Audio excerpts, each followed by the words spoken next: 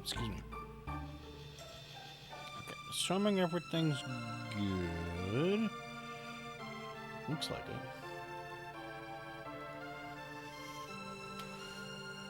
Alright, so last time we... Something's always got to be stuck on my cables. There's so many cables.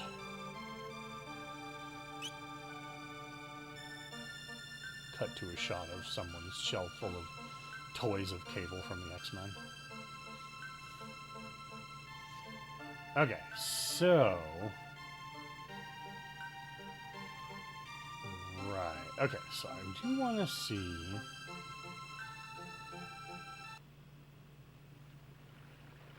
What are we gonna get?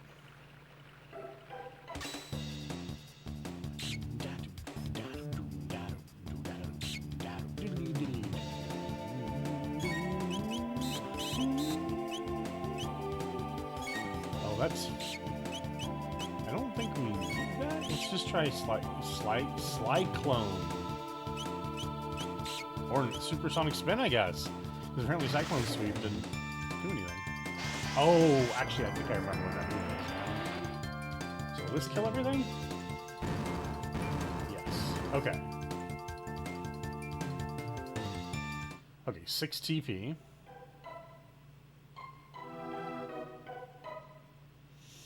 We need to keep an eye on the TP. That's the part that matters.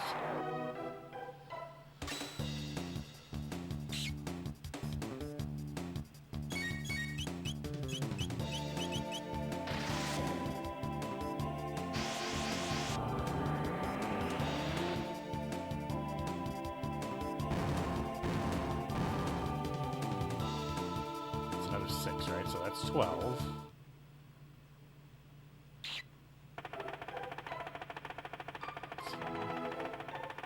Come on, I actually want to fight him. Let's...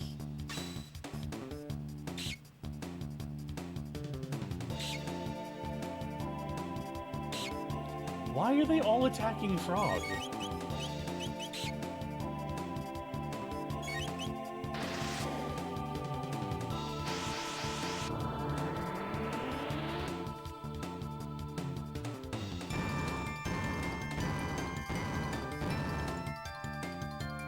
That adds 10. So that puts us at 22. Ah, nope. We have to do this way. Got it.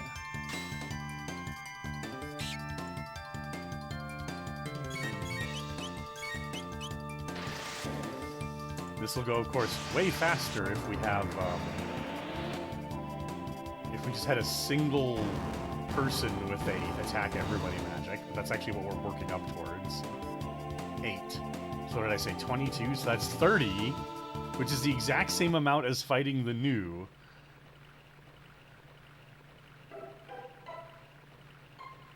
Beware the jugglers in the Fiend Lord's Keep. Strike them and they tighten their defense against blows. Cast spells and they strengthen their defense against magic. I think if we go out and leave, we have to fight everything again. So that beggars the question. What's better? Is running through this cave better, or is using 65 million BC better?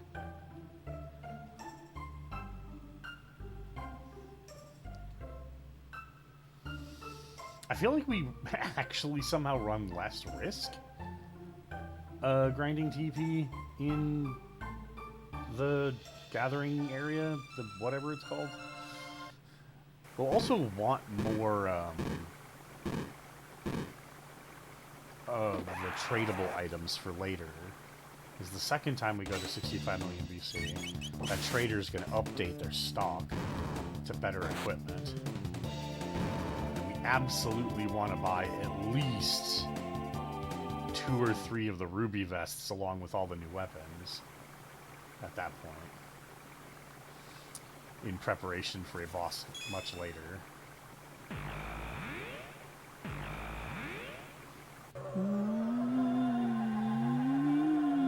I always like the spooky, like, wind noise when you're traveling through time.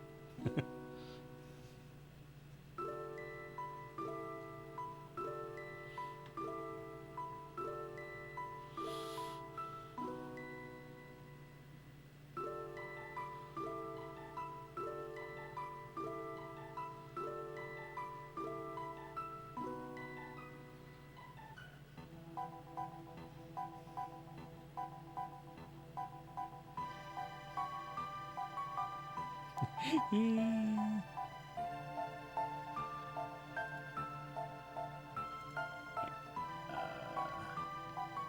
things first.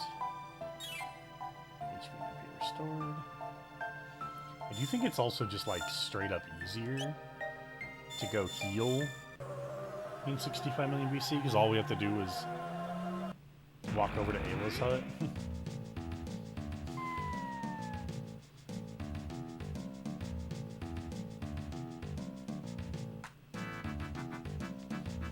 Oh, right. Doing that was completely fucking pointless, because, yeah, they all run around. You know what? This will be a fantastical opportunity to watch triple attack. Oh, does this only hit one enemy? Oh my... Fiddle battle.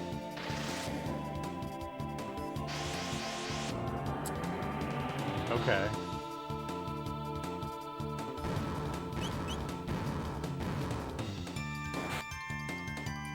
I was thinking of the Delta attacks that, if we had Luca instead of Robo. Maybe. Actually, don't. They might not learn those until we learn,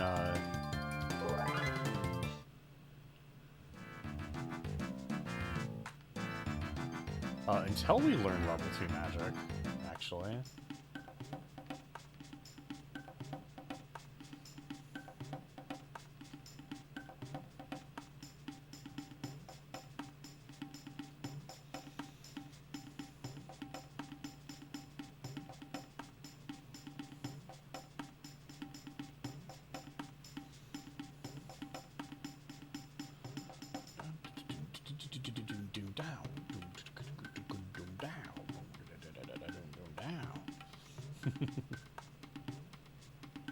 I'm not even doing the music right. Come on, Rain. Bless these lands.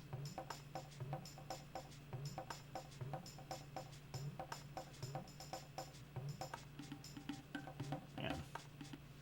There we go. Oh, that's actually the worst spot.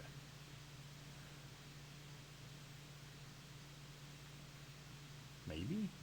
Actually, can't remember if that's the worst spot. We got him.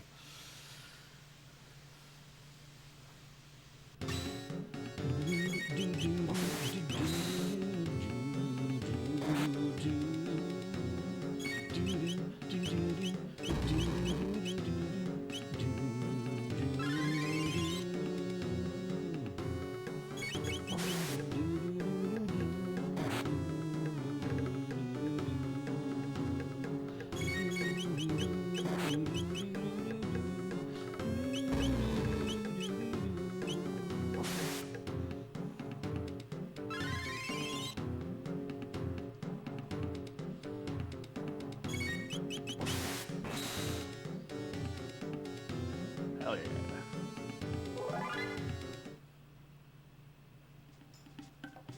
And get a whole bunch of stuff.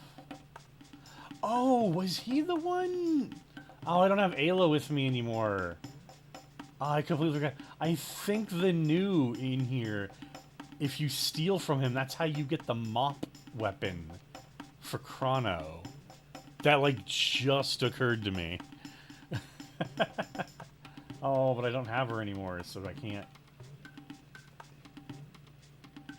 I can't steal. I don't even think she knows steal yet anyway, so I might be... That might be a completely nonsense complaint.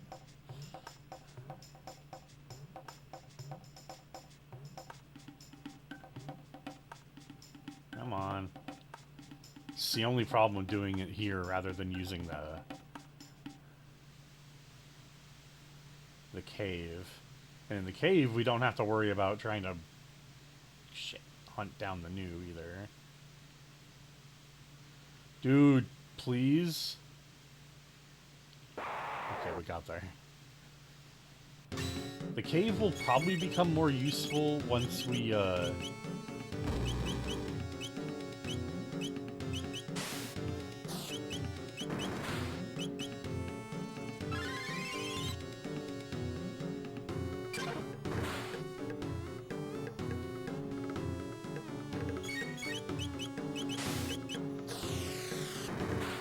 Cave will become easier or better for this, I think, once Chrono learns Lightning 2.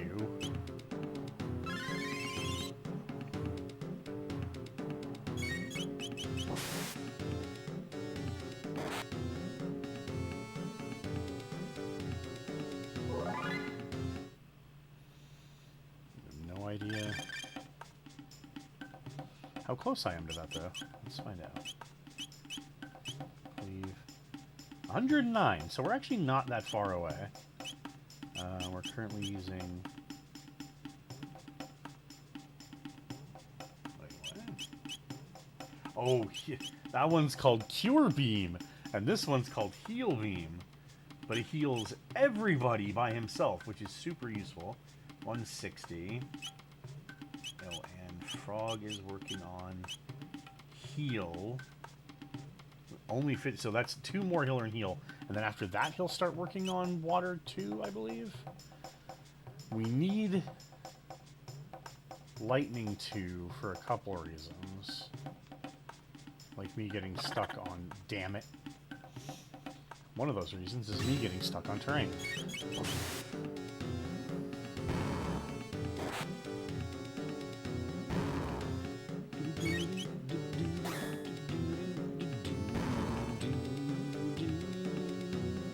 I think technically it's possible to learn everything at this point, because previously we actually became hamstrung by the fact that you had to learn magic, and you just could not learn... Oh, what am I doing? You just couldn't learn any more techs once you hit the point where the characters needed to learn magic. But I believe at this point, they will actually just keep learning moves until they hit the end of their list. There's no arbitrary restrictions on learning anything anymore. We are not going to do that.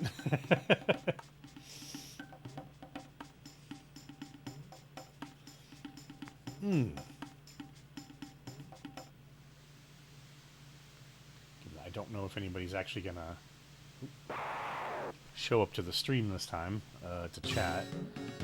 It might be best to use this as my grinding stream.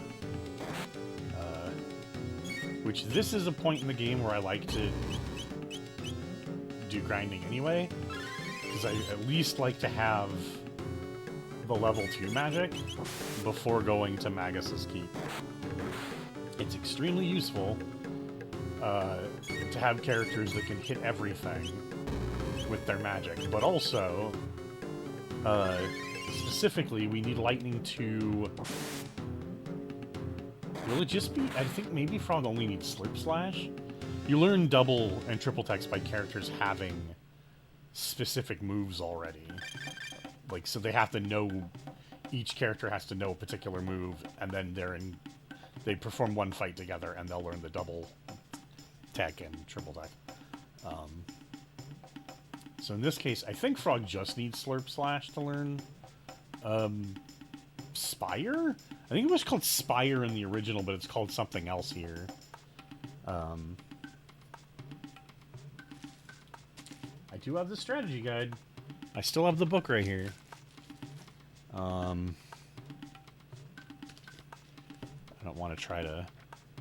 I have no idea where the book might list, like, all the double text and triple text. Ah! Yes, this is why I shouldn't be doing that.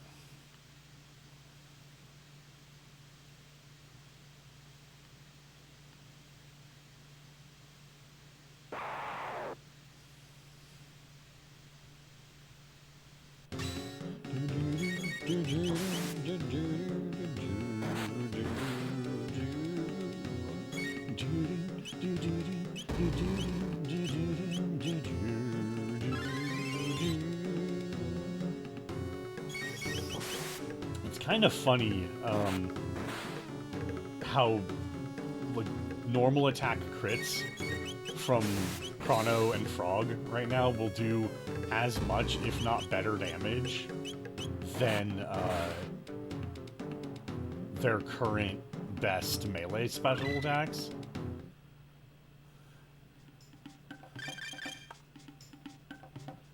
Cool. So now...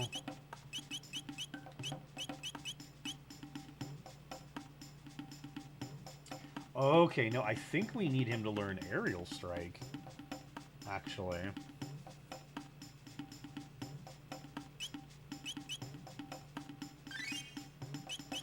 I think that might be what we need to do. I keep wishing that was a climbable vine. That'd be helpful.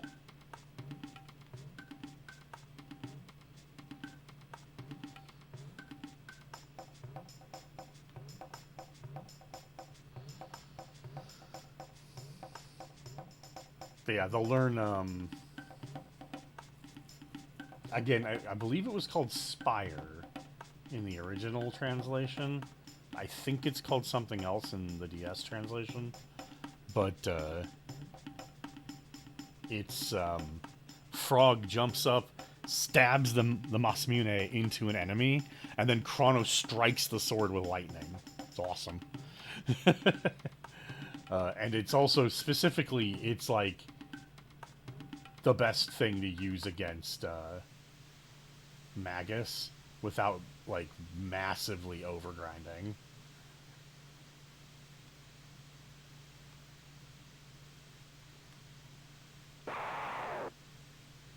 You have to take Chrono and Frog for this whole part of the game. You can't take Frog out of the team.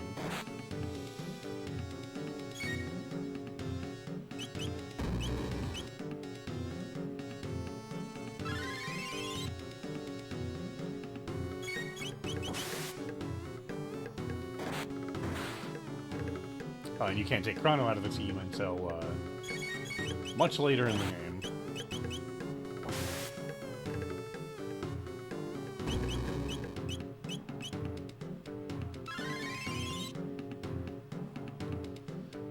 So it's best to just use them and the good move that they get against Magus, while your third character is just like your healer.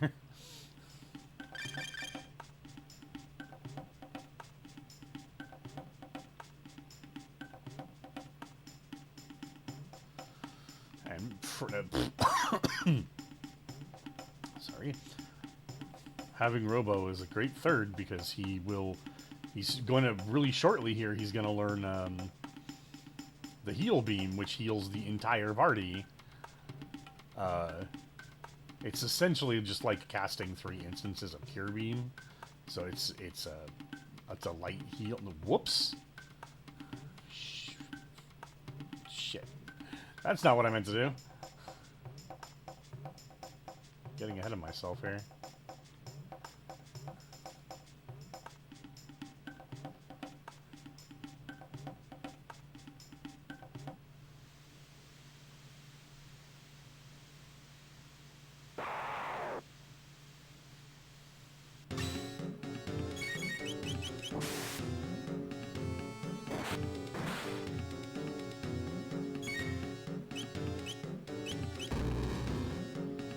Magus will be able to do pretty good damage, though, so it's not a terrible idea to take Marley as your third, since she'll have better healing power than Robo does in terms of a single character.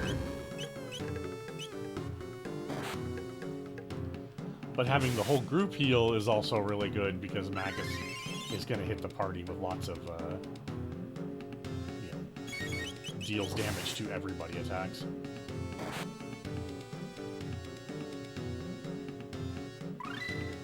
There we go. Lightning 2. So, that's the next thing to learn. Raise. It took me a while when I was a kid to understand why Chrono learned Raise and not, like, Marley. And of course, it's because lightning. So it's like he's a defibrillator, you know? Getting your heart pumping again. It took me, it took me way too long to realize that that's what was like going on.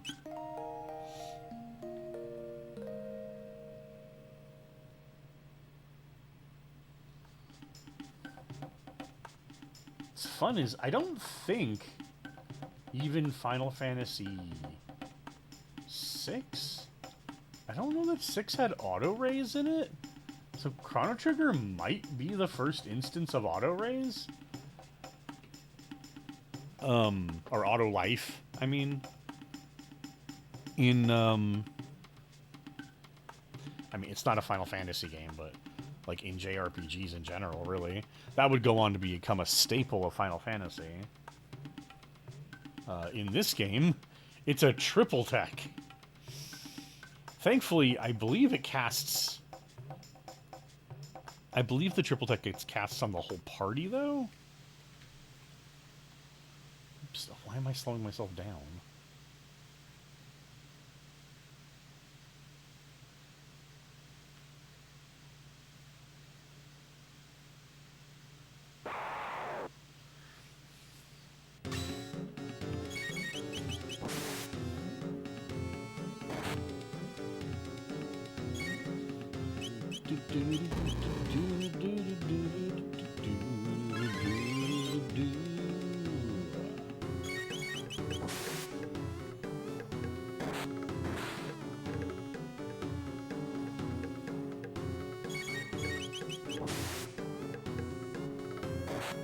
Come on, guys. Give me some crits here.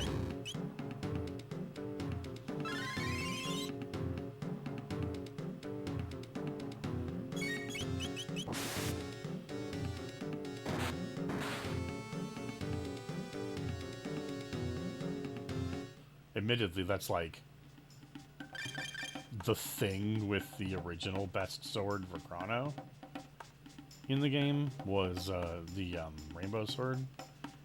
Is that the Rainbow Sword had a 75% chance to crit, and I believe the Masamune 2 has a 50% chance to crit. So, Frog and Chrono turned into just crit monsters. But, I mean, admittedly, you don't...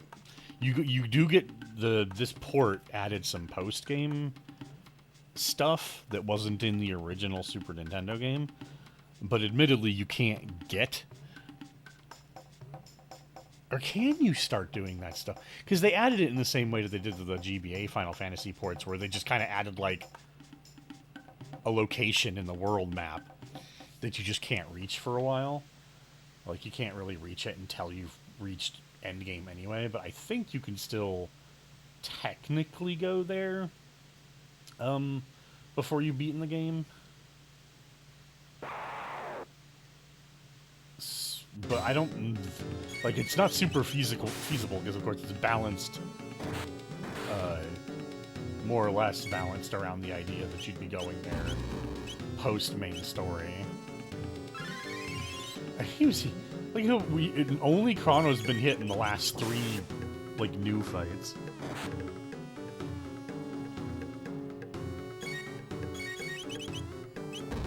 And still... Is he wearing a... thing? What the hell? That was weird. I hope that wasn't affecting anything. Huh. No double tech off that healing beam with, like, Frog or something. I hope that wasn't fucking with anything. I was apparently recording while streaming this whole time. Oops.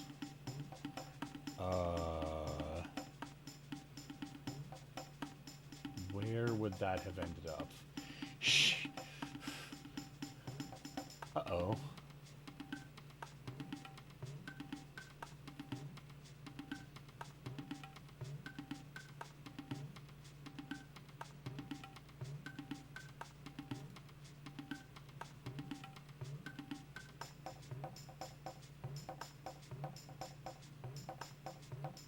You were in 16, 19 means. Anyway. Oops. My bad. I wasn't supposed to be... That wasn't supposed to be recording. It's technically getting recorded because of the VOD anyway, so... I hope that didn't, I hope that wasn't, like, screwing with the stream quality or anything. Oh, right, I also wanted to look up... What is Robo working on now? Ooh, yeah, Rapid Fire Fist. Barrage enemy with rocket punches. Let's see, we also need to learn... Oh, right, I have to... Okay, I have to take... It always has to be Robo who comes out. Let's do... This is going to be a little weird.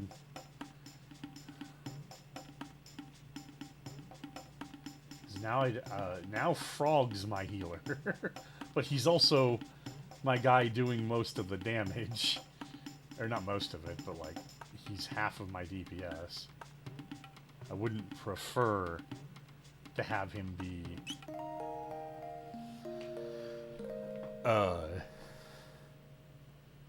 the team healer, but...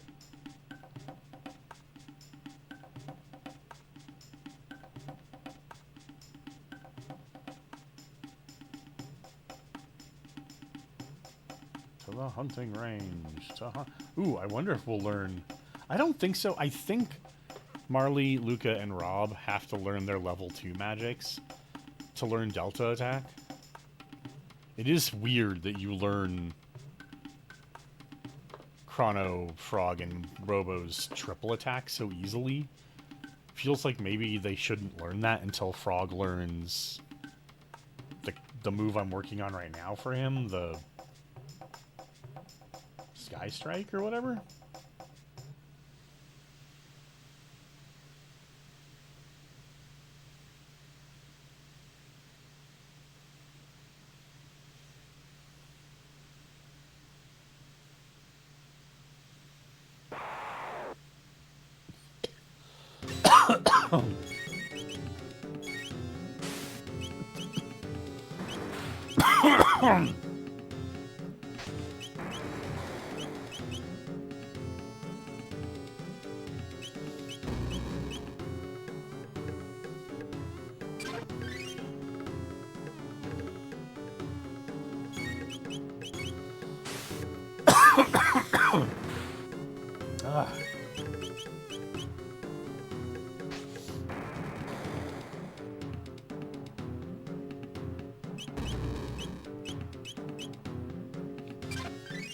Slurp heal actually...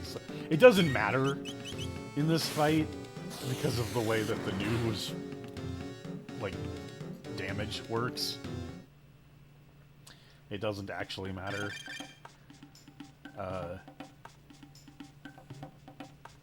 That Frog's heal is really weak. What I am noticing, however, is that I really need Cleave to cost less mana. So let's take the stud off of...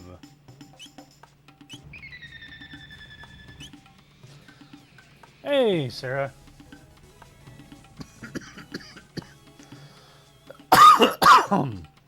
Ooh, excuse-moi.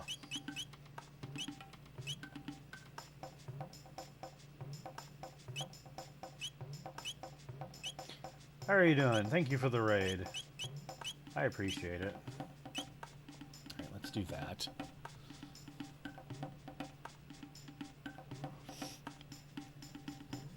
Also, that was, like, weirdly quiet, but maybe that's a good thing. I don't know.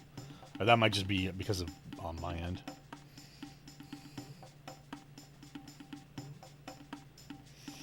We're doing a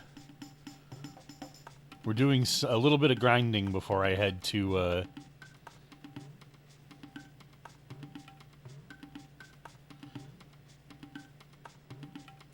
before I head to the next part of the game.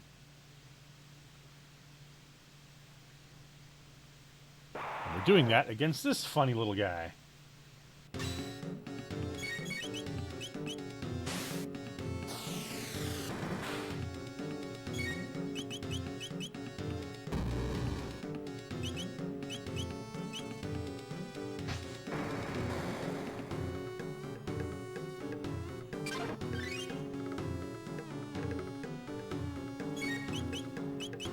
Are you familiar at all with Chrono Trigger, Sarah?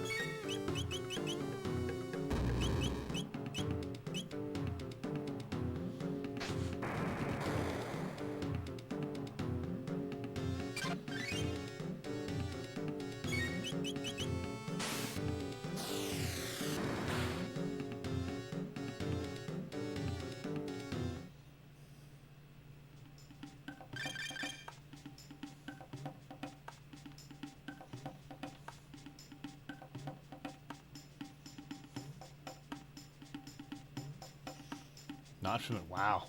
I mean, that's not like super surprising. You're young. You're a lot younger than I am. Well, I say a lot. I don't know how much younger, but you're younger than me. This is one of the JRPGs. This is one of the goats.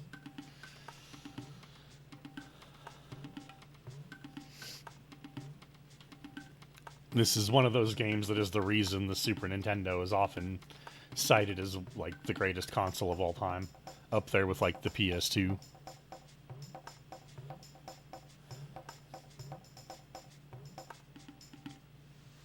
There we go. We have to. This enemy is a special enemy that only appears when it rains in these hunting grounds.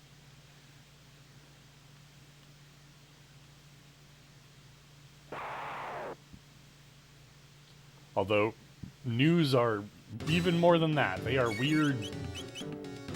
They are weird little dudes. You'll even find a,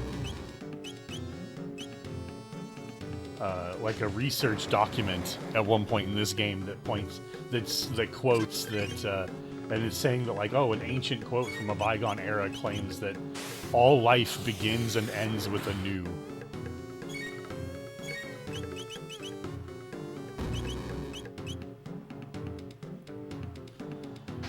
When you fight the news in this game, which you don't actually do very often, the fact that I'm using this special fight here is like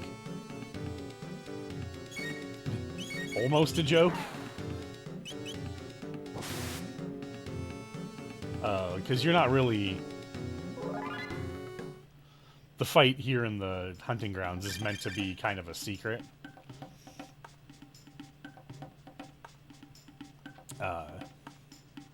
There is 2 fights with news at other points in the game, I want to say. At least one.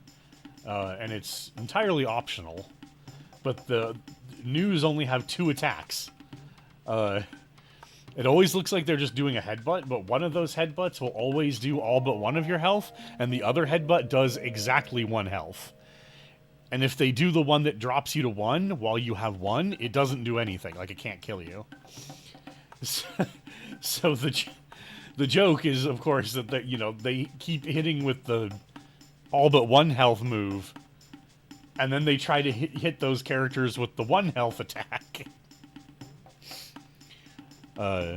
It's, I don't know, it's a really funny little fight. I thought they did. There was like a random chance for them to do the 1 HP attack. I might just be healing my characters too fast. That could be it. Like, there has to be a character at 1 HP for their AI to be able to choose that attack or something. I don't know.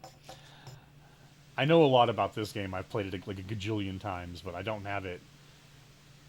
I don't have like AI or enemy AI like totally memorized or anything like that.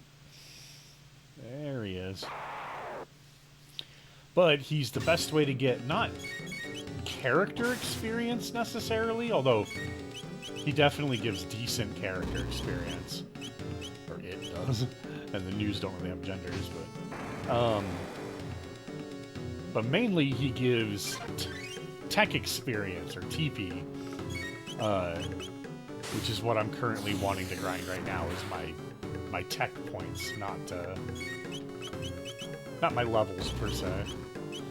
I want my characters to learn certain moves before I go do the next major dungeon.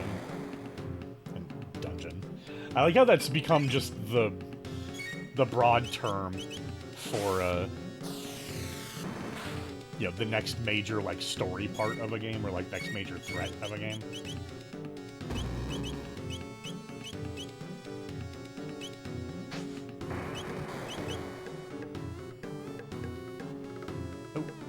Didn't even get to heal. Aerial Strike. Learned Red Needle dual tech. Lightning... Oh, I didn't need Lightning 2. Okay. That was actually the move I wanted to learn.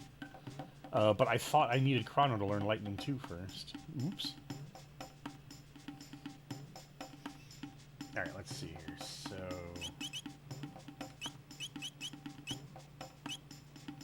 yeah, his next thing is Water 2. Chrono's working on... Right, he did learn... Oh, never mind, he does know Lightning 2. That's why I was able to learn it. He's working on Raise next. How much more do I need to get to Protect? 61? That's silly.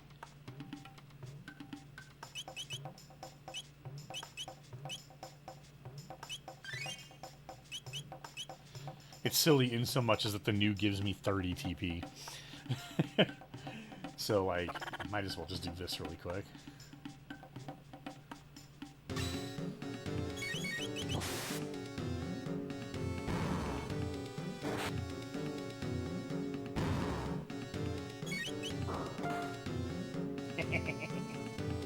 Oh, it didn't kill! That's silly.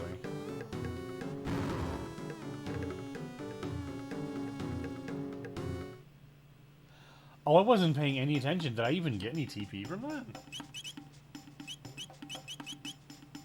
Nope. God damn it.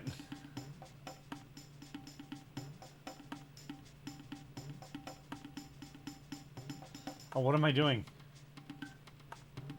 Getting ahead of myself again. So the new appears in one of 3 locations when it rains. So I stay here so that I can see if he appears, well, right there. He can also appear right there in that upper left right corner, and then on the far left of the map. I think he's appeared in all 3 spots since he showed up, but I don't know if you're still there watching, so.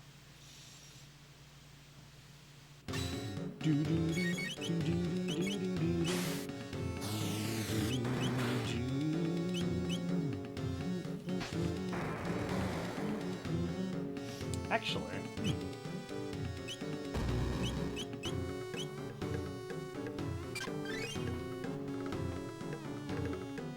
it's probably not worth it. But Fire Sword. Whoa! Actually, it's not terrible. That's probably roughly equitable, actually, to using the 2 moves I've been using.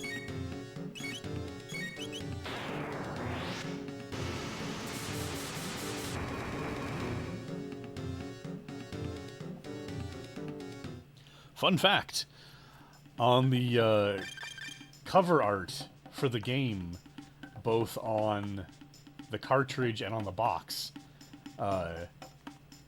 they inaccurately show the character Marley, who has ice magic and learns the dual tech Ice Sword with Chrono, the main character, our sword guy here with the big hair.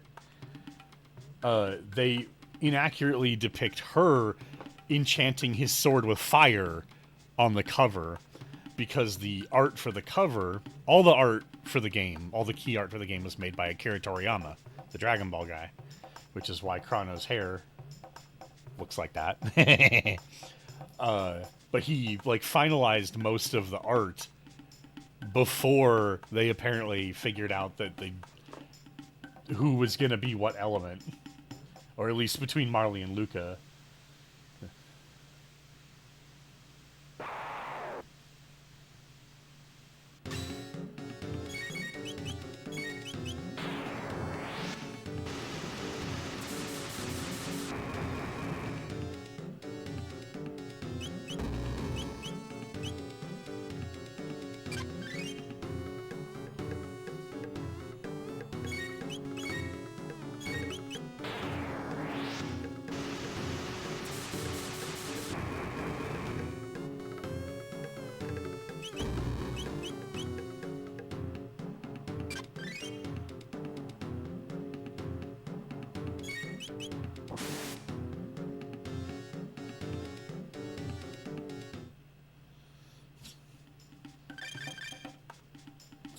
find it very annoying that she only needs 1 TP right now, but I don't know if anything else in here actually gives.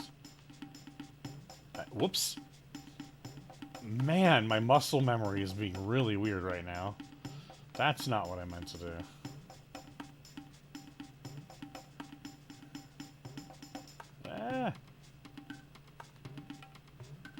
I could probably do.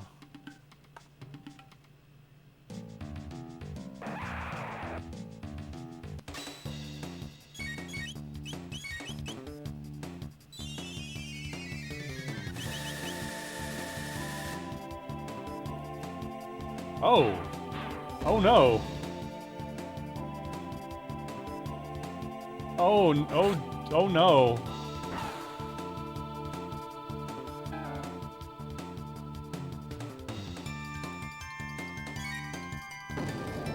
Oh no!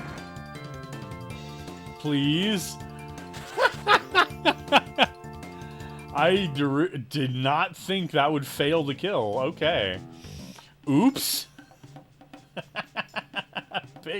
Big oops on my part. That was a big steamy whoops.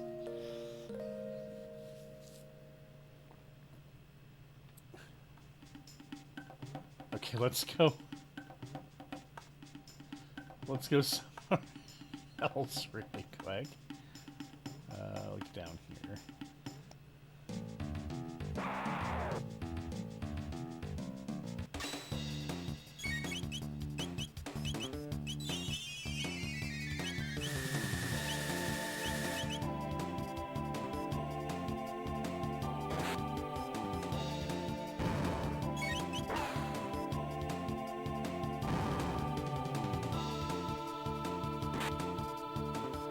There we go. 15 damage. As opposed to fucking 40 while I have 80 health left. Oops. Oopsie doodle. There we go. Learn to protect. So now we'll swap you out for Marley. So Marley can learn haste. Which is a little weird in hindsight. You'd think the white mage coded character would be the one who learns protect. And the science character who has a flamethrower and grenades would be the one that learns haste. The more I think about it, the more interesting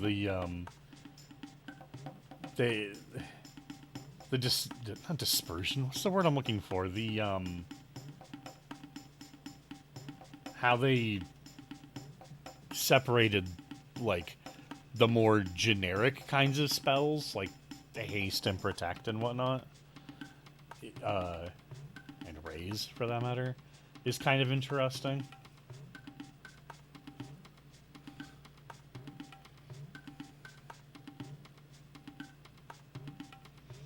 Because you'd think the character that learns fire magic would be the one who learns haste, the spell that makes you go faster. But nope.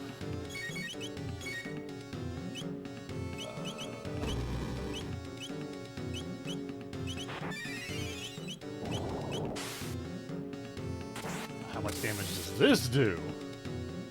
758. Beautiful.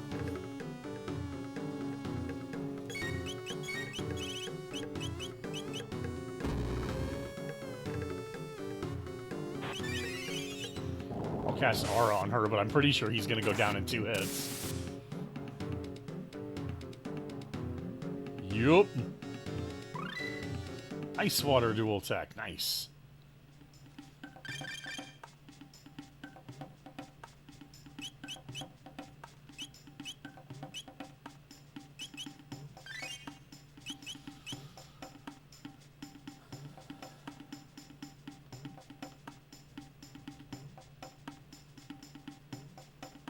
Okay, this is... Doing it this way and actually using my spells is definitely faster than, I think, using the cave that I was going to use. I'm usually so stingy that, like, normally I would never use spells to attack the new. I would just use melee. And I don't really know why I'm like that. Because it's not like I can't just go heal for free back in the village.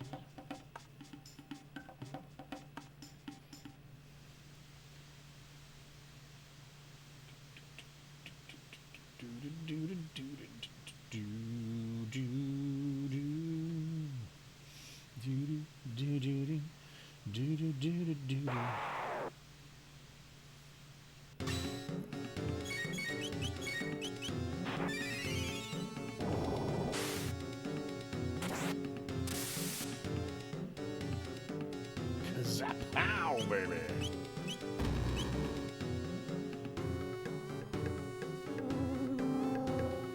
See if we can get him before he attacks a second time this time. Yo!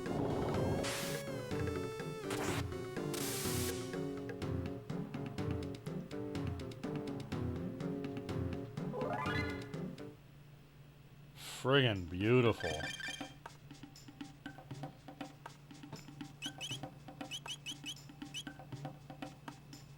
Oh damn, we're gonna learn Raise really soon. We're not gonna learn Water 2 for a while. Alright, we're gonna... Honestly, I think we're good.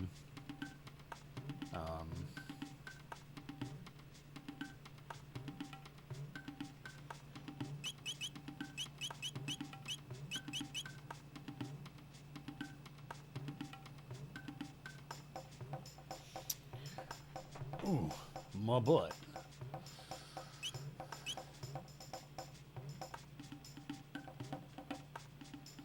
I think that'll be the 50th Saturday. I think that'll be all the grinding. Let's go to Magus's castle.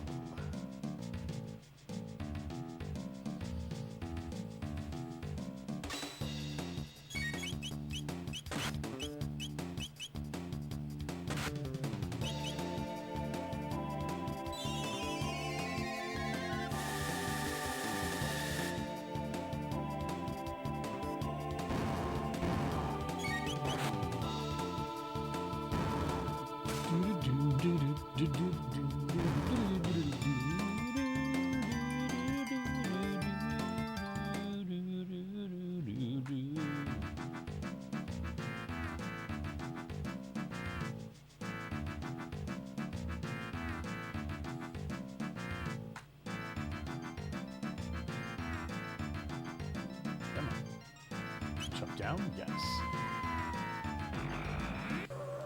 It's funny, if you pay attention, they actually make the characters will choose a different sprite for every one of the different warp gates in the game. Which I think is very amusing.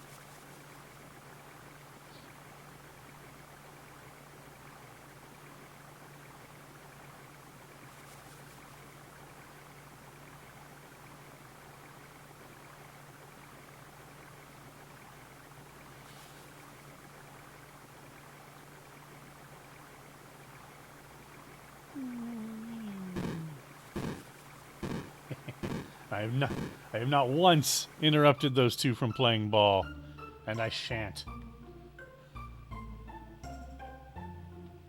They can go on Playing game.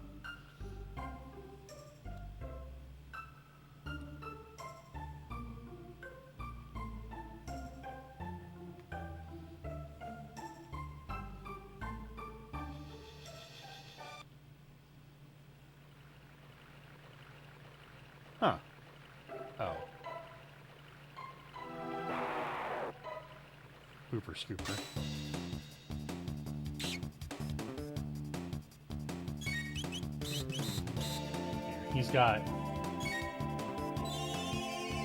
He's got the silver stud on, which reduces his MP use by 50%, so...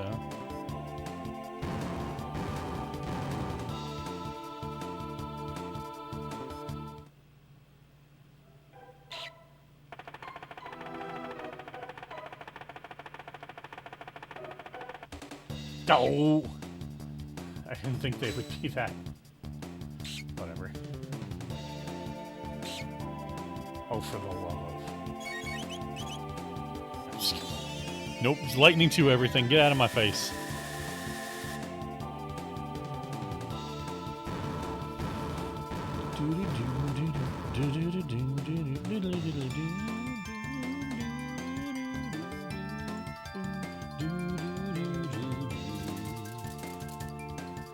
And then there's nothing you can do about the fact that this fight happens, which is annoying.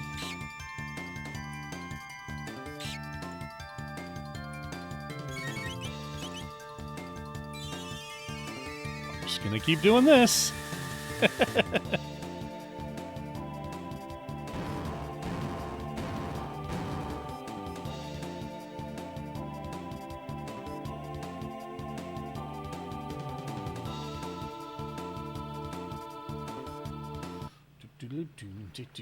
I love that little the little bat that's like following over us. It's gonna keep following us for a while.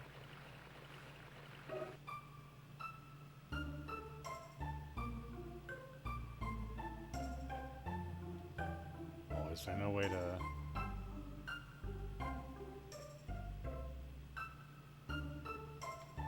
There's no way to go to the other side of this mountain sprite. Fiend Lord's Keep.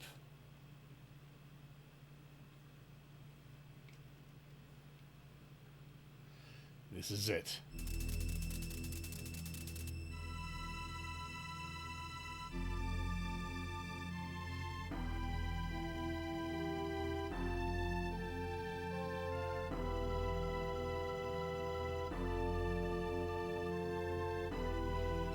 The Fiend Lord's Keep.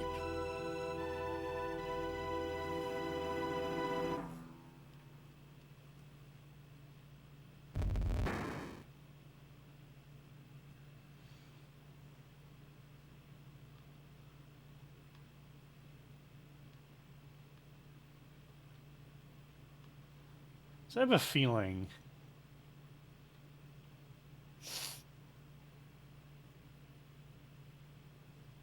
Oh, that's right. There's this whole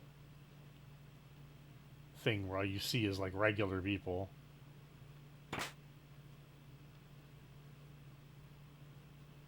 Let's play. Let's play.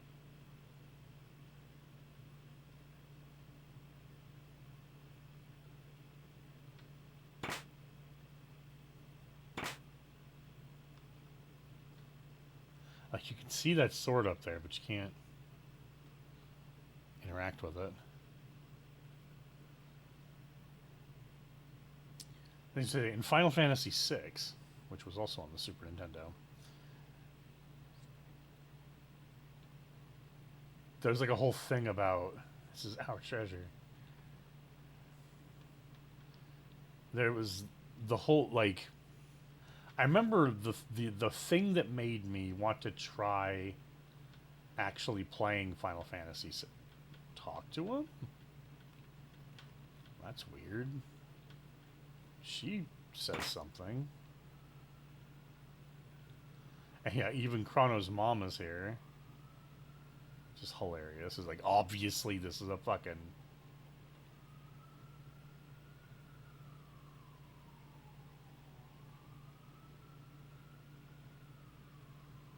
There we go. Forgive me. Please return to the castle. You know, it's like trying to show us what we want to see in a way. There we go.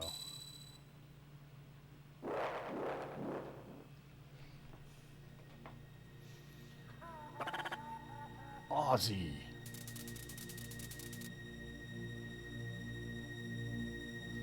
Welcome, Glenn. Should I say Sir Froggy? Never expected to see you here. Those are replacements for Cyrus. Lord Magus is a tad busy right now. You'll have to take up your business with me. After you take it up with the Master Swordsman Slash, and Flea the Magician, that is. Oh, right.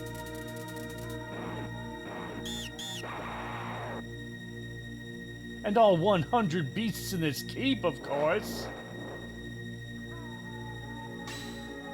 I like that the ominous music is still playing.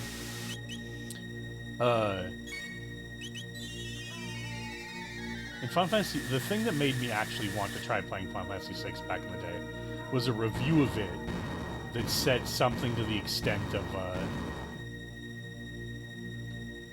like, you reach this point that feels like the summit of the story, and the world is destroyed, cracked in two, and yet there's still half a game left to play. And that definitely made me be like, oh wow, that's a...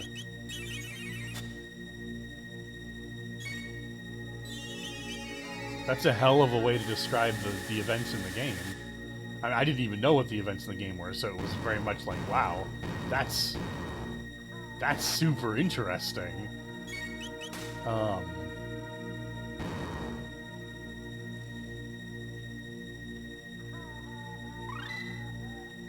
Nice. What does he learn next? I think it's Frenzy, yeah. Strike enemy 4 times in succession. This is his actual best move in the game. Although, hilariously, in the first translation of this game, it was just called Confuse, which was confusing because it didn't confuse the enemy, or at least I don't think it can do that. And that's not a name that, like, implies an attack that hits multiple times. I think I even remember not using it at first when I first learned it, when I first played Chrono Trigger, because I assumed that an attack called Confuse was just an attack that would confuse the enemy.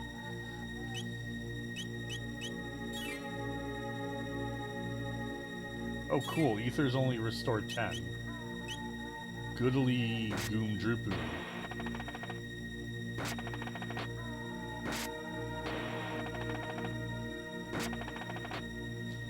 I think you do have to fight all the enemies, but I could be wrong. It's one of those things where it's like, I could be just assuming because that's what the dialogue implies, but...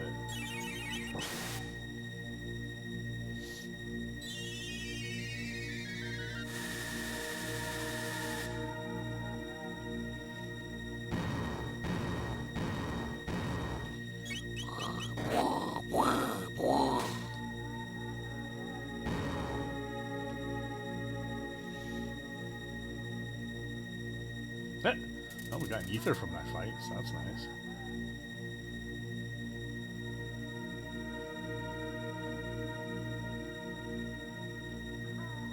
Please help us escape from this eternal suffering!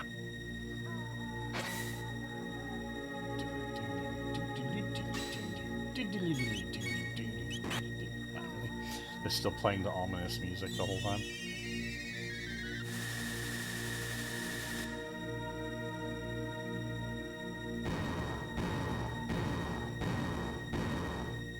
It is nice that they have 2 different sound effects for when enemies die. That way they can alternate them when as a bunch of enemies die and it doesn't sound completely monotonous.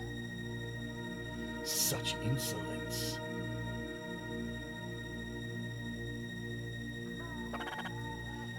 It has been ages, Slash. Should probably...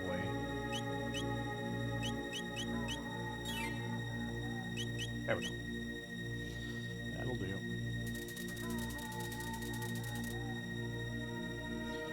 I must admit, I'd not even dreamed you would find the courage to come here. Had Cyrus not been with you the last time, your fate would have been the same as all the others. But I'm sure you'd have fit right in with those skeletal servants of mine.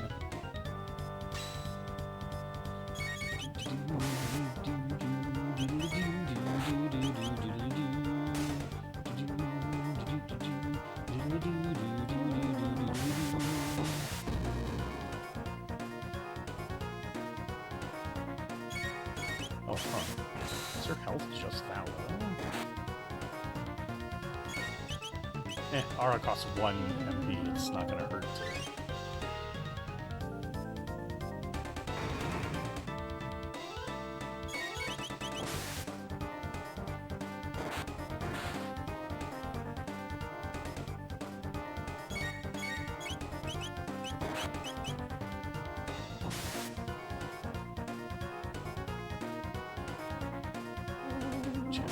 Thrust.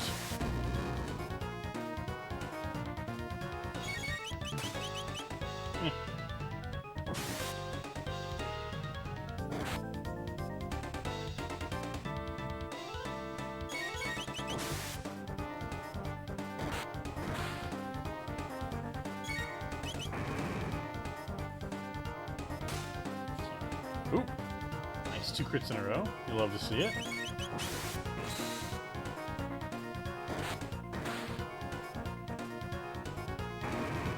Ooh. But as to say, yeah, that's the end of the first half of the fight. You've some prowess. For the first time in ages, perhaps I'd best employ all of my own as well. And he actually grabs the sword off the wall. And you without Cyrus, you've no hope!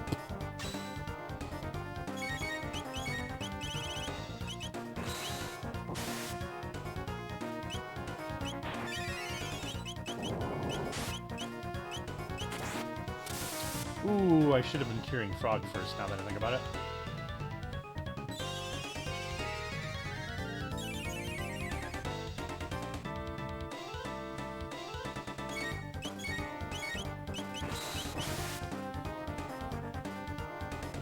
Woof.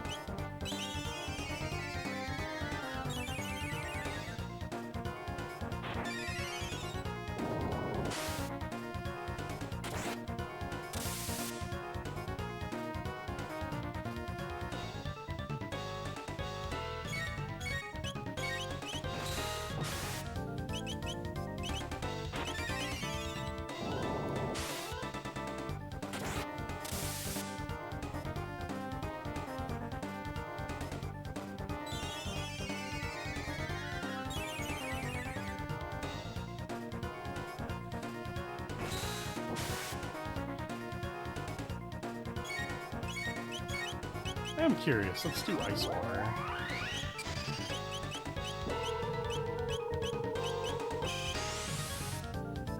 Oh, jeez. That did nothing? What? I mean, I guess he's just resistant, but... Damn. Also, if Cleave does that much damage on its own, I shouldn't be wasting time with Lightning Rod.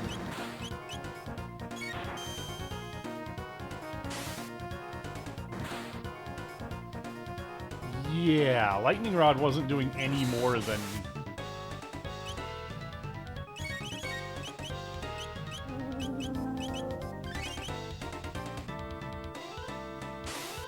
what Aerial Strike did, so... That kind of sucked on my part.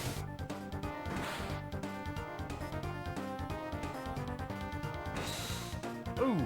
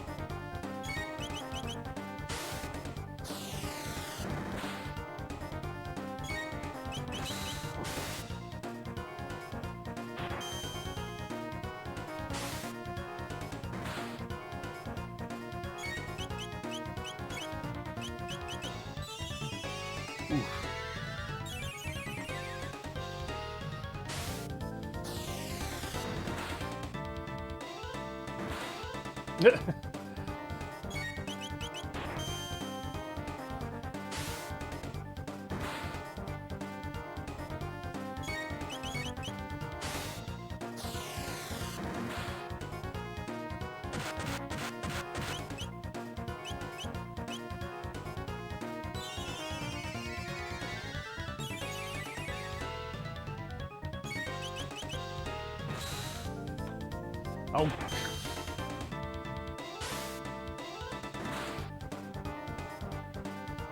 There we go.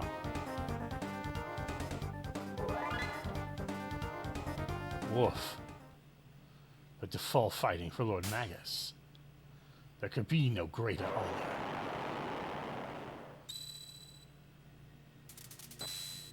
Tamed Slasher, which is an equipment for Chrono.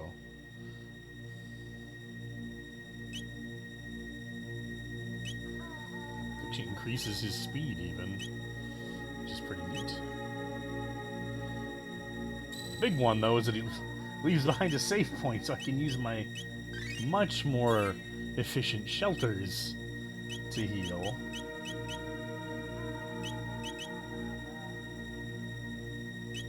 Oops. Yep, nope, we got the save.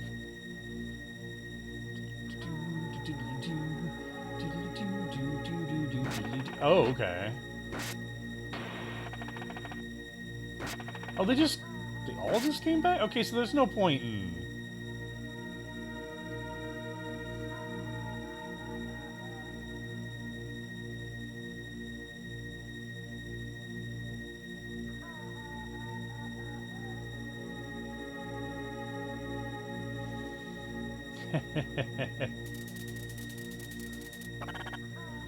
The magician Flea, I presume. Flea, question mark?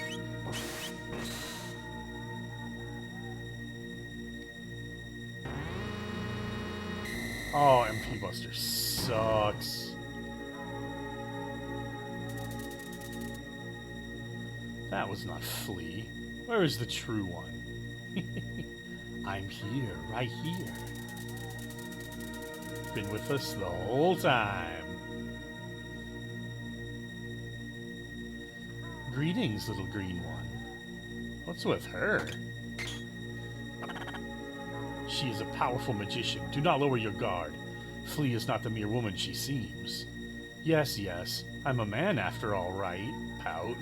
That's a guy? Man or woman, it's all the same. Power is beauty, and I'm deliciously strong. Poor little froggy, you must be lonely now that Cyrus is gone. And to be turned into something so hideous, how dreadful. But since you brought your new friends over to play, let me show you all a good time. That's a bit of a shame. I like the original translation, which says power is beauty, and I have the power. We have exactly one mid-ether, so let's use it. So that he can actually do something during this fight.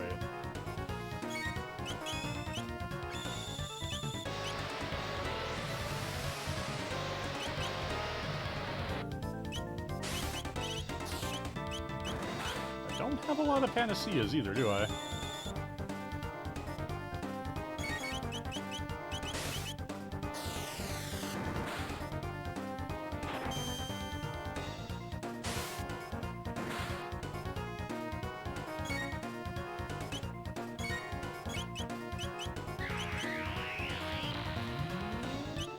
Ooh, okay, good. Nobody got poisoned.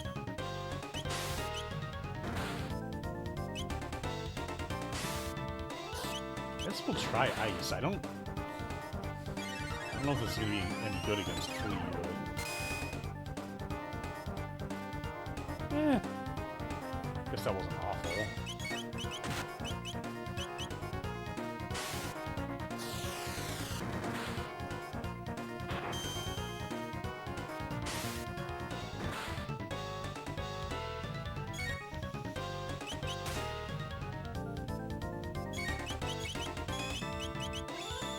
Ah! Does this mean he won't do the move?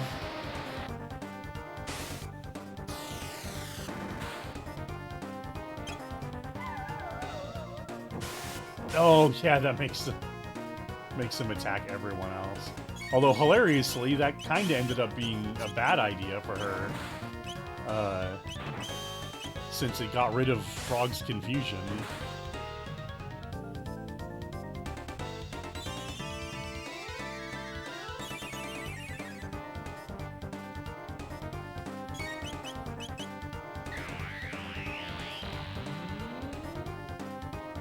Oof, that's not good.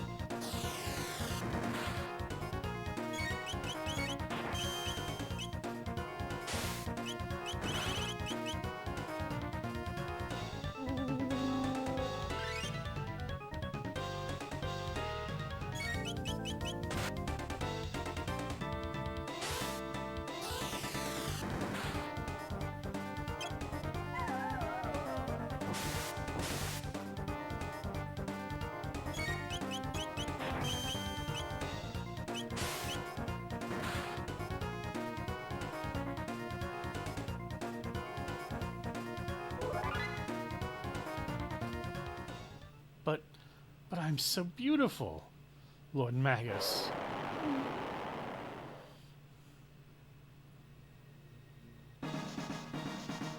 She just leaves behind a magic capsule for increasing magic stat.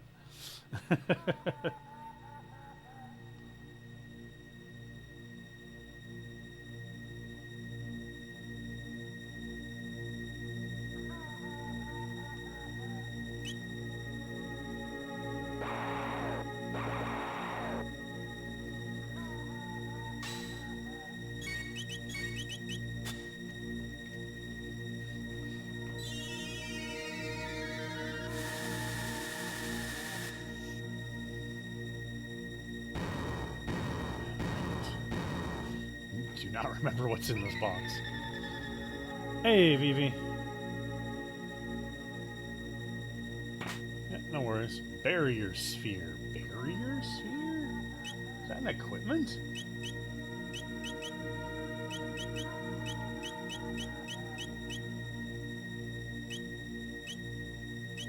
Barrier sphere? Oh, it's a consumable. Wow. I forgot this game had consumables that, like, cast spells. It's going fine. You kind of... It might have been better, because I did some grinding in the first half. So you missed... You missed the grinding. So I am currently assaulting... Magus's lair, the Fiend Lord's castle. We just defeated Flea and Slash. Coming up here so I can use the save point. That other thing that looked like a save point just takes you to the next part of the castle.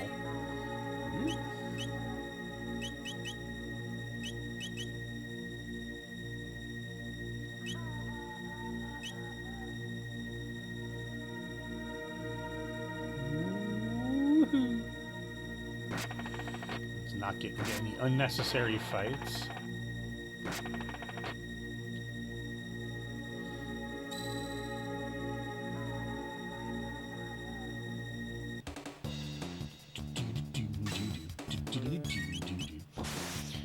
So I always do a bit of grinding before going to Magus's castle whenever I play, because I always want to have Chrono and Frog to have learned... Oh god, what's it called here?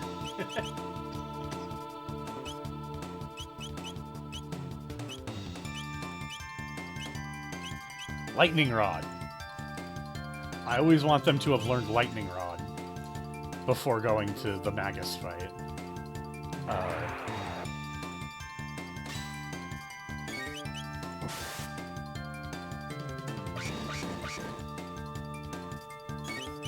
Because it's very, very good. I always forget what that move's called, because in the original translation it was just called Spire, if I remember correctly.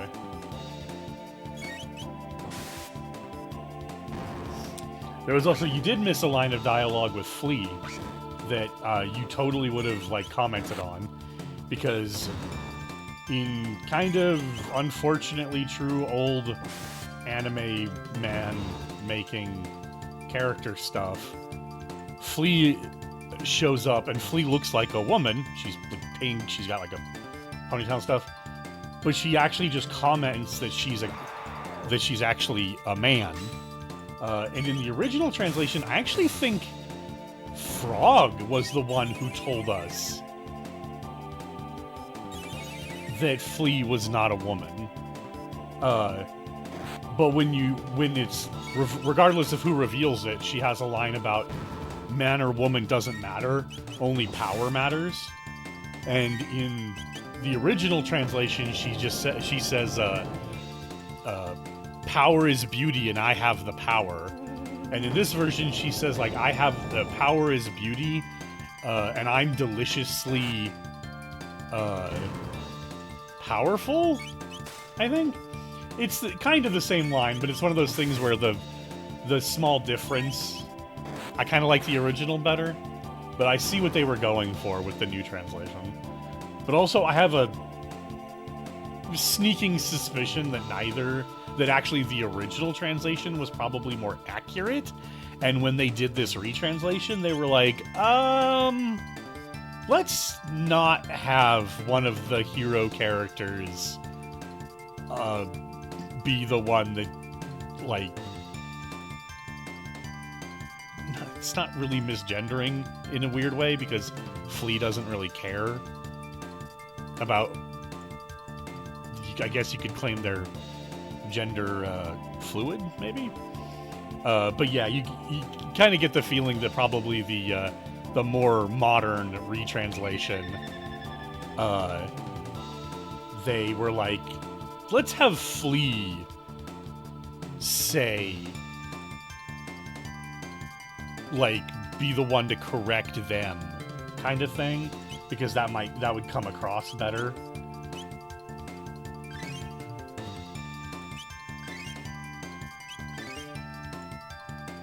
Yeah, it's unfortunately, yeah, old Japanese writers writing characters whose gender is the joke, right?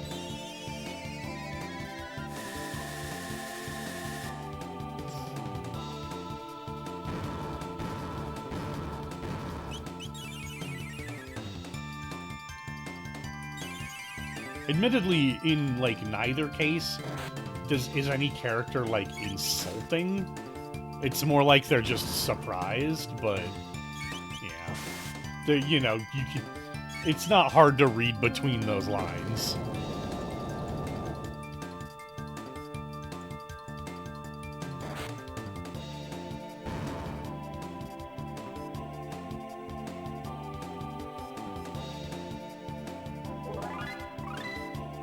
Hey, Marley learned haste. We like that. Now the question becomes, do I want to switch her out? I think I do. I think I'm going to go ahead and switch back to Robo. Robo recently learned Heal Beam, which heals the whole party by himself.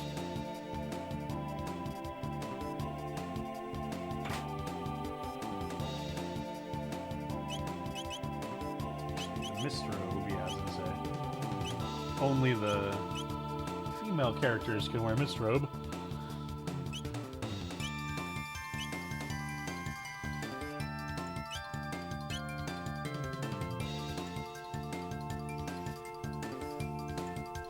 Yeah, I'm, like, I'm sure there are others, but, like, in terms of, like, major AAA games,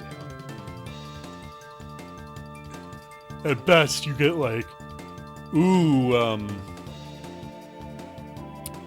what's the word? Implications, right? But that's, nothing that's ever that's actually stated.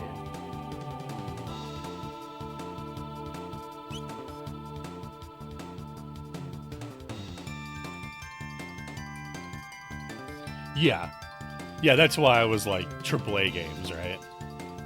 And even, I will say that, like, when I say AAA, I really mean that. Like, you can find some non-AAA studios that are willing to do the with characters.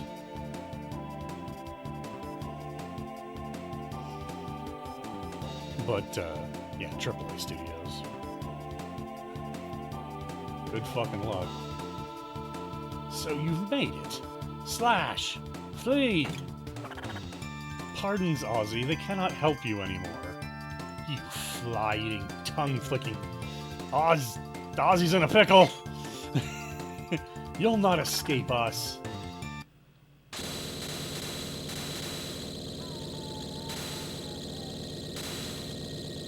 Welcome! This part's so funny to me. Ooh.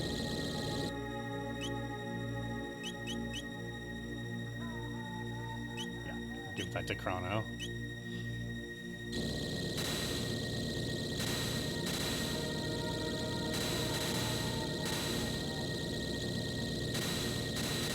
Not bad, how's this? What's so funny is he tries this exact... Ow. He tries this exact thing later, but, like, it's set up wrong. So it just, like, fully doesn't work correctly. It's just an amusing gag. And, of course, Ozzy himself, you know, bit of a fat joke, but it is so funny that he's just, like, all he's been doing is standing there cranking this handle the whole time. What? Impossible! Deathclaw. I think that's for Robo. Yeah! Let's power up the boy. Yeah, I love, the three villains that work for Magus being Ozzy, Slash, and Flea.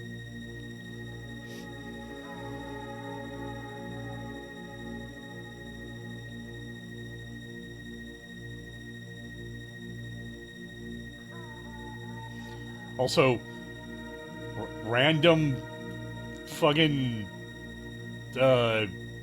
Donkey Kong reference for reasons? Oh, this part. I don't remember. Damn it. Nope. That wasn't it.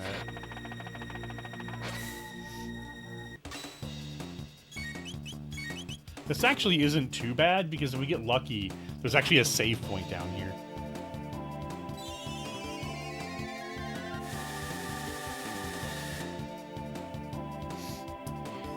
Yeah, we don't do it right now, but there is an optional fight during the cul-de-sac end part of the game where we can come back here and fight all three of them together.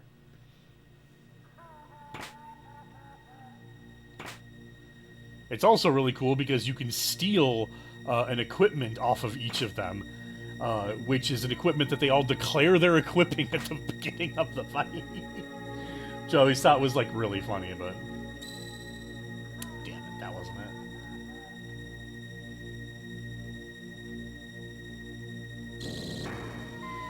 Yeah, I don't remember.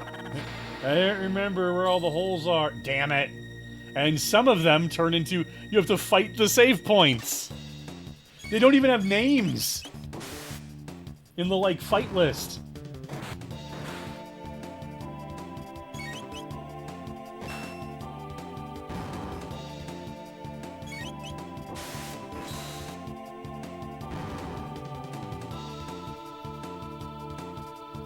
They're worth a goodly amount of XP, but you can't, like, force the fight, so... Or at least if there's some way to know... Damn it! Because I don't think... Yeah, see, it's not the same thing every time.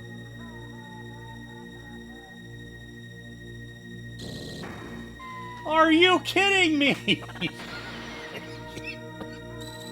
There we go. We got the save point this time.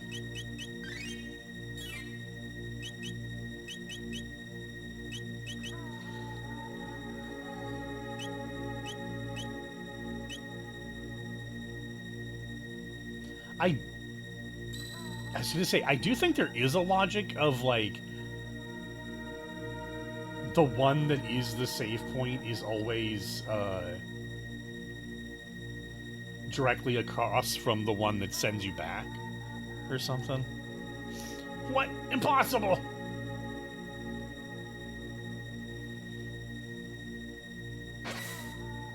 Oh, I thought I skipped that guy. Okay, now we have to be a little... Okay, lightning into aerial strike. We can't see it up there very well. That's a juggler.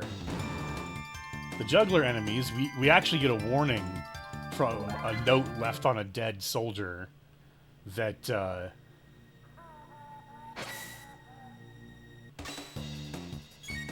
deal with the jugglers, they alternate between... If you hit them with a physical attack, they change their guard to defending against physical attacks. And if you hit them with magic, they'll switch to guarding against magic. So you have to alternate hitting them with melee and magic to be able to properly damage them.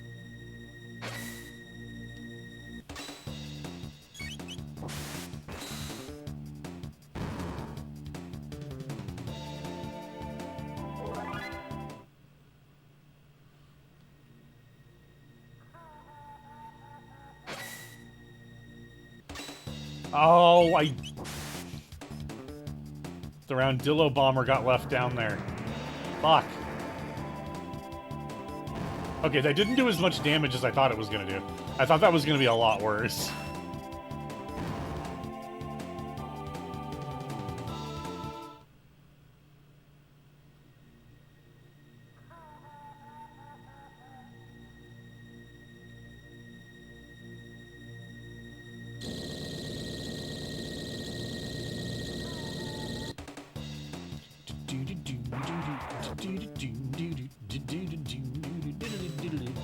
This, too. This is another one where he tries to do this again when you see Ozzy again at the end of the game. But when he, like, brings up the monsters from below, they just get put right onto conveyor belts that dump them down into another hole, so there's no fight.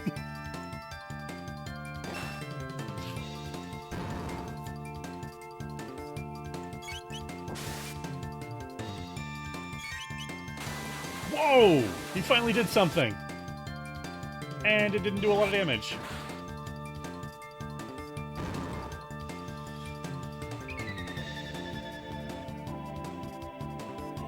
Yeah, Ozzy, Flea, and Slash are meant to be the Team Rocket of the game in a way. Okay, I think starting with Lightning 2 is the play here.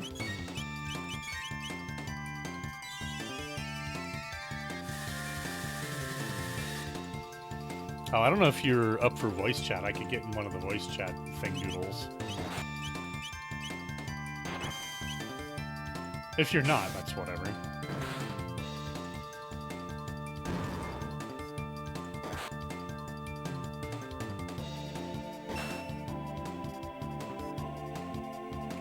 Really?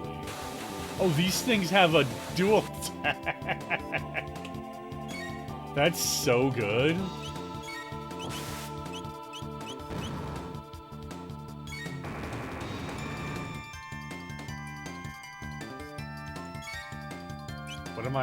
Uh-oh.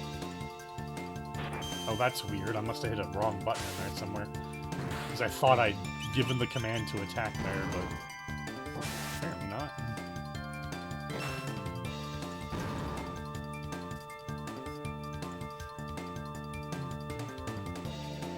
Let's,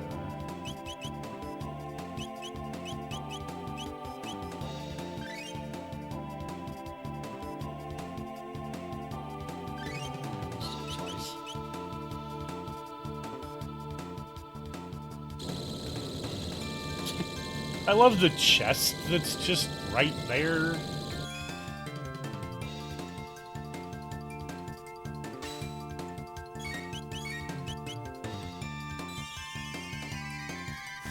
I wonder, if I just attack, will I maybe do enough damage?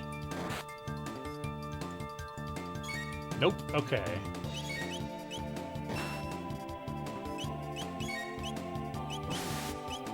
Let's do this. Well, that might kill, but...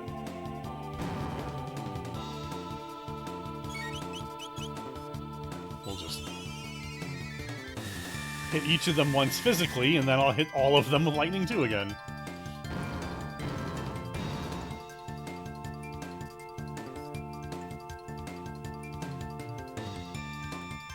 What? Impossible! Gasp, wheeze. Oh, you weren't supposed to make it this far. Ozzy's in a pickle. And now for his...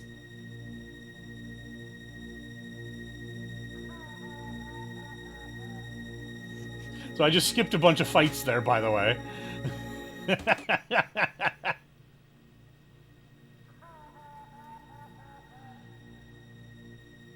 I don't know why they let you do it. I love that you could just go up and do the item chests first.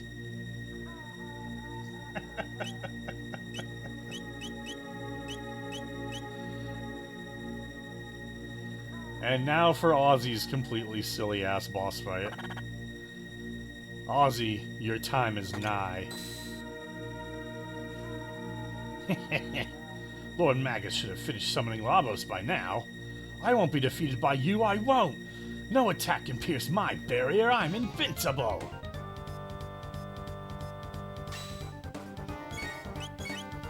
Boy, howdy. I wonder what these,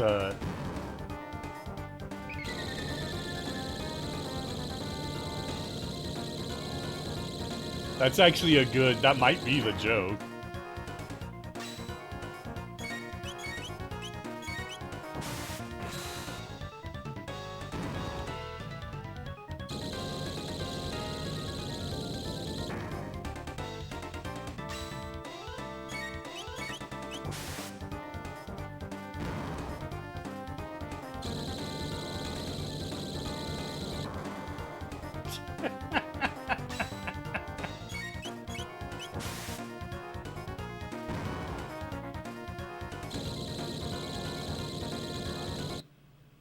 Huh?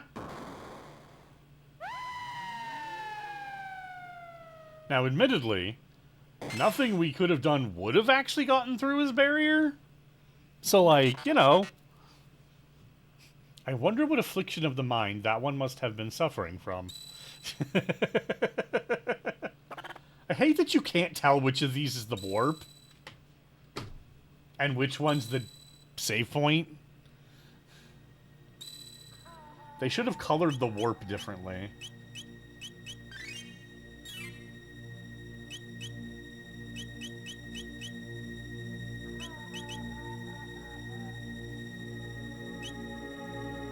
Oh, I was starting to talk about something from Final Fantasy VI that I think, like, either inspired or was unintentionally being done again here in Chrono Trigger. Dal Zumal Fara Loliera. Cast open the gates that lie betwixt heaven and earth. In exchange for the life of this world. Cutscene.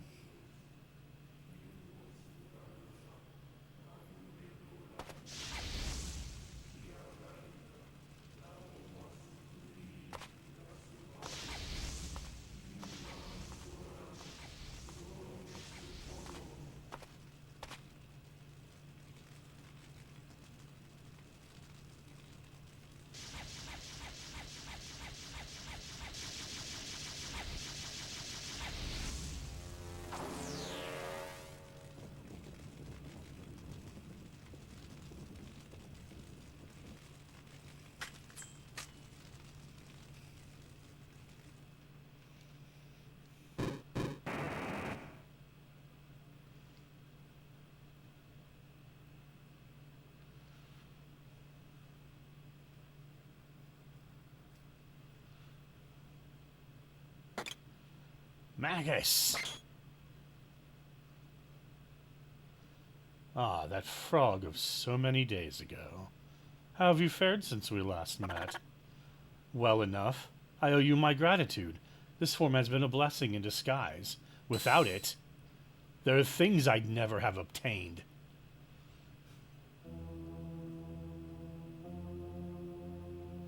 Ah, the Masmune.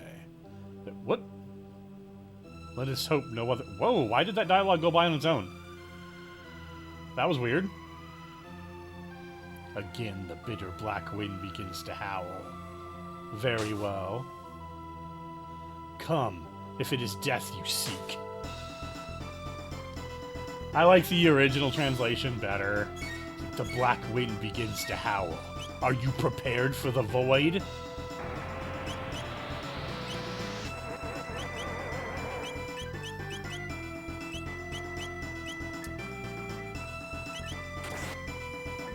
Let's do this. I don't remember exactly how I should... Okay, absorbs all but water. Need to hit the heal beam here. We need him to change to lightning.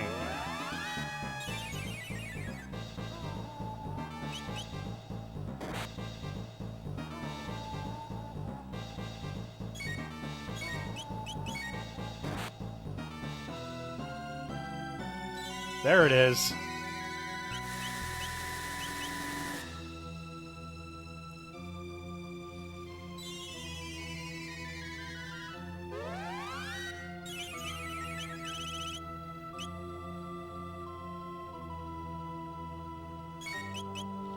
Now we can hit him with a lightning rod at full power.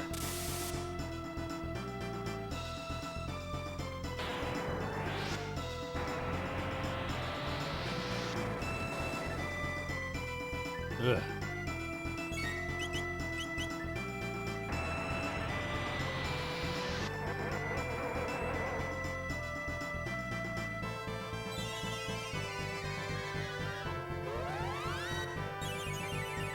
I think the menu at the top, it looks better here.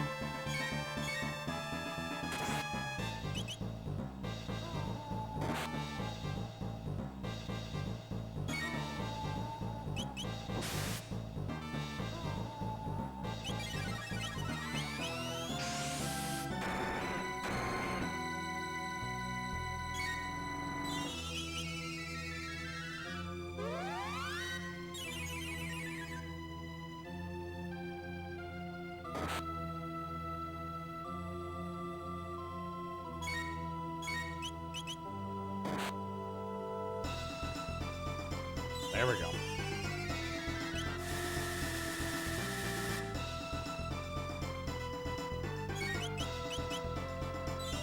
Definitely gonna have to hit Robo with some ethers, which sucks, but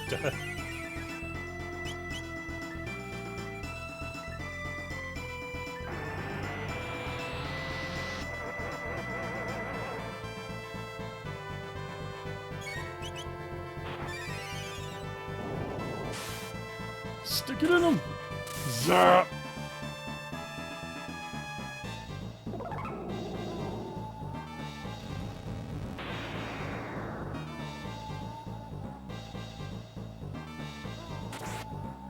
Ah.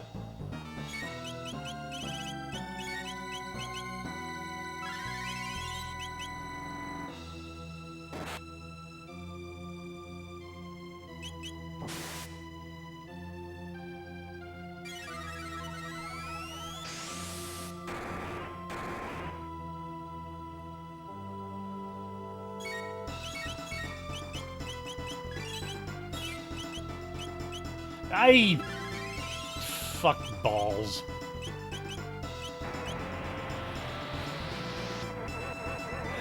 Ah! I gotta focus, because if I don't time stuff correctly...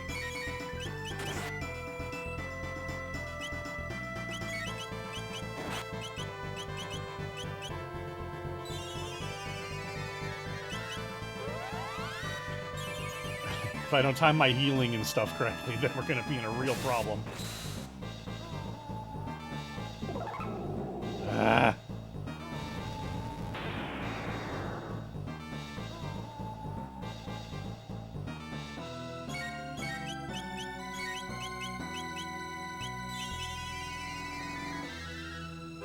It was really polite of him to do lightning twice in a row, I should note. Or not twice in a row, but like pretty close to each other. Oh, come on, dude.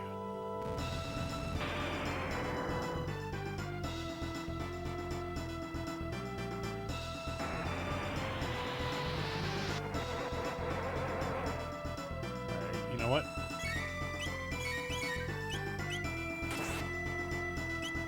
Oh, I forgot that healed everybody. We're gonna laser spin on... I have one move that does shadow damage, and that's Robo's laser spin.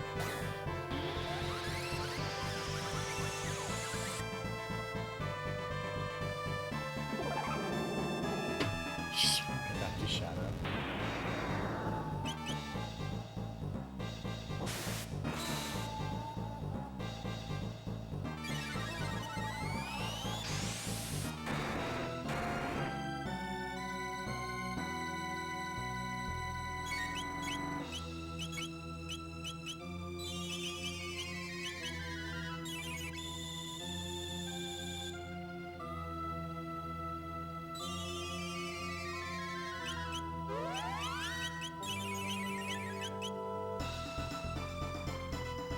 Oh, I'm an idiot.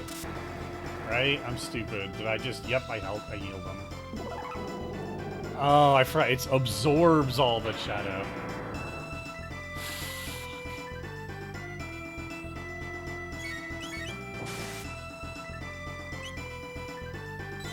There it is.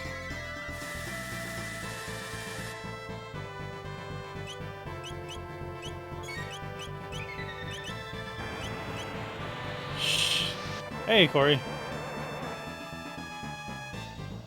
Okay, a little bit extra heals before this one.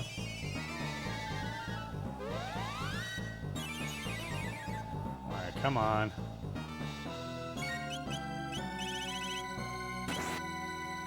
Yeah. Lightning Rod. Finally. What we need to get to is the point of the fight where he just sheds the barriers.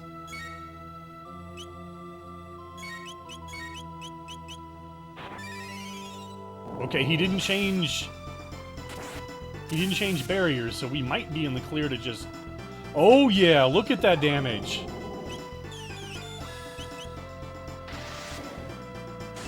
Boom!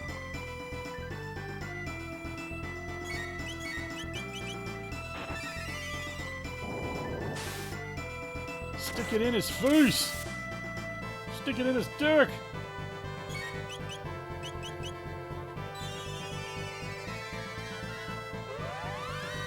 Some electroshock therapy, buddy.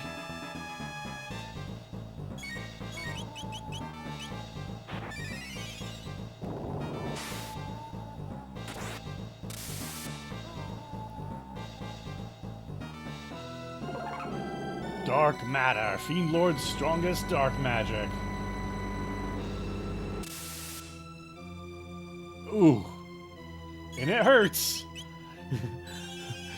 Buddy boy, does that one hurt. But we are on top of it. The thing is, all he does for the rest of the fight is he tries to keep casting dark matter. So now it's just a DPS race.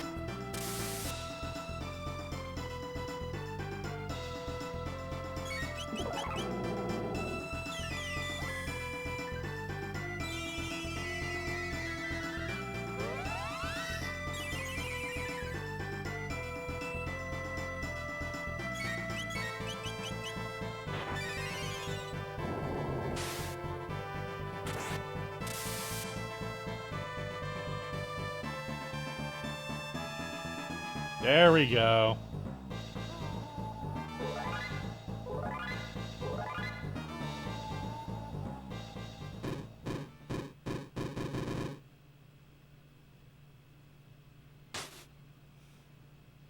Your skill with the Masamune is that great already? Large-scale energy reaction detected.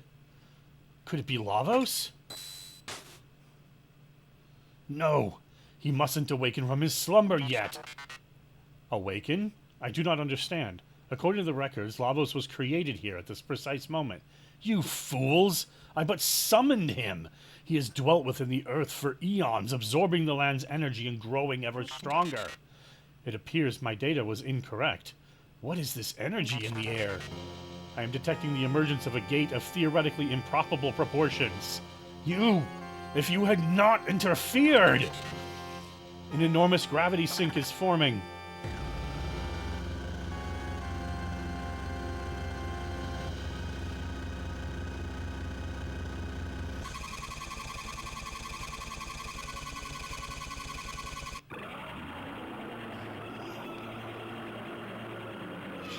Oh, and we get to hear that amazing fucking roar.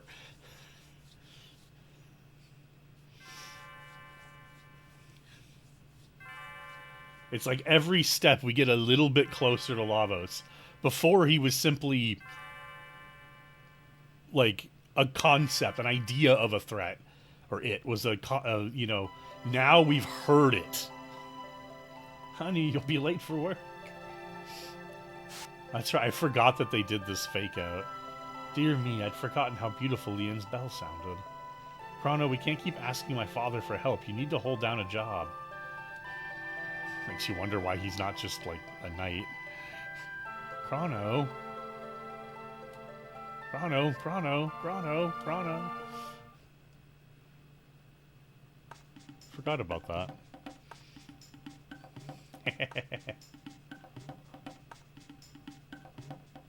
Chrono awake? Madam Ayla, which would mean we are currently... Ayla wants to see Chrono. Go Mystic Mountain. You there. Fall down hurt. Ayla carry back hut. Magus! Big frog present? For Ayla eat? Perish the thought. But what of the pale-faced man in the cape? Was he not with us? No, only find you. Cape one more tasty? So he has fled. The records were incorrect, but if Magus did not create Lavos, then in what era did it originate? Lavos? You no worry now, you rest. Heard bad. In hindsight, we know that she just had a what? Why do they know that word moment? Chrono okay now? Ayla busy. Try find Laruba village. Find village. Fight reptites together. Big fight. Last fight. Beat all reptites or reptites beat us all. Kino! What wrong? Chrono rest. You be quiet. Northwood fire. Burn. Big burn. Did it actually heal us? Okay, yeah, I did. Let's see. I can finally take Frog out of the party. I can't take Chrono out yet. Oh, he's about to learn water too, though.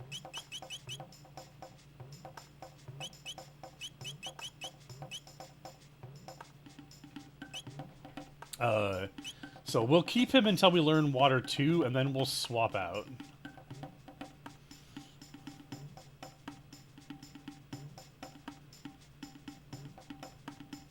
So I was starting to say, I guess I'll get this out of my system, otherwise I'll keep forgetting. In Final Fantasy VI, you build up to this big point where the current emperor of the, well, empire that controls most of the world and that we've been, you know, fighting in the rebellion against, seems like he's about to get control of the three gods of magic, the warring triad. And at the last moment, Kefka betrays him and takes the power for himself. He literally splits the entire continent of the planet in two and uses the power to, you know, start his own, like, tyranny of horror across the world. And I don't know, I can't be certain, but I always wondered,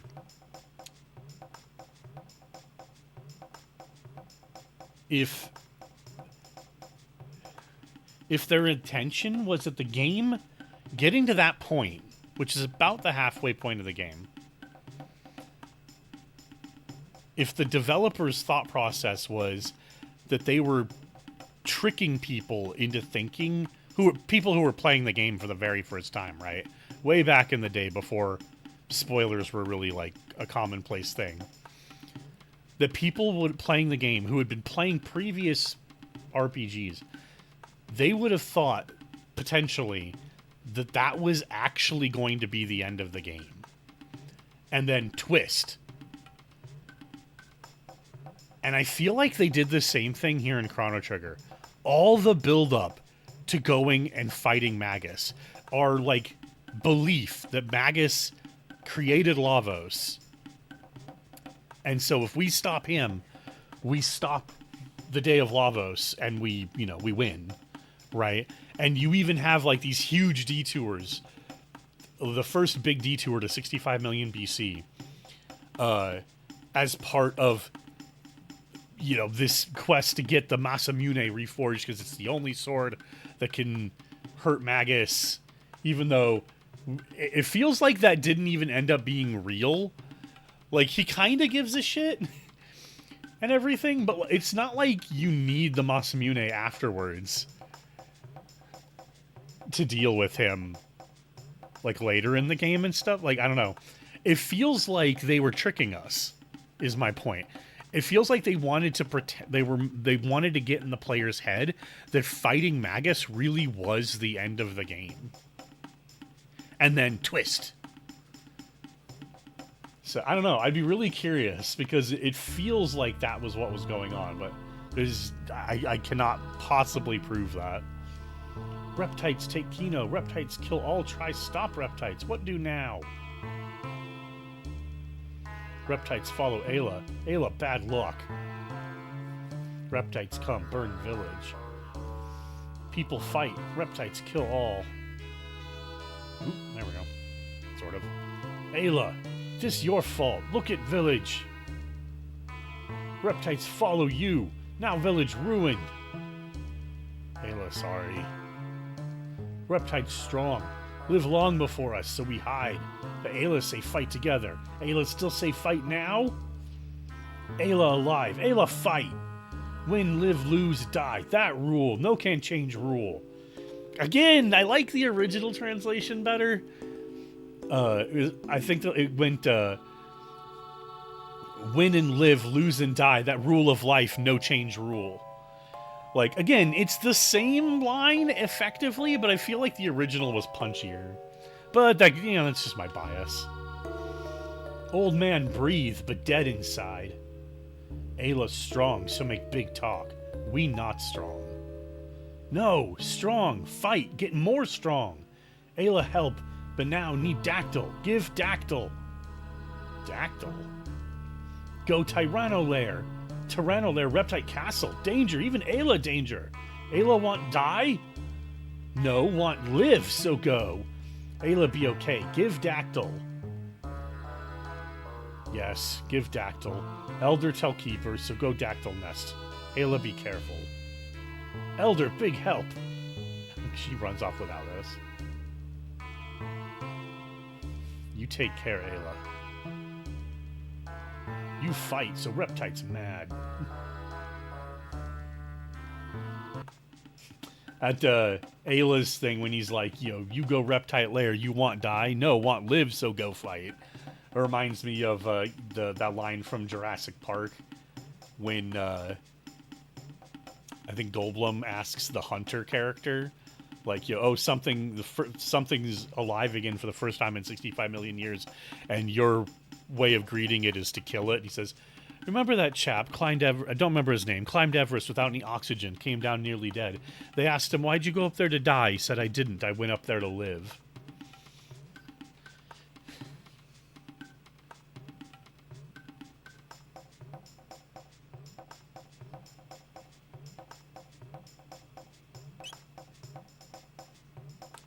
Reminds me of that line.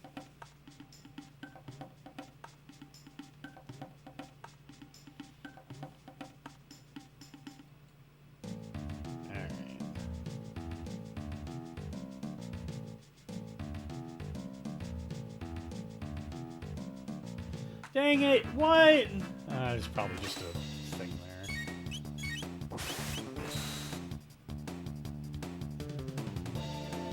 Oh god, he threw a rock! Oh god, that rock has eyes and a tongue.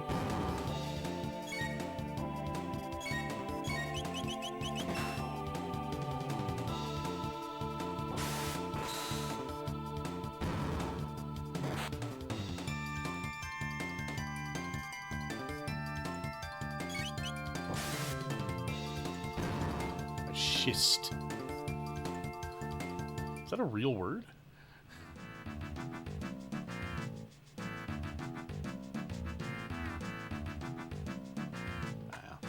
There's no way to get past these things. What's fun is, despite this being like the return to 65 million BC, some of the gimmicks from the first visit still apply. So, like, the dinosaurs are still actually really weak to lightning if we used it.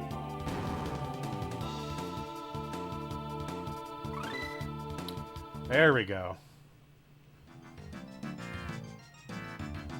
Alright, we're gonna swap out.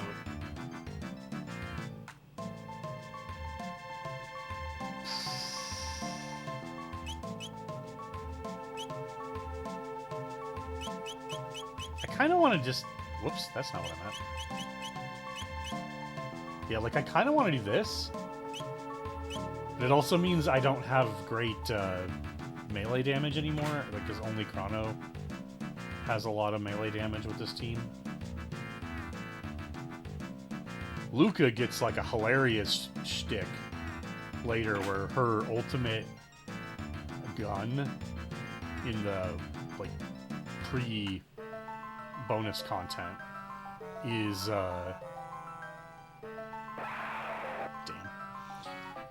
it has this whole shtick of doing effectively random damage.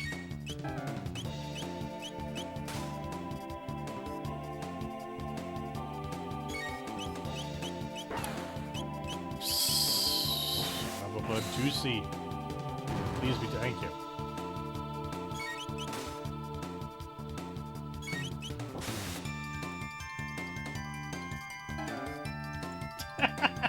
That sound effect.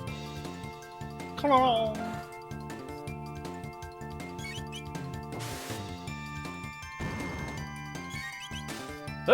Everyone's at 54 MB. That's funny.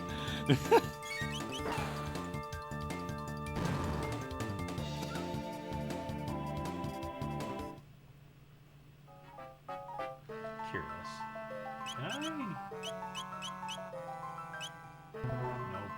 It has to be a character in the team. Boo.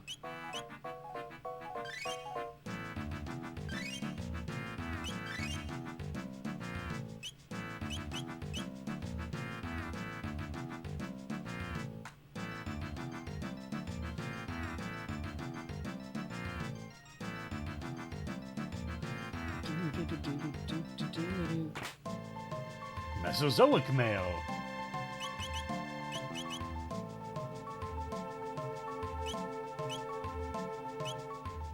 Okay, so anybody can wear Mesozoic male. So I guess we'll give it to, well, that's actually reducing their... I guess I'll give it to... Okay, I guess I'll give it to Chrono.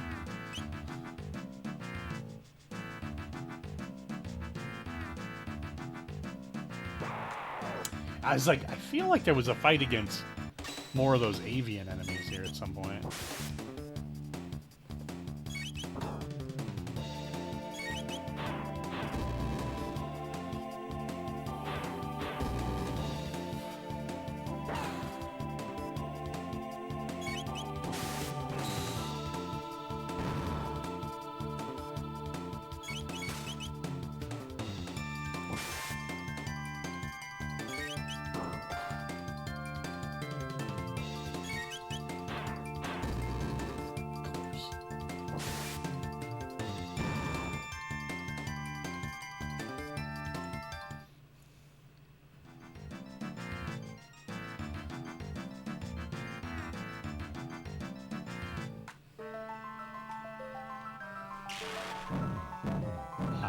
You see the red shiny thing in the sky?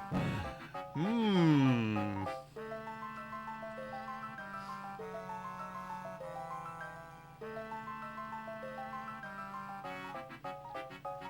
Chrono. Yeah, we're going to. You aren't trying to sneak off without us, are you? No, Tyranno Lair, danger. You know come. Maybe I'll die. Nope. We can't turn our backs on you like that. We owe you one. Right, Chrono? Nod. Ayla have good friend. Alright, it's set. To the Tyranno Lair.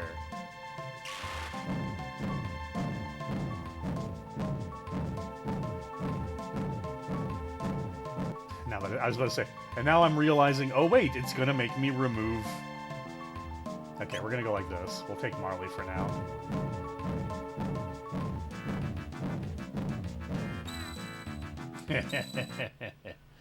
The shing, shing. Because we're supposed to be noticing that,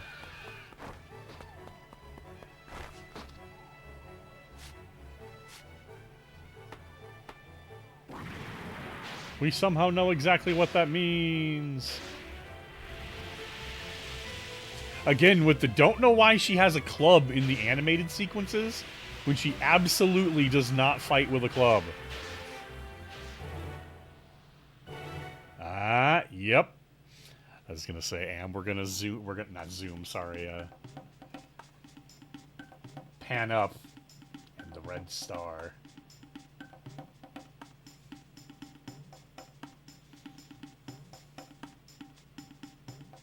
Where am I going? There it is. So there's the Dactyl Lair. I love how the Dactyl Lair, the Reptite Lair. I do love how it looks like mechanical and almost futuristic. Because the thing is that the Reptites are actually smarter than the humans at this point in history because they've been around longer.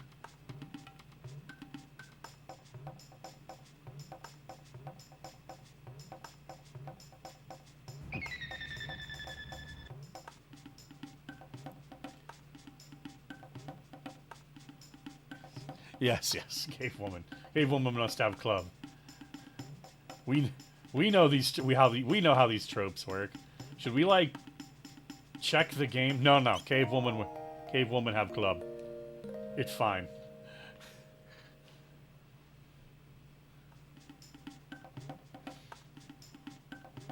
That's actually like a whole thing about her is that like. Oh, you'd have to look at the bottom screen there. I don't know how well you can see that, but her equipment is literally listed as fist. You cannot equip anything to her. Like, it literally won't even open a menu. Her equipment, her weapon equipment actually changes names as the game progresses. At certain levels, it'll become, like, Bronze Fist, and then Silver Fist, I believe, and then when she hits level 99, it becomes Gold Fist. And it has a special gimmick. When she's at level 99, when she crits with a normal attack, it automatically does the maximum 9,999 damage.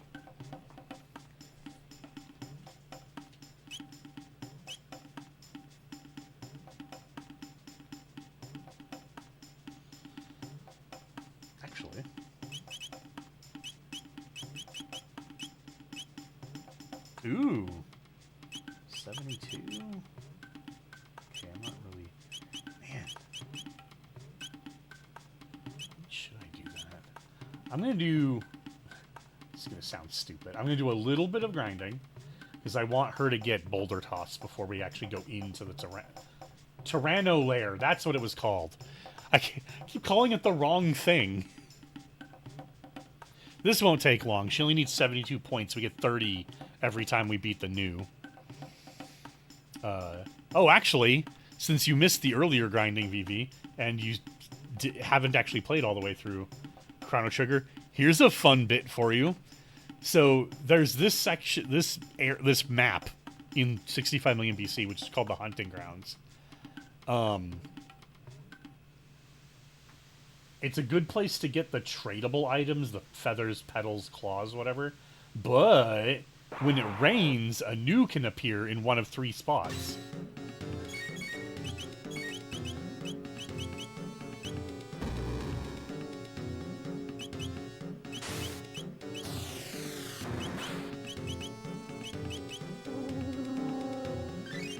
And beating the new gives, like... Oh, okay. I thought it was less than that. But yeah, you get a lot of... you get 30 TP. That's the thing that matters. You get 30 TP for beating this guy. Which is the most you can get from, I think, anything in the game. Ooh, we have Ayla with us this time. Hold on, I gotta remember to do something. I mentioned before you can get a mop weapon for Chrono. If I'm remembering correctly, it's the new. You steal it off of the new.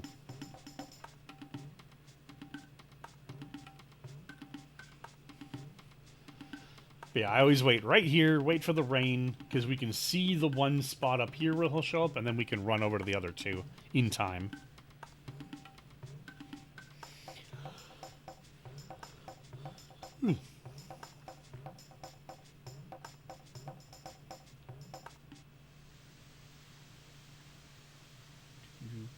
Nope, nice. Come on.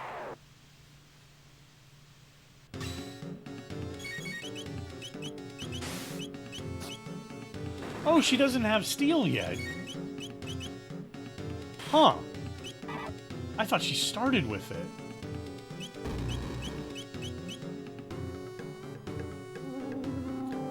My bad. It's probably what she learns after rock throw.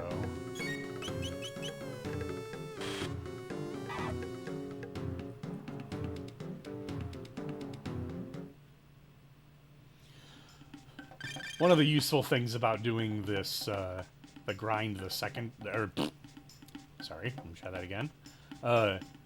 Using him to do grinding is that you get a shitload of those tradable items, and the shop, we even mentioned that last night, or the other night, or whatever, the last session, that the shopkeeper's inventory here will update with better stuff after...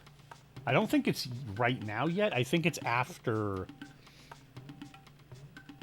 the Ocean Palace stuff. It's when you go into that cul-de-sac that is the end of the game.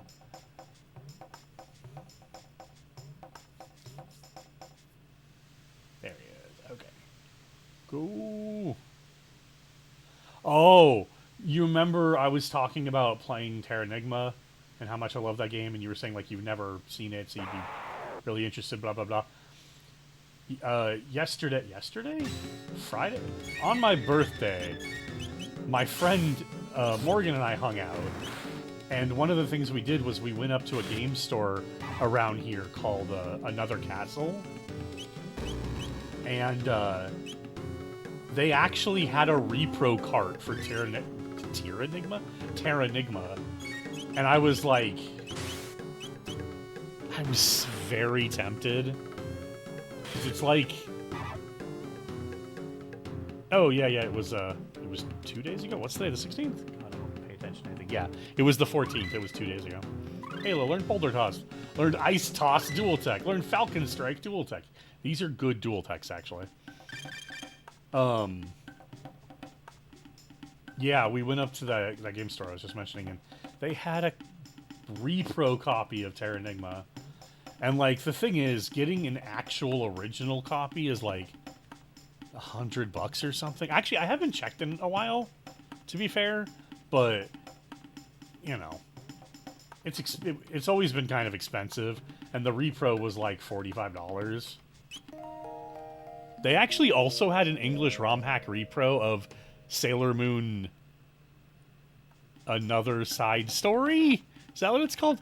The Sailor Moon JRPG on the Super Nintendo that's, like, really good. I was also really tempted to get that, too. And at least that one, like, it being a repro cart is more meaningful because, of course, it's a ROM hack to make the game be in English. Give me just a second. I'm going to grab a drink.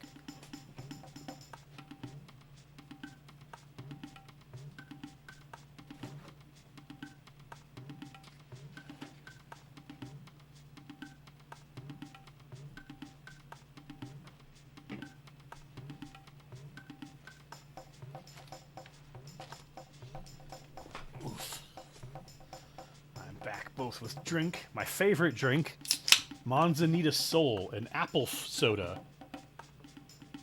Love this stuff so much.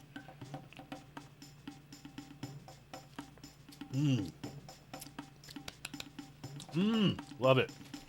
And I have some Milanos, which I am known for eating. Or consuming? Was that the word? Did we specifically use the word consuming? I can't remember now. There was a joke from my Let's Play channel where we're like, oh yes, I'm known for consuming Milanos or something like that. Oh, come on, open up.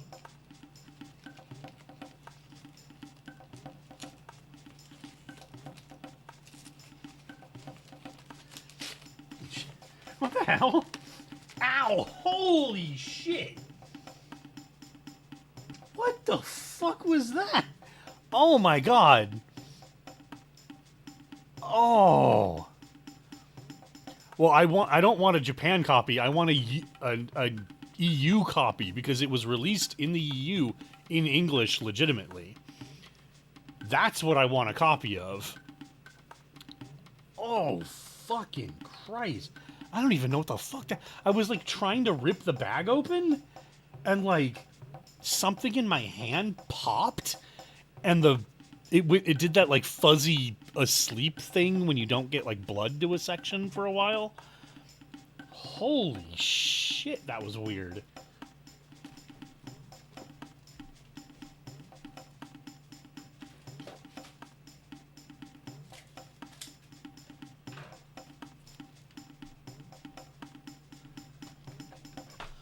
Oh, God, that was fucking weird as hell. And yes, I do like Milanos.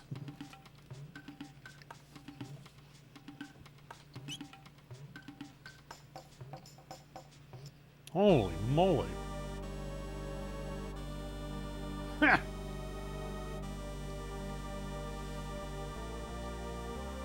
I love how many fights you can skip in this game.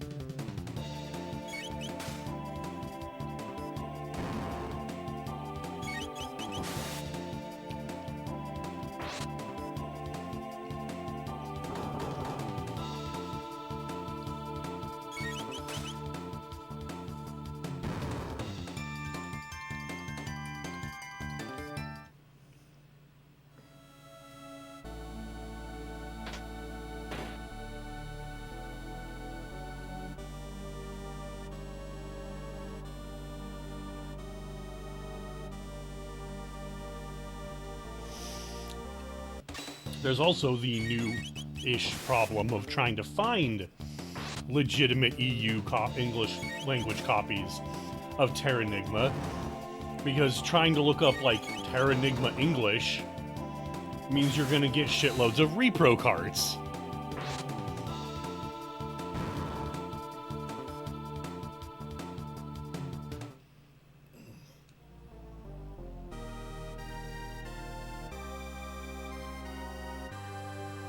I love the music in here.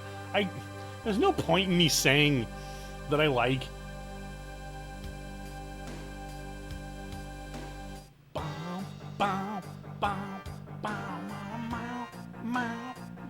There's no point in me saying that I like any one song. Turnkey? Huh. Because all the music in this game is good.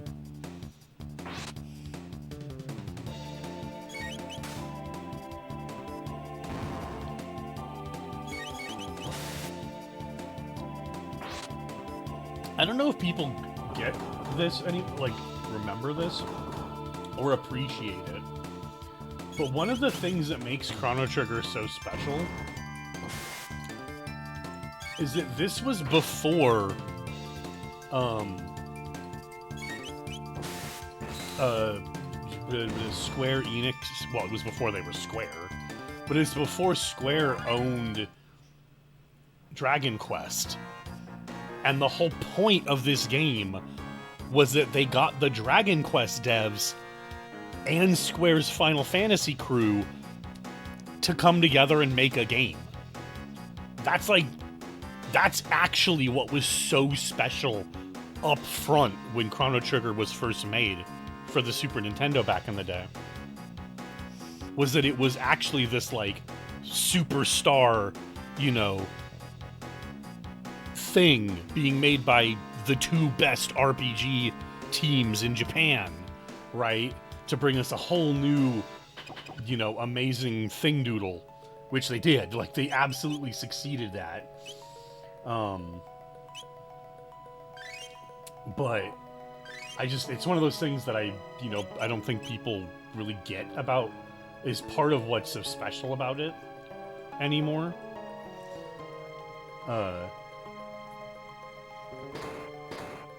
And there's very few games that I think meet the actual criteria for being comparable to Chrono Trigger in that way. But you want to know what one of them is? That game I was telling you about before for the PlayStation 2, Radiata Stories.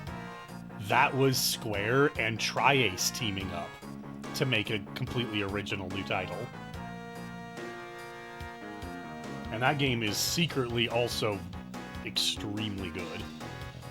It's a shame it's not nearly as popular as it really should be, personally, but what Ayla do? Strong live, weak die. Ayla go be strong. Kino no come. Ayla die, Kino nu Ioka chief. Ayla. Boom! Just fucking knocks the doors open with pure strength. Ayla strong, no lose. Kino no. Kino show you something. Follow Kino.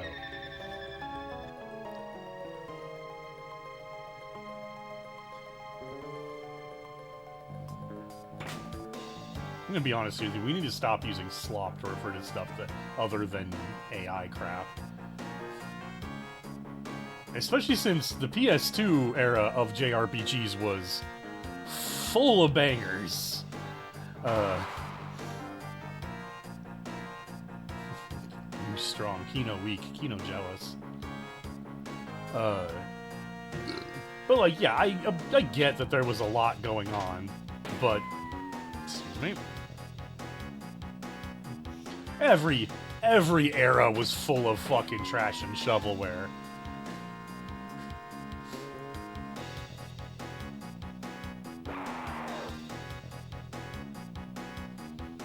I would argue if your console wasn't buried in shovelware, that means it wasn't actually doing good.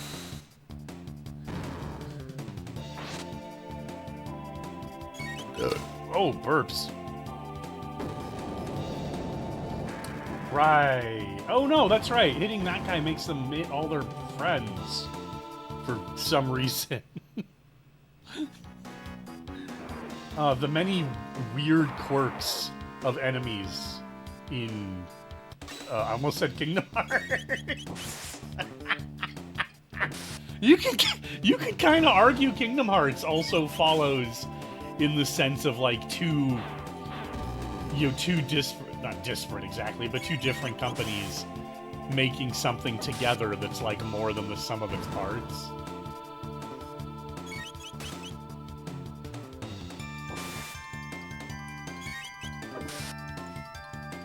I don't know, I need to come up with a term for that. Other than the word crossover, because not all of these things are crossovers in, like, the contemporary sense of the term. But I am a huge... Yep, there it is. I am a huge fan of crossovers.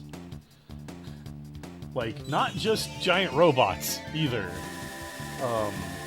Like, half of my comic book collection Uh-oh. Like, half my comic book collection is, that's not good.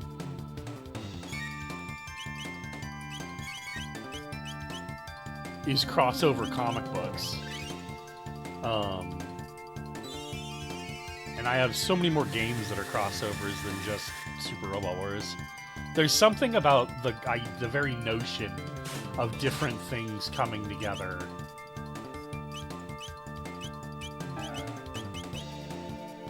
that I love. Of, like, you know, creators and or creations coming together to make something that's more than the sum of its parts.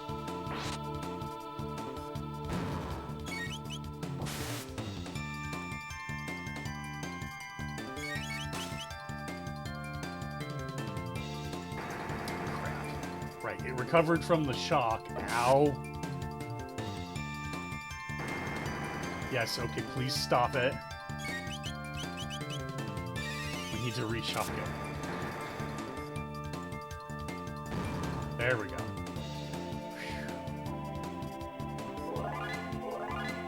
Nice. I need a term for that isn't just crossover.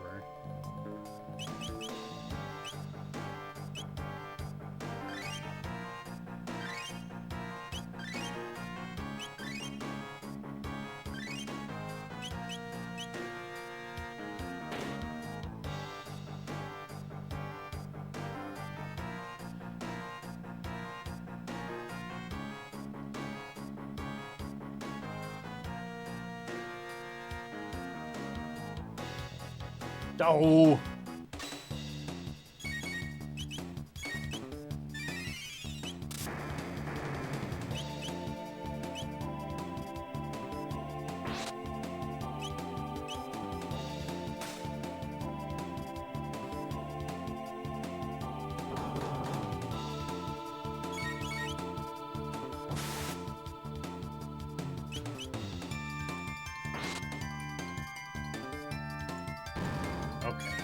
I was gonna say, if that guy keeps lasting longer, I'm gonna be...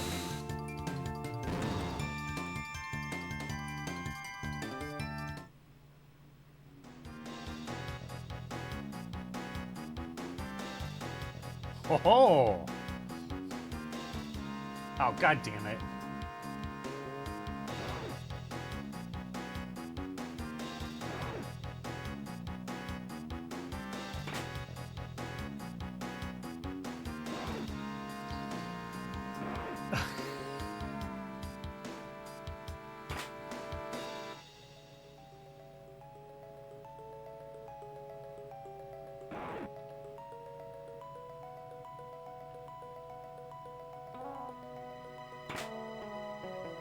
Triceratopper.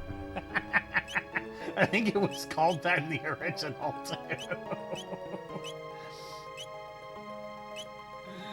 And it's a hat, because it's a topper. Right? Trying to remember how the hell to get in there.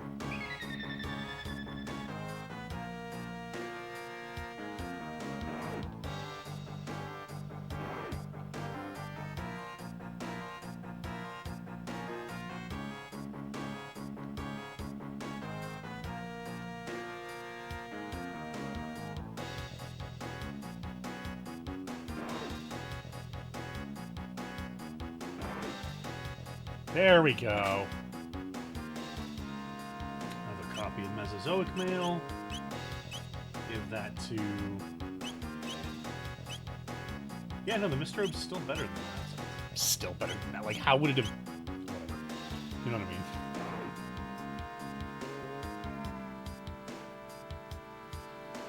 Just needs a Thagomizer.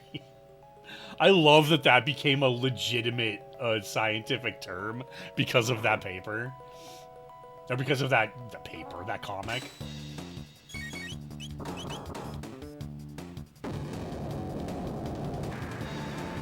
That's... Oh god, that's so good.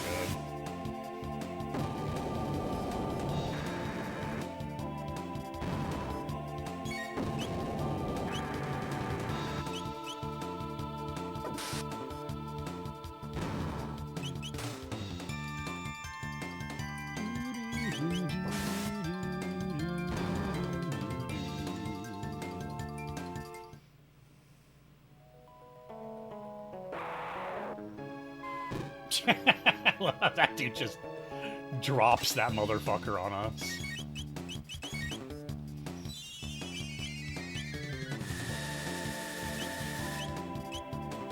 Wonder, will this work?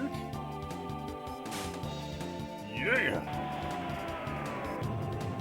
Boom! 1,000 damage. We finally hit that. Good to see it. Good to see it. I was hoping we'd see it against Magus, but not yet. Okay. All right. Left button or right button?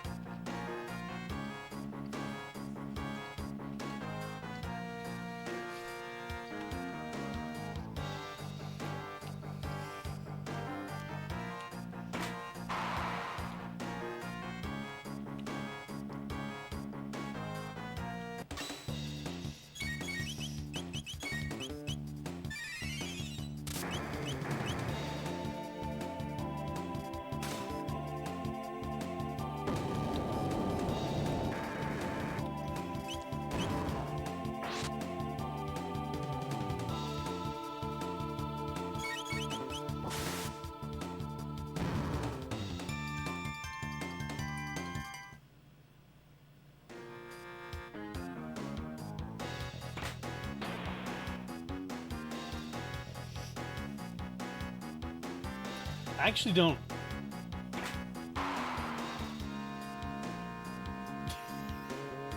I don't remember what that's supposed to do. Oh, come on. We have to do this fight again? Really?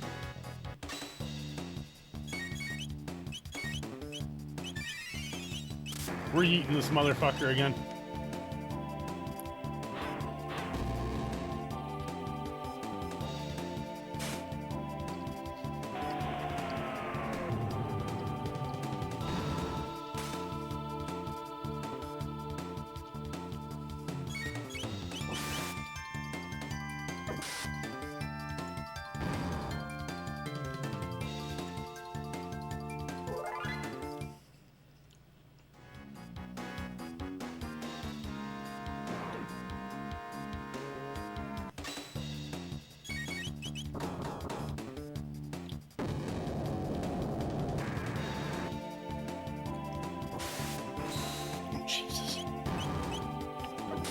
Oh, come on!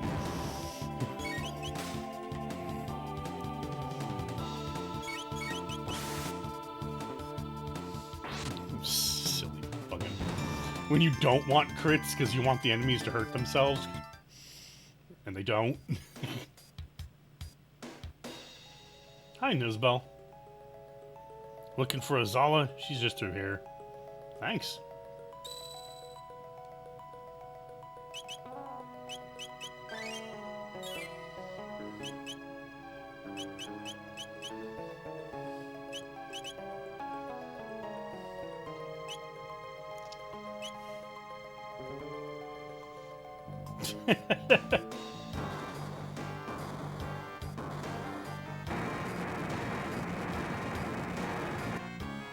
Hold it. I said she's through here. I meant you gotta get through me first. What do you think I was flexing my muscles looking all intimidating for?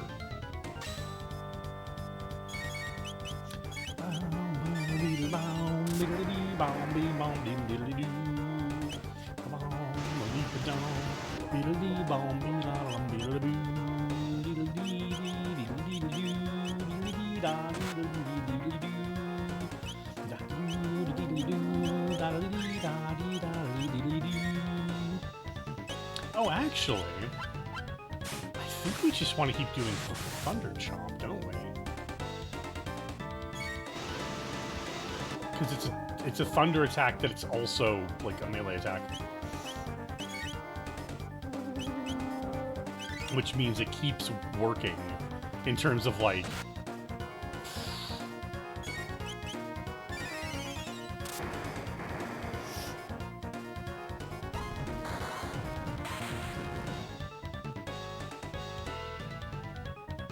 Yeah, it lowers his defense while doing crap loads of damage.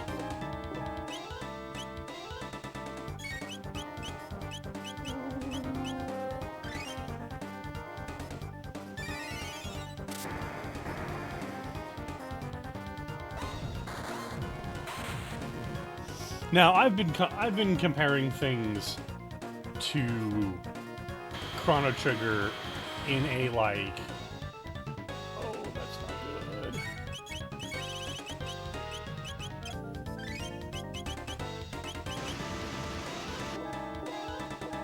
Please don't do... Oh, boy.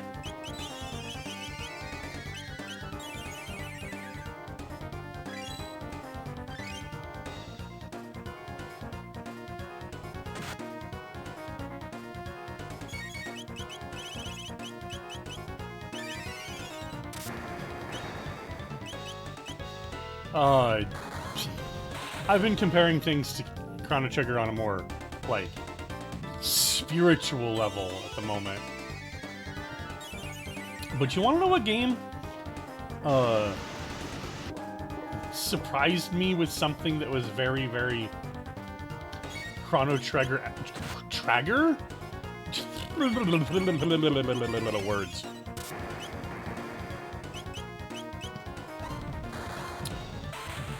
It surprised me with having something that was very Chrono Trigger-esque.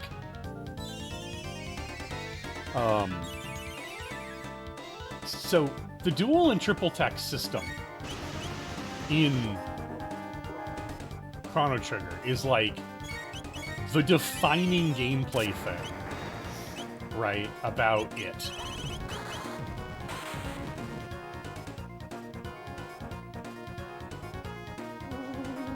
And yet, as famous as the game has always been,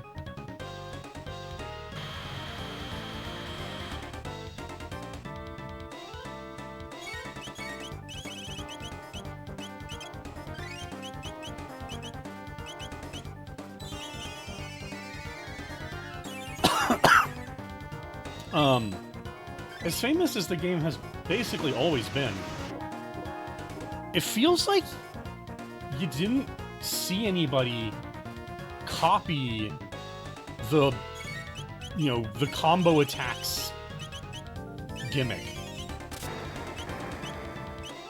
of the game. Like, you get a lot of games where it's like, oh, two characters can contribute to doing some sort of move, but the move is, like, generic, right?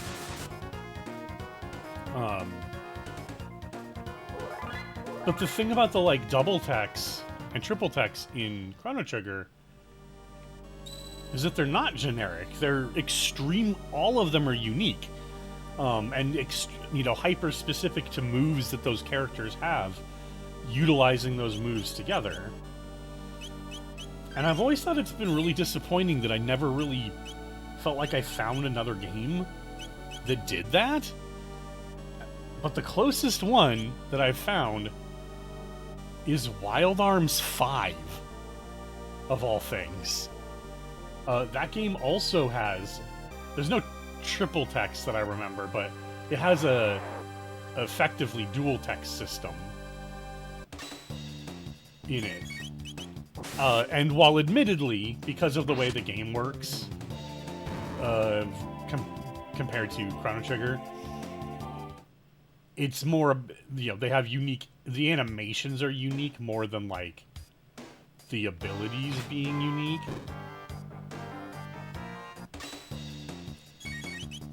Big sigh.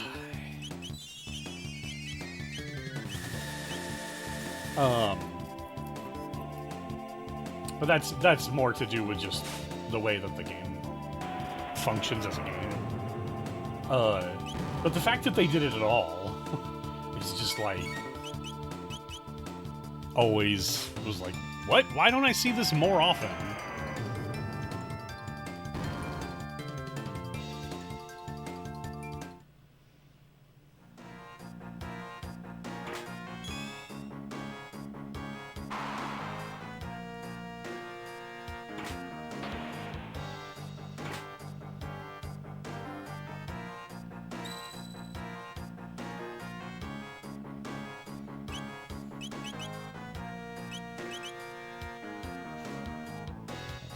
I like that the so one thing that is like really easy to miss in Chrono Trigger is that like basically every part of the story actually has a chapter name. And the chapter name for this dinosaur part is Unnatural Selection. Which I just think is really funny. Yeah, no, I agree with that. It's like, yeah, sure, we get it. Sometimes it doesn't work out, but that's actually trying to do new things is the only way you're gonna,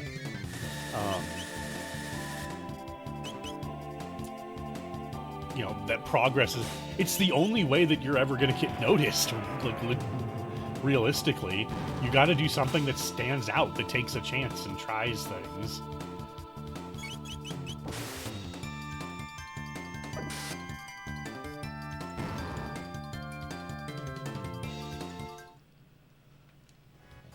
I'd much rather a, what's the whole, like,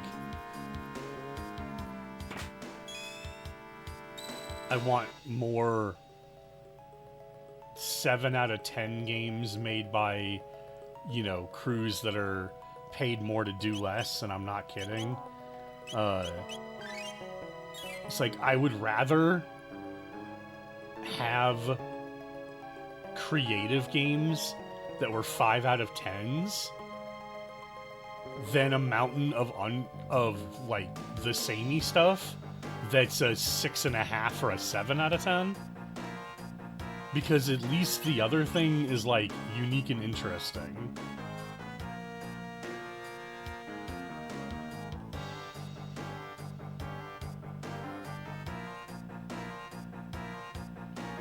Here we go. Big boss fight time. At last, the final confrontation. It was but a matter of time. I'm also probably going to end up calling out a original translation line of dialogue versus the new version, because Azala has a line that I fucking love.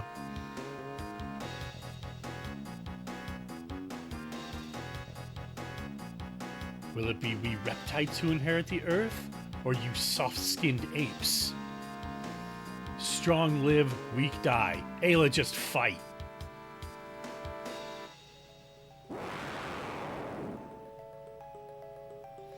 Hear that lovely voice? You'll soon be hearing more of it than you'd ever wish.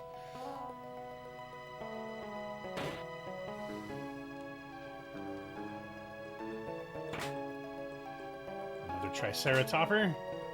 A Mid-Ether.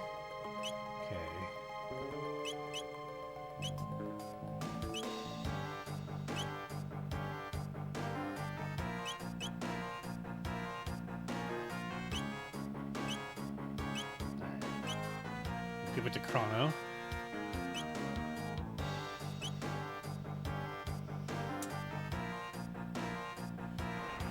This to me is one of the like most iconic fights in this whole game.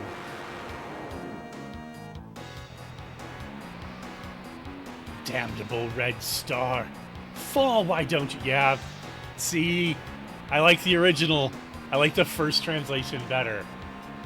In the original translation, she's, instead of this like she's frustrated with it, it's just her calling out, "Red star, fall! Fall and paint the earth red!" Okay, we do get stain the earth red, but like it's a more compact. The original had, I guess, like a more compact translation. Even if it prove our fate to die, we will not relinquish this world to the likes of you. This black tyranno will have the honor of wiping you filthy apes from existence forever.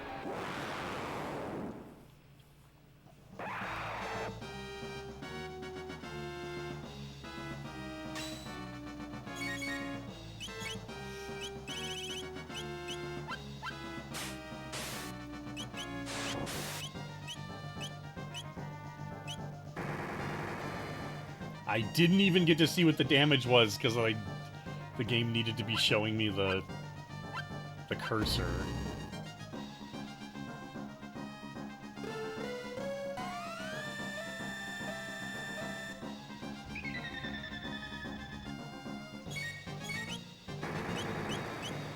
Actually, I have no idea if Boulder Toss even works. It does! There's some enemies you just straight up can't Boulder Toss. Oh, that did not do a lot of damage.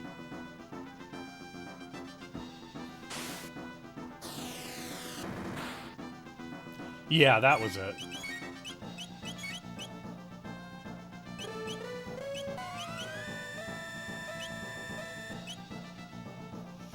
Okay, let's do lightning first? Maybe... I don't think Azala actually has the lightning gimmick. Azala just takes more damage from magic. Yeah. So I think the real... Thunder Chomp... Oh god!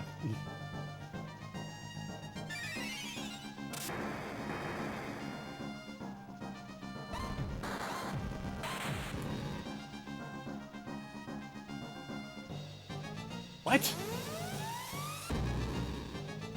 Huh.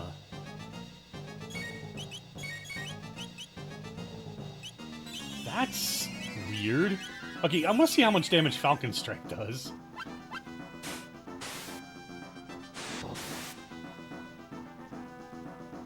Weird. Okay, whatever. Just keep boulder tossing her, I guess.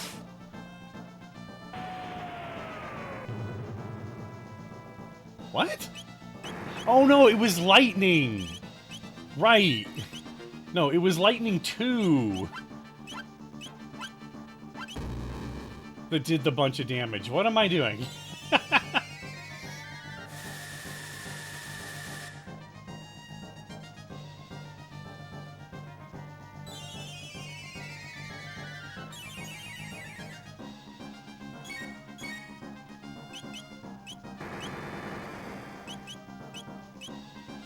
That makes it weird, though, because Thunder Chomp didn't... I don't know why I'm doing this again. This is a dumb... I know it didn't do the damage. Did it? Didn't it? Which is weird, because it should be doing...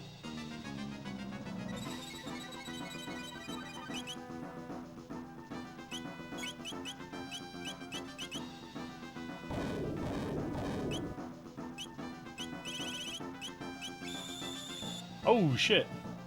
Did not realize how low on health she was.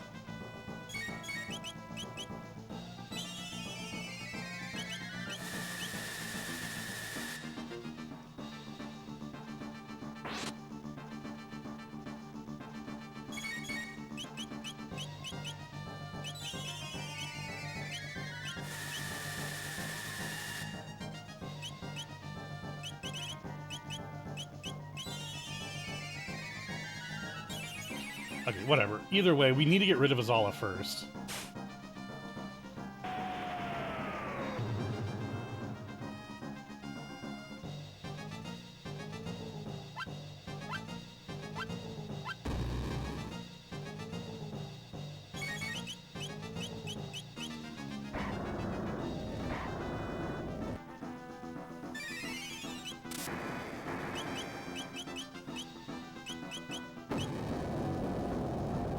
There we go.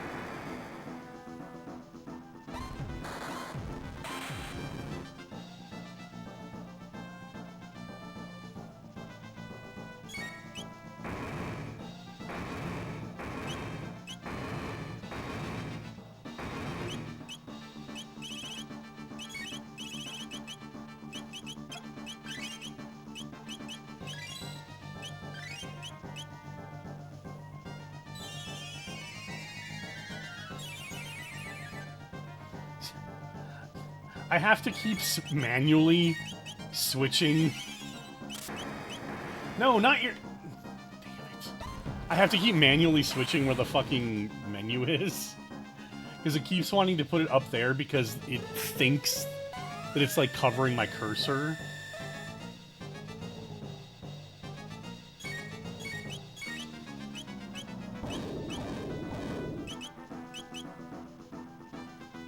Holy macaron cheesy. That did a lot of damage. Okay.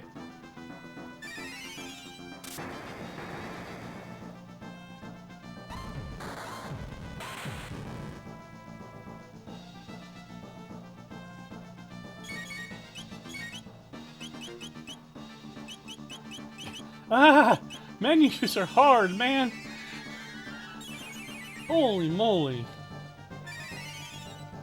This is the problem with the menus that remember your cursor selection. Sort of. Okay, hold on a second. Oh, okay, now it's doing the thing.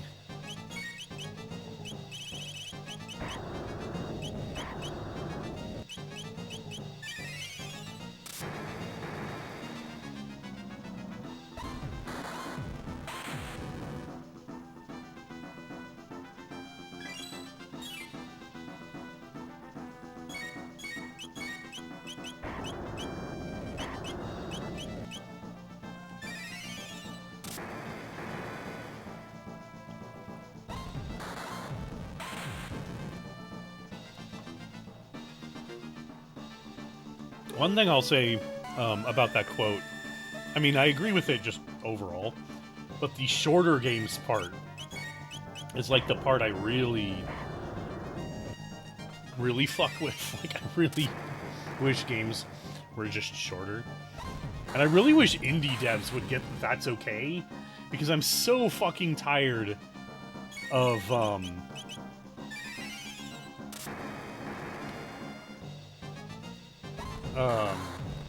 roguelikes.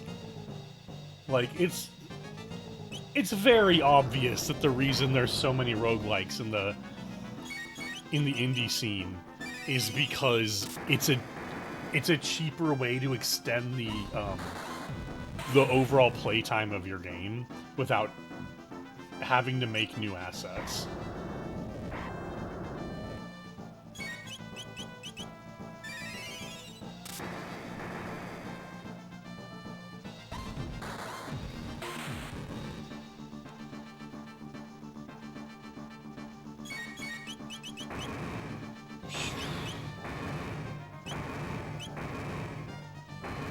Needs it the most. Probably yourself, because you're the healer and I need you to be alive.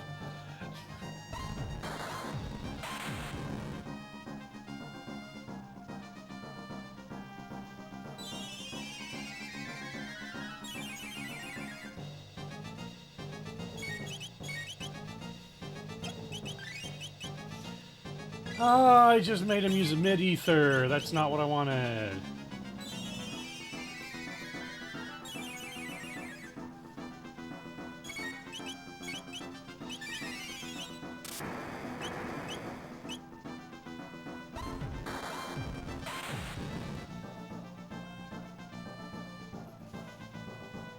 There we go.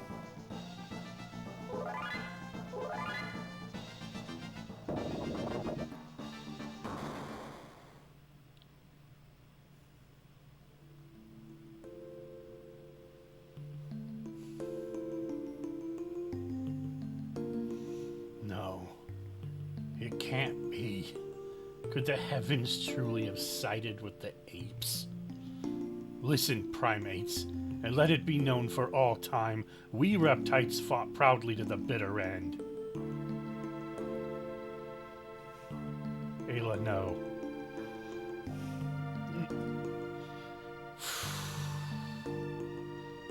First, a great fiery stone will crash to the earth.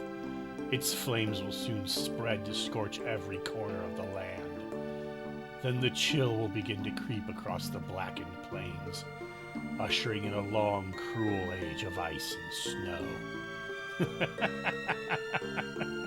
A fitting end to our age indeed.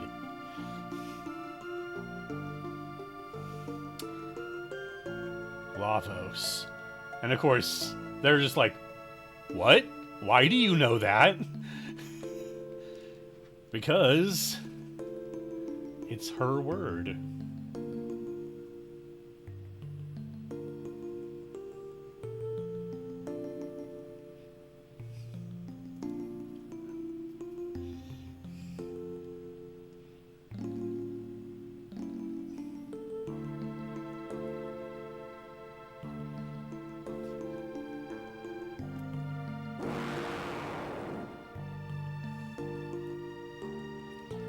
Ayla people word.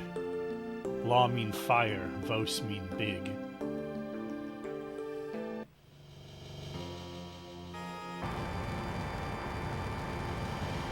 It's time to leave.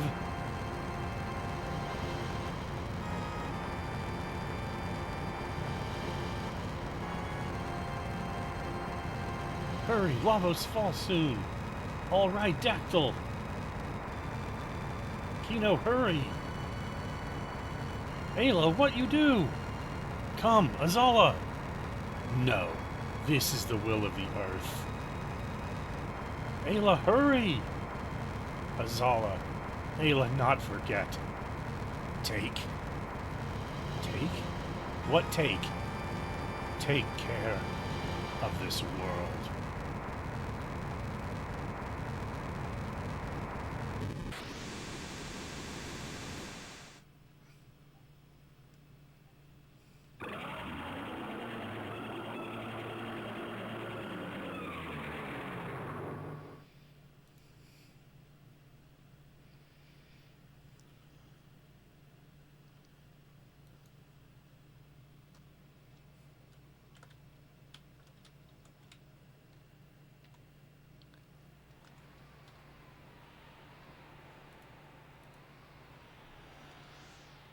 So Lavos fell to the earth in this era.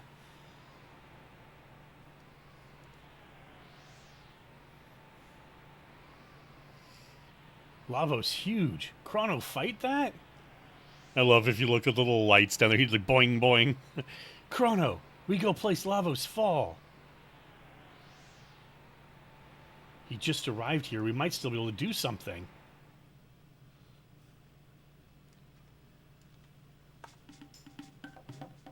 Yeah, you can't actually, oh, you can. Never mind. I don't think it matters. The fact that you can take the Dactyl, go, like, heal and stuff. Not super relevant to anything.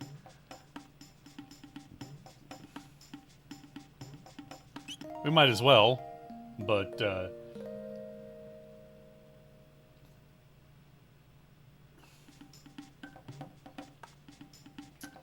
actually, who's at what?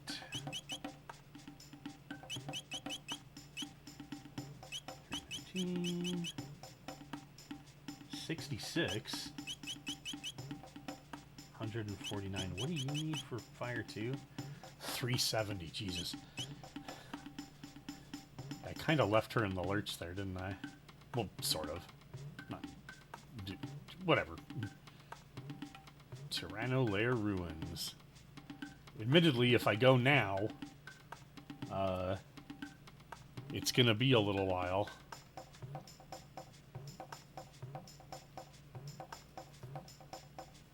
Lavos fast.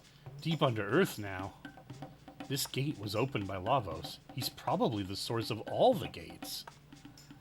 What wrong, Chrono? Want fight Lavos? Go here. No? Let's do it.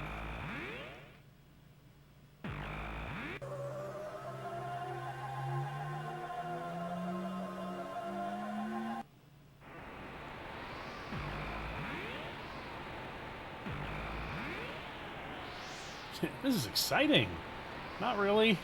Actually, it's kind of terrifying because we really don't know where we went. Chrono, where this place? Yeah. Because we're finally going to a whole new era that the game has not yet sent us to.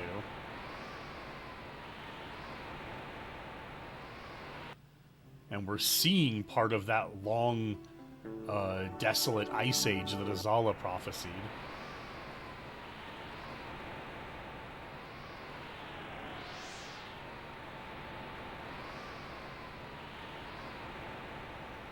But there's also, yeah, also floating, yeah, I'm gonna say, because also Skyway.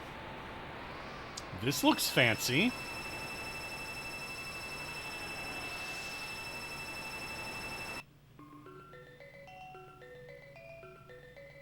Oh, this another banger of a track. As we go up into the sky,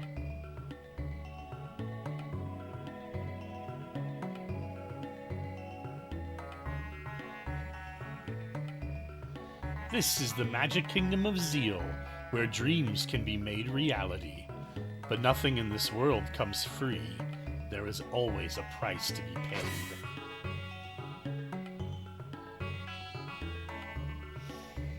Welcome to Anhasa, Zeal's city of dreams. We seek enlightenment within the bliss of sleep. You are not of us, are you?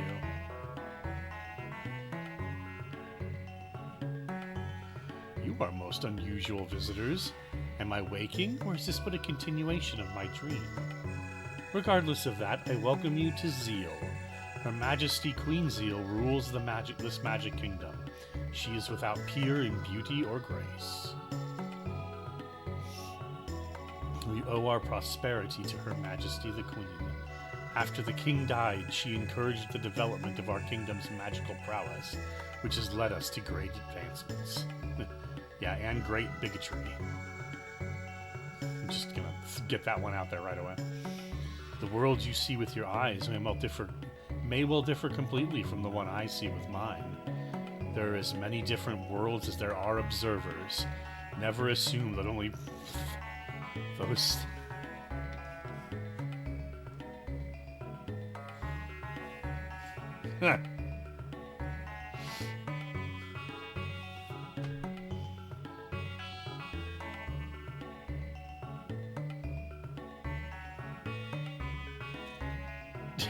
I gotta keep finding weird little connections between a lot of the media that I love the most.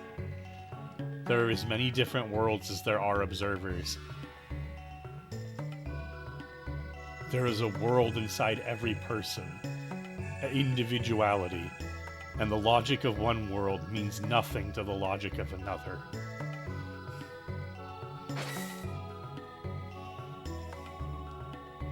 Do you believe in such things as fate? Do you think it possible our lives are predetermined? Well, yes, I do. No, that's ridiculous, and that's none of your business. Well, which one should I respond with?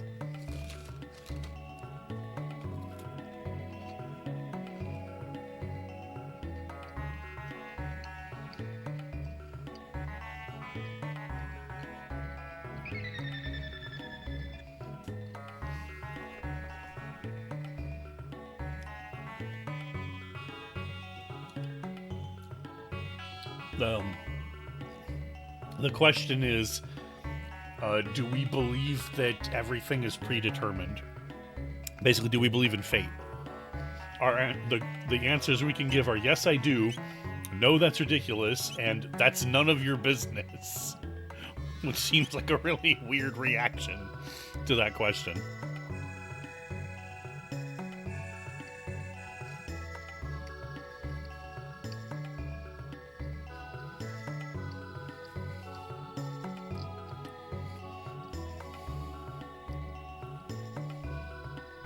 The funny thing is, I would argue that yes, I do. It's just full on the wrong answer. There is no way that our characters can believe in fate and a predetermined future when A, they're time travelers who are actively engaged in altering the future, and B, they believe that they can actively alter the future. Like, everything they're doing right now depends on there not being predetermined fate. So, like, yes, I do almost seems like an insane response. I just nope, I just ... I have no idea what the other answer is. Truths exist in dreams. The world exists in me.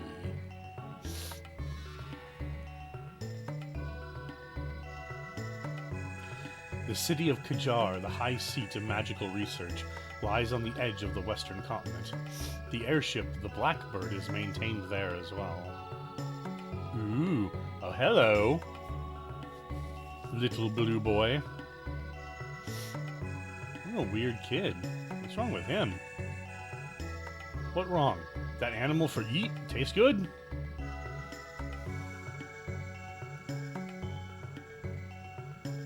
The black winds howl.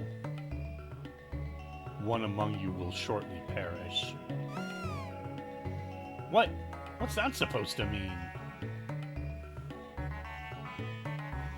Chrono, that was kinda creepy. Strange boy, but not bad boy. Gee, wonder if anybody recognized the black winds howling comment. I wonder what's in the northern shrine. No doubt the key to unlock its seal is held at the palace, but entry there is strictly forbidden in the name of Her Majesty the Queen. The Queen's palace sits at the heart of our kingdom. She watches over all the world from its high vantage point. It's because of that we can sleep our days away in peace. This is a font of recovery. Rest your wearied mind and body within, traveler. There are words. Wait, hold on. Can I save? Nope. I was wondering if that was just like a weird save point.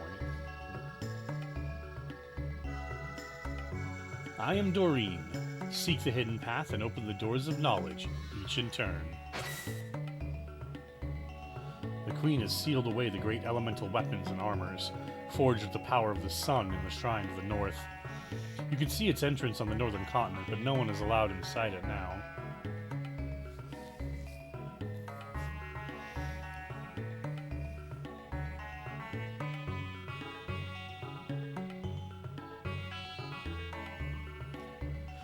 The door to the northern shrine is sealed by a powerful force. Even we, the enlightened ones, lack the means to open it. Have you come to do business?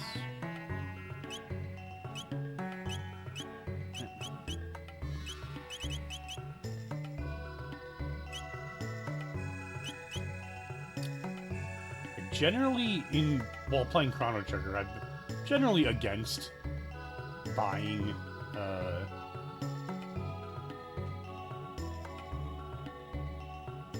like recovery items, but okay, I swear there's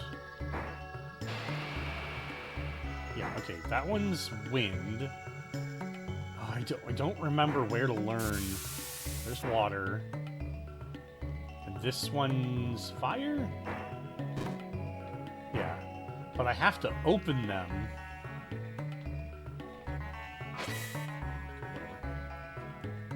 I've got to open them in a particular order. But I don't remember how to learn the order. We might not be able to learn that order right now.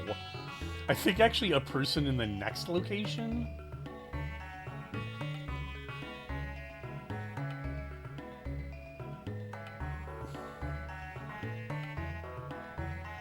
I could just try... I could try brute forcing the answer right now, but...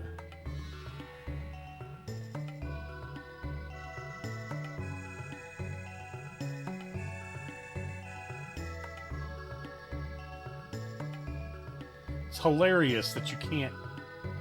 Like... That seat is preventing us from checking that other book.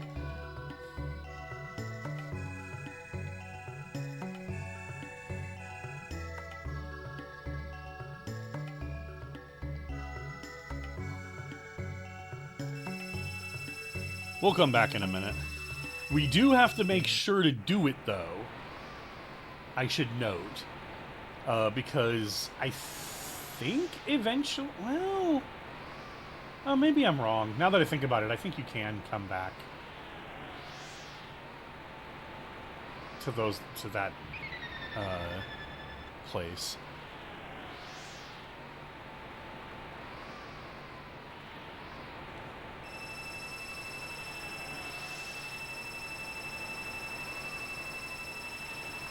There is fortunately in places that you can't go back to easily.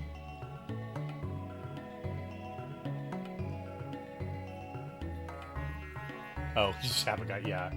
Well, that other book we can't. there's no actual reading it. I just mean it's funny that they used that to block it off. It's not actually part of the puzzle.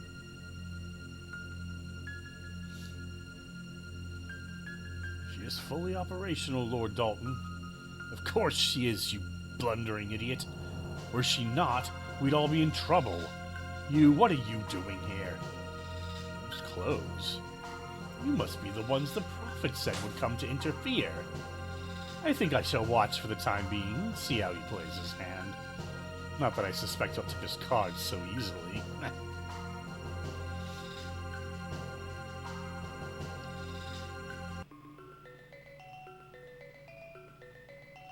So I believe Kajar here is where we learn what we need to know to solve that puzzle.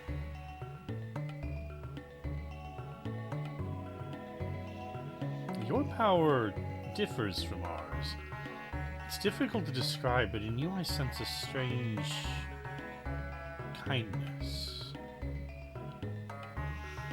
In ancient times, people crafted wondrous weapons and armor by combining shards of a rainbow-colored shell with the sun stones beholder. But now, only the Guru of Life knows the art of crafting such things, and even if others did, the Queen has ordered us to abandon use of the sun's power. Ah, such beauteous contentment there is in newly blossomed bud. Would that I could be a flower. This is a font of regret. Yeah. Right, I forgot the puzzle exists in both places. It's just that this place has the answer to the puzzle. That's the Sun Temple, which you see on the southern Sky Isle. The Sun Stone, once our primary source of power, was enshrined there. However, the temple was sealed up along with the northern shrine once we tuned to our new energy source. The Queen claimed we'd no need for the energy of the tired old sun.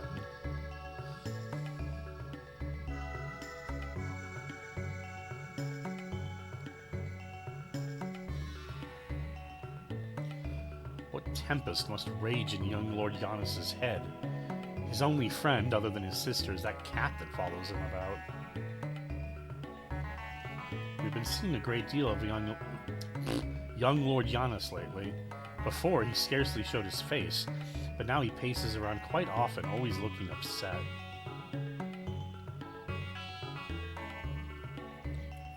Her Majesty Queen Zeal has 2 children, Lady Scala and young Lord Giannis. Lady Scala is an incredible child with extraordinary magical powers. With such a gift, her life must be all ease and luxury. Nah. You love... what a fun way... You know, because a reader will clock on to the fact that if a character says something like that, that character the other character that they're talking about, absolutely does not live in ease and luxury. How is it that we came to have the powers we do? Why do some possess the gift while others lack it? It is a conundrum.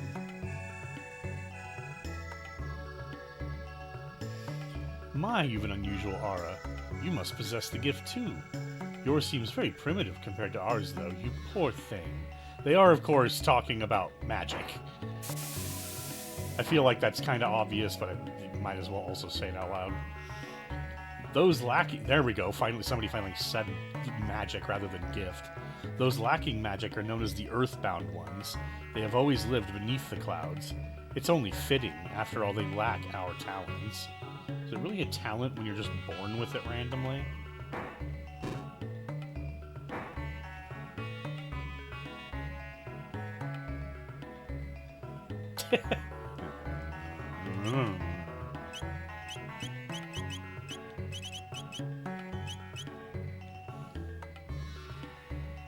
I have platinum armor too, but I need Her Majesty's permission to sell it.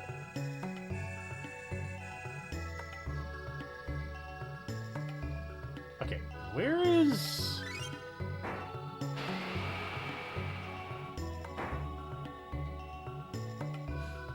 Oh, okay, hold on. There's a couple more rooms I haven't gone in. The gurus of life, time, and reason dwell in Zeal. Their knowledge and skill is without equal. Zeal's progress stems from our new energy source. Its power far surpasses that of the sun's elemental energy. I heard a strange prophet has come to the palace. I do not know the details, but I heard he has powers most uncanny.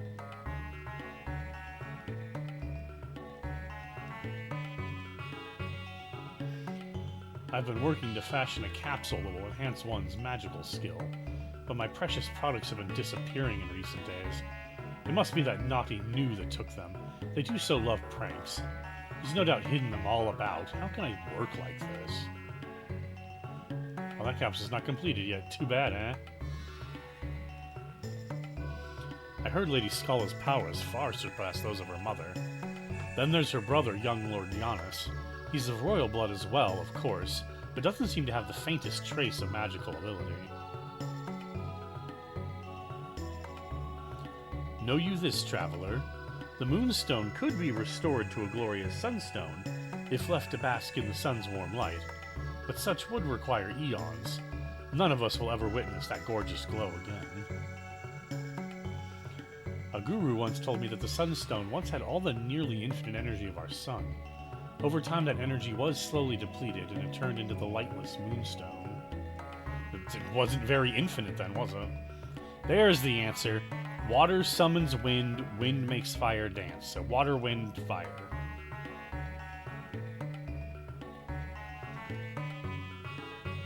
Okay, let's see here. So... I think that one was wind, that one was fire. So, water, wind,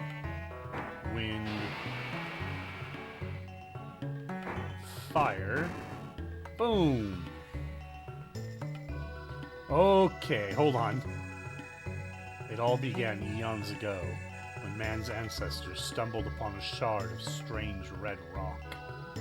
Its power was beyond human comprehension. It cultivated dreams and gave birth to love and hate. Only time will tell how it ends. Okay, I believe we need to go save the game. Because I believe this is a fight.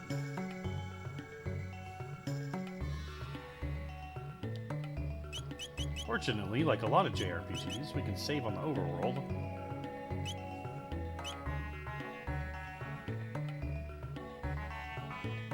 Do I need to redo the puzzle? I have no idea. Yes, I do. Whatever. That's fine. Water. Wind. Fire. Obtained an unidentifiable object. But inside is a black gemstone. Okay, it wasn't a fight. Weird. However, what's that? So the colored gemstones are the only way to learn triple text on character groups that don't include Chrono. What's funny is, if you were playing the game for the first time, it would be borderline impossible to understand what the gemstones were for, because even after getting this first one, because at this point, you have not been allowed to take Chrono out of the party.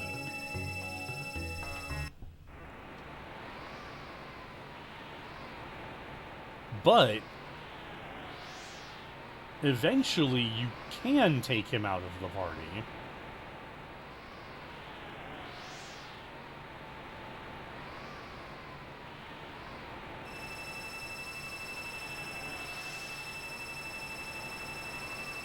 And then the gemstones become, you know, useful.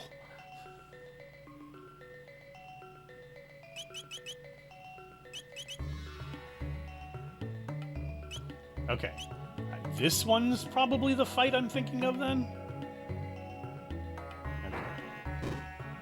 Fire's last.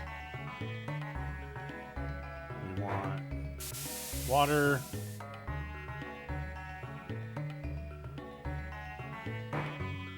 Wind.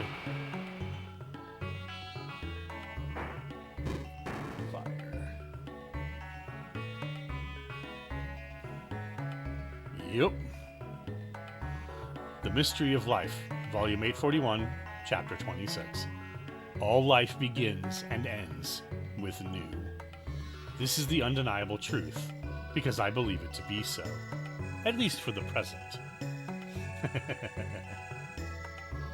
The Guru of Reason is gone. Do you want to challenge me? Alright, prepare yourselves.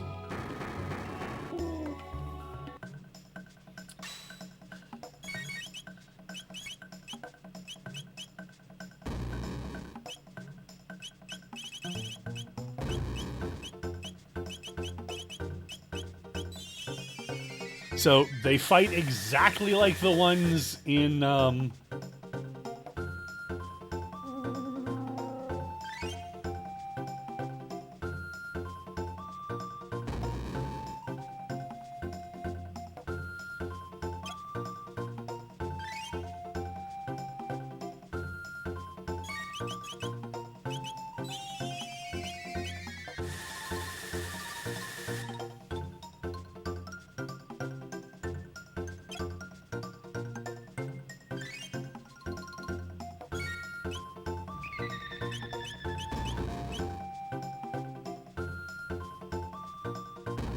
yeah.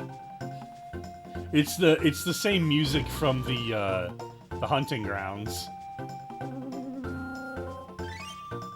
Or no, it's not. This is... Or isn't it? Jesus Christ. There's them doing the 1 damage. And... Oh, thank God.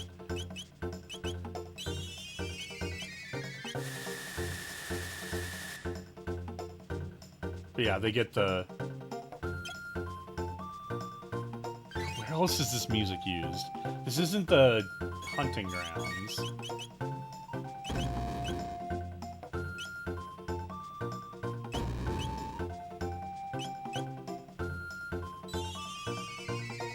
This is just like a town music.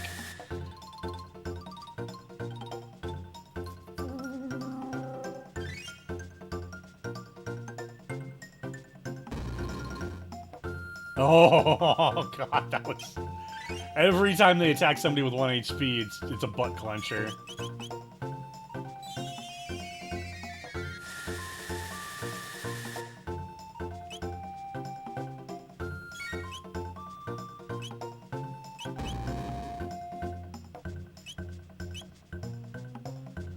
No! You! Shit! No!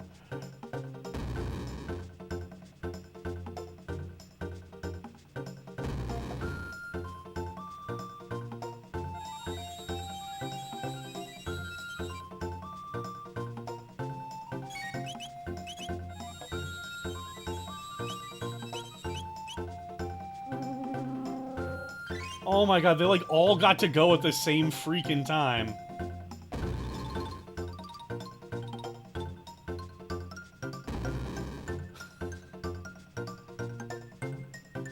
Stop!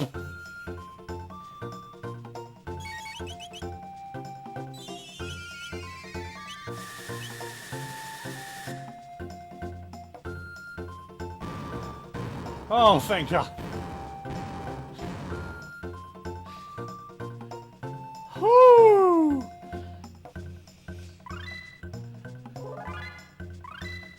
Learn iceberg toss dual attack.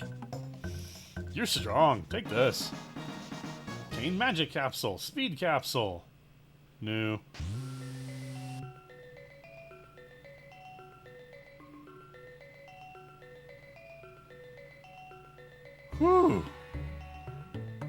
Oh boy. That was...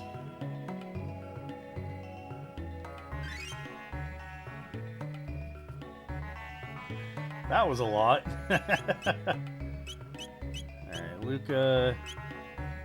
And... let's do Robo.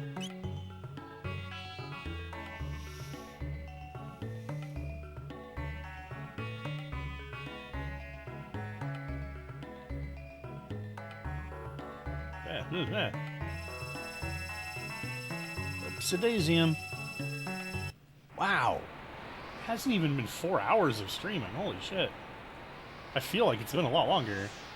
But I guess maybe I feel like that because we've just done a lot in the game, but...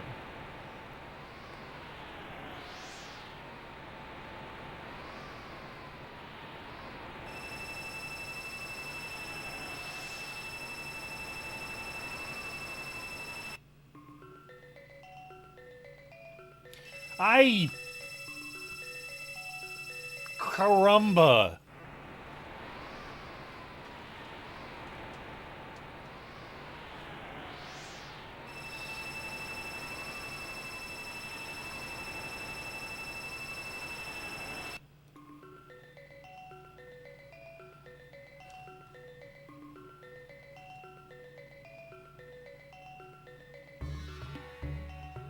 We're actually not done in Kajar, because I never went in here. Oh, this is not the room I thought it was. The structure you can see deep beneath the waves below is the Ocean Palace, a symbol of our queen's greatness. How they're building something underwater is beyond me, but the magic. The palace is the beacon of light which will guide us to a brighter future. All praise the great and wondrous Queen's zeal. You could just feel the tyranny steaming off of everything they say.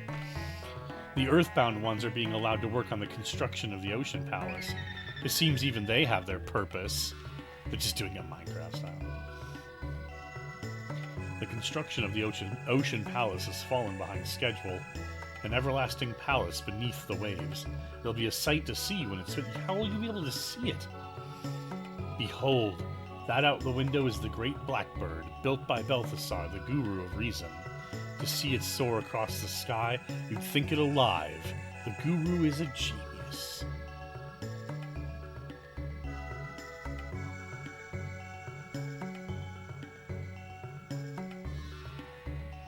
Okay.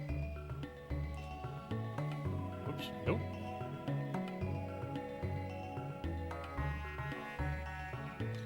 Okay.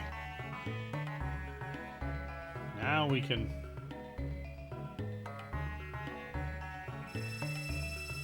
Yeah, by being allowed to work on the Ocean Palace, obviously, is just... They're just being used as slave labor.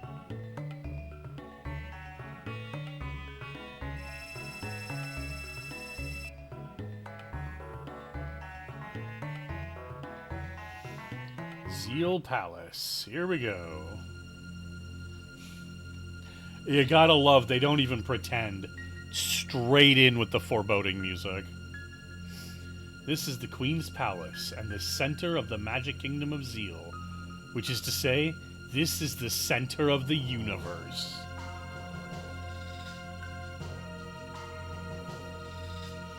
The source of our energy rests deep below the sea. Once its exact location was determined, we began constructing the Ocean Palace there.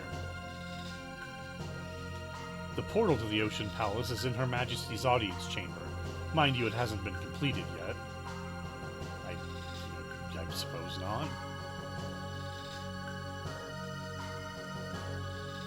That wandering prophet is amazing. Every prophecy to escape his lips has come to pass. It's as though he already knows the events to come. Unnerving is that he's supposed to be a prophet. So, like...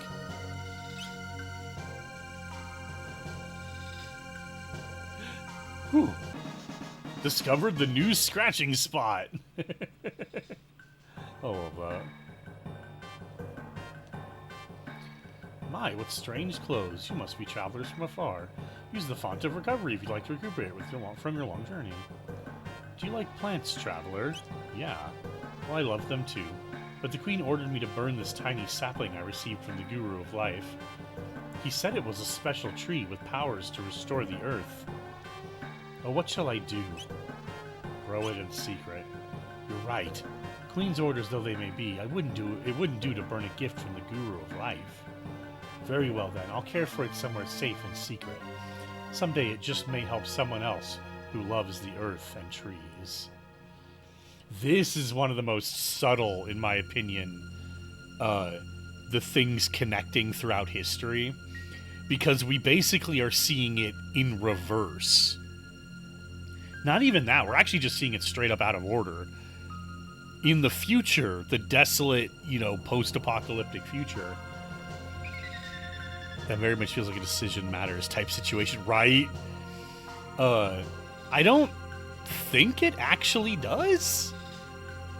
Because the implication is the seedling that was still rotten in the future, that was kept safe by the man who died in the food storage containment. That it's the same seed. Not the exact same one, but it's like, down from the same line of plants. And I mentioned before you might not have been there, but the forest were going to help grow in the Middle Ages. The implication is that this seed here and that seed and the seeds we use in the forest, it's one long line of this plant bearing these trees that will help regrow the earth eventually.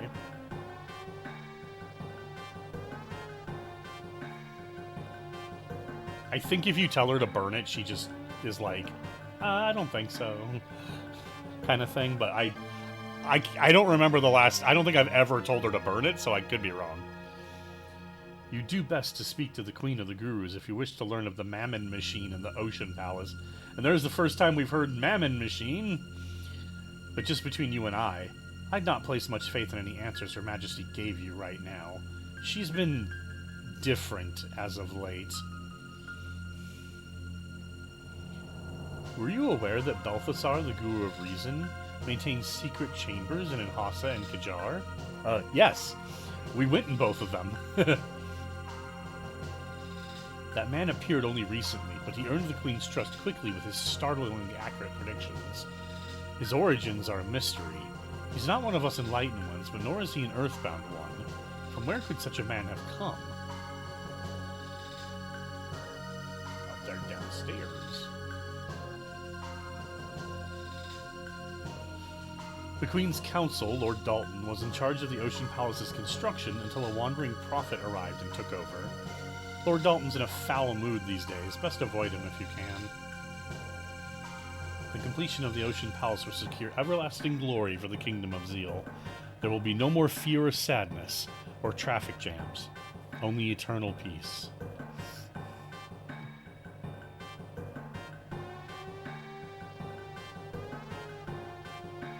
The Queen must have borne a great deal of pain and sorrow in silence. Progress requires equal sacrifice. Much must have been given to allow Zeal to attain the glory it now knows. Well, no, it's just that it's been built on the back of, slave labor and bigotry. This will take you to the bedchambers. Okay, good night. Well, we'll go there in a second.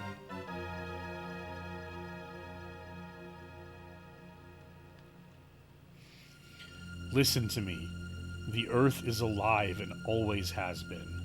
She changes slowly so you never see it. From flat lands into mountains, from mountains into seas. A way may someday open even to the Forbidden Shrine in the north, or to the Sun Temple, but it could take untold years. The audience chamber. The Mammon Machine. Oh boy. Even Balthazar, who designed the Blackbird in the Ocean Palace, has vanished. How strange that the three gurus who guided Zeal to its present glory have all disappeared at once. They say that Gaspar, the Guru of Time, continues his work on some deserted island. He strives to make a time egg or some such nonsense, but no one has seen him for years.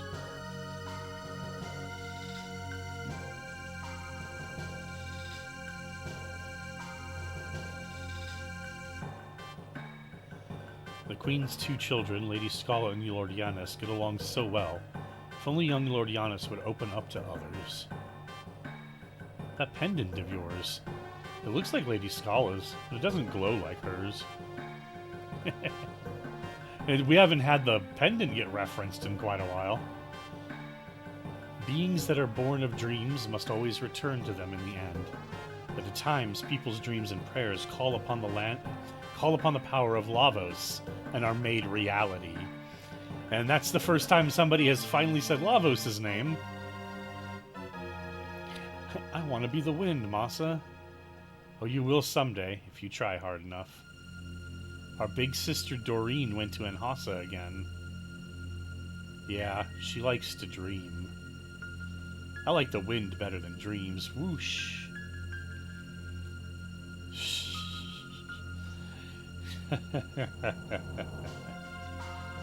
Oh, this game does such a... I never really picked up on just how fucking creepy Coming to Zeal really was. All these little connections that seem to be connecting it, not like to all these other points in time, and just like the really obviously horrifying implications of like their kingdom being built on the back of the Earthbound ones, slavery. They're completely like disconnected senses of like being part of the world and whatnot. Scala. Oh, Yanis, you've returned. Is something wrong? The black winds. You feel the foreboding too. Don't worry, it will be all right. Here, keep this close. What is it? It's an amulet containing my prayers. If something should happen, it will keep you safe. I wish that I could remain with you always, but Mother has other plans. That's not our mother. She looks like her, but she's not the same inside. Even still, forgive me, Yanis. Pardons, Your Highness. I did like a deep voice for that, but the Queen requests your immediate presence at the Ocean Palace. Very well. Well then, Yanis, I must be on my way. Oh, who might you be? Forgive me, my lady, but we must hurry. If we're late, I fear I'll be... Well, you know the Queen. Of course, my apologies.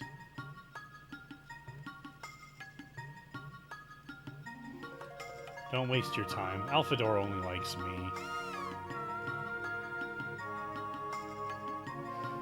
Go away.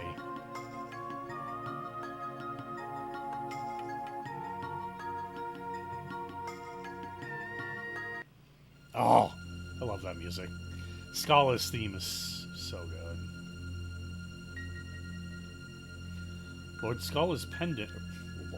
Lady Scala's pendant was made from the same red stone as the Mammon machine.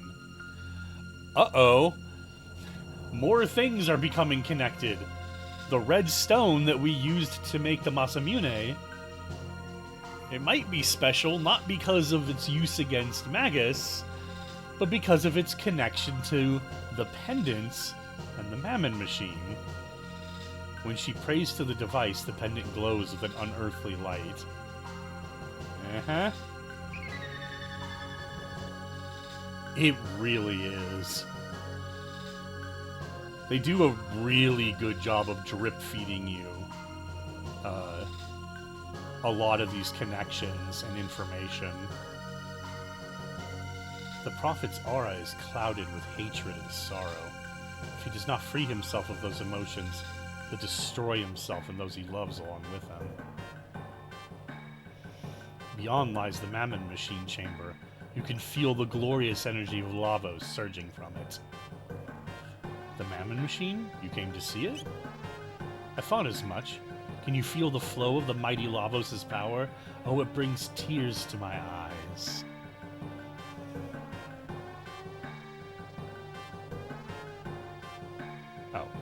thought something was going to happen. This is the font of Zeal's power, the Mammon Machine. It draws and magnifies the limitless power of Lavos. Operating the Mammon Machine requires magic powerful enough to regulate the energy the machine extracts. Excepting the gurus, Lady Scala is the only one with such power. The 3 gurus constructed the Mammon Machine from a reddish stone that had been kept in the royal treasury for generations. The Guru of Life, Melchior, was in charge of the plans and conducted a great deal of research on the nature of Lavos. But now, well, I'm sure you know the rest. Melchior, the Guru of Life, opposed the Queen's plans and disappeared shortly thereafter. It pains me to consider some conspiracy may be at work, but it is terribly suspicious. When the Mammon Machine was finished, the Queen became a different person almost overnight, a much colder one. Just between us, I heard that any who oppose Her Majesty, and not just the Earthbound ones, vanish and are never heard from again. If the Mammon Machine is moved to the Ocean Palace, we can extract even more energy from Lavos.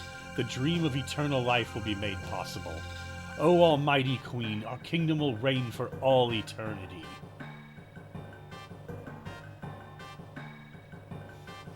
Well, it's about enough build up to the fucking horrors. Let's go get in real trouble. Well, first, let's learn something. That door looks familiar.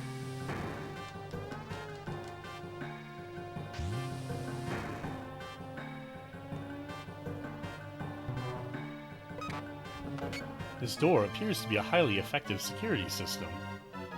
There must be something different about that pendant. That's the door on all the buildings in the future. Her Majesty said she had business at the Ocean Palace. None may pass until her return. Your pendant? It looks identical to Lady Scala's. I heard that when Lady Scala communes with the Mammon Machine, her pendant glows with a strange light. That door cannot be opened from the outside, save with a powerful magic key like Lady Scala's pendant. Your pendant looks identical. Yeah, same dialogue. Kind of, that's a little funny that they gave them both the same secondary dialogue, but...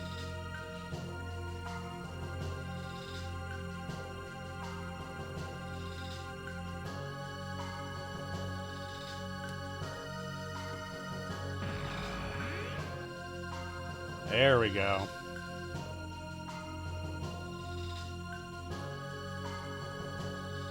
What's fun is that this did something more than just give us the power to open the black doors. This also gave us the power to open the black chests.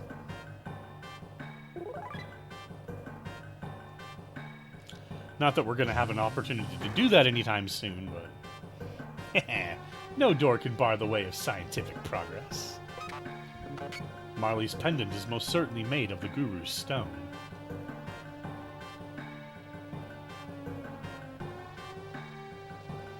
Who are you? How did you get in here?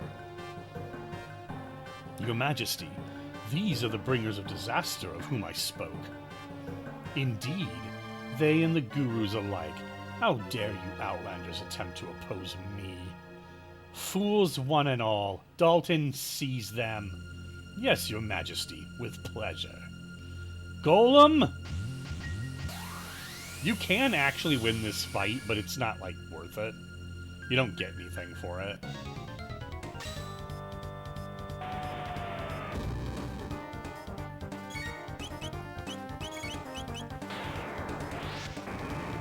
Boom! Look at that damage! I think that was more than Chrono's maximum health.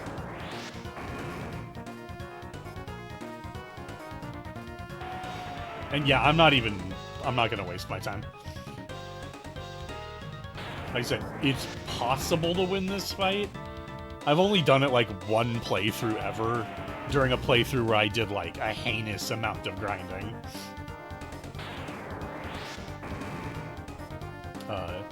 It's most feasible when you're doing New Game Plus runs, since you keep your levels. into each New Game Plus and your equipment. Fear not. I won't kill you. Not immediately, that is. I'll allow you to sample every type of pain and fear imaginable first.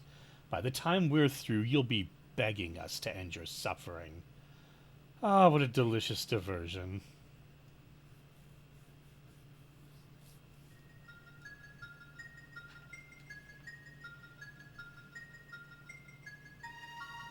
Idiots. What will you do, Scala? Let us help them. I don't think it'll be of any use. You'll be in trouble if you let them escape. Don't worry about me. I'll be fine. And they just might be able to rescue Melchior. I think it's Melchior. But that's another one of those things where I've never heard it pronounced. And I've been saying it that one way in my head my entire fucking life. So it's really hard to shift it over. But I'm pretty sure that's actually supposed to be pronounced Melchior. Are you alright? Quickly, you must flee the palace. And if you can, please, free the Guru of Life. He was sent to the Mountain of Woe for opposing my mother's plan. Please, you must help him. I'm afraid I cannot allow that. Oh, I was doing Dalton. I thought it was Dalton. Your meddling tires me. Seems I'll need to put an end to you here. No, you mustn't. Don't.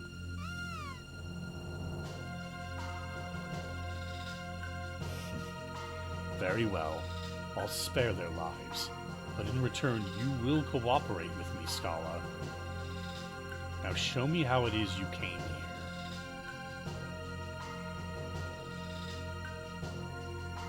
So you came through here. Now, Scala, once I throw them in, you will seal the portal shut. You will obey me. Their lives are at stake. His forward-facing sprite makes it a lot more obvious who he is. Very well.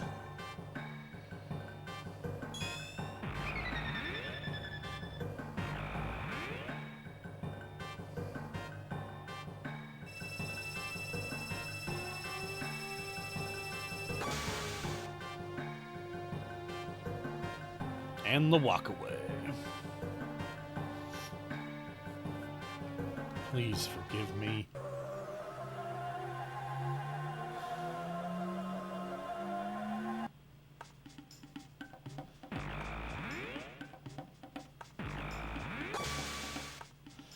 The Prophet could have just as easily killed us.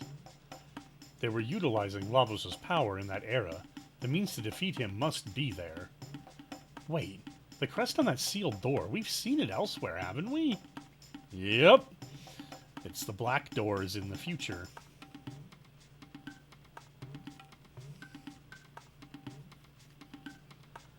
Kind of funny that they show us this. Like, that we can see the new in one of the, gurus.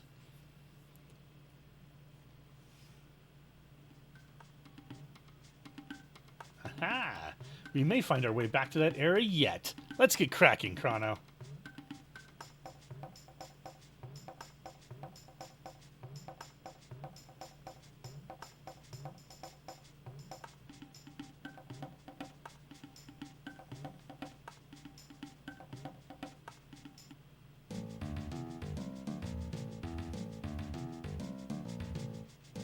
Oh.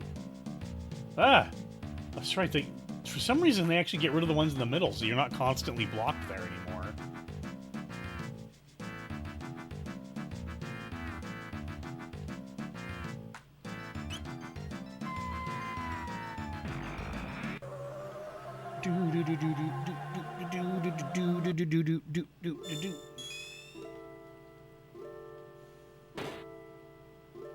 Curious.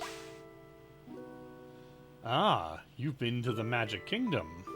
With that pillar of light sealed, you'll be needing to find a way to move through time more freely, should you wish to return. I recall someone working on such a device. The Wings of Time, I believe he called it. Though, sadly, I fear the man's mind left him in the course of those long years of research.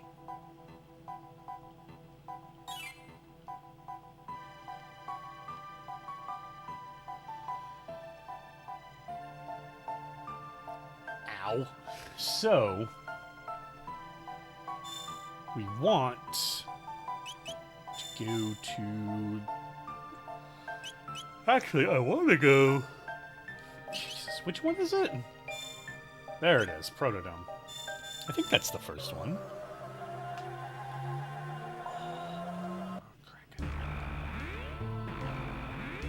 Or maybe I'm wrong. I think I'm completely wrong. Wrong one. I wanted... Protodome was where we went the first time we were in the future. I do love how by this time you've probably, like, long forgotten about it, and so all of a sudden being like, oh shit, we're gonna go back to, How am I so bad at this? Like, oh shit, we're finally going back to the future. Also, you know, we're going back to the future. There we go. There's the first of the black doors we can open. This is just some stuff. Alluring top. High ether. Workman's wallet. Workman's wallet. Oh, I think that's an... accessory is in fact the word. It's just like you get more money from fights. Oh! No, it turns EXP into gold. That's kind of crazy. Now let's see. The alluring top, I'm going to assume, can only be... Oh! Can it only be worn by Ayla? Or am I just looking at the wrong thing? Oh, is it a... accessory? Oh, it is. It boosts the success rate of Charm, and Ayla's the only character with that ability. So, you know. But, like... alluring top. Uh-huh.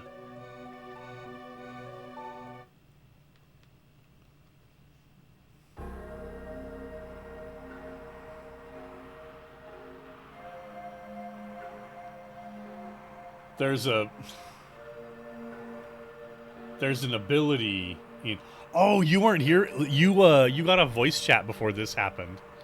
You remember when I was talking about Chrono Cross and how you find, like, in the Dead Sea, you find the remnants of the now dead timeline of Chrono Trigger? One of the things you find there that you can use is this.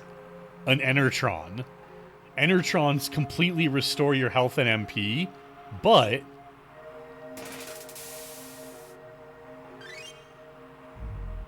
you're still just as hungry as before. And I will give them this. It still says that in Chrono Cross.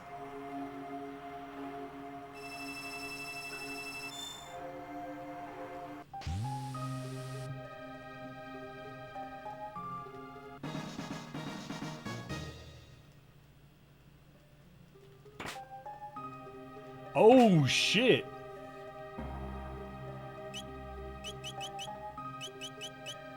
I forgot we got a gold stud for free.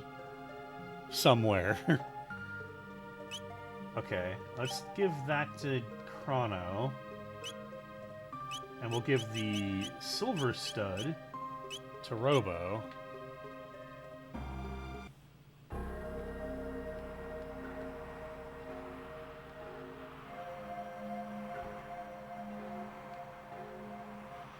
So now Chrono's,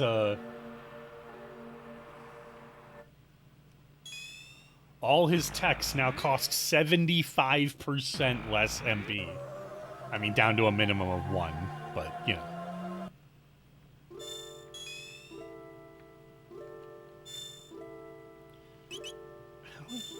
There's Protodome, okay. Yeah, I give Chrono Cross shit for not being a particular, like, its story feels like a really insulting sequel, but it as its own standalone product, it's really, really good. And that's one of those, like, attentions to detail you fucking love to see.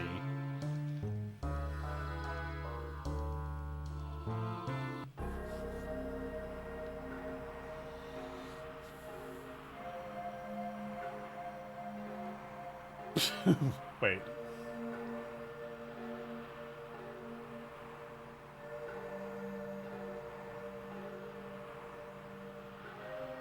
I guess we just have to do this manually. Can I just... Yeah, it's fine. It's fine. The mutants are no longer going to be a threat. Whoa! 3 of them. That's funny. I went to quite a bit of trouble to avoid fighting the mutants the first time we were in the future.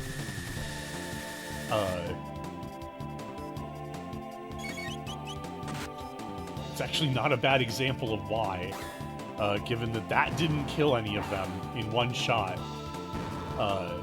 And that would have been like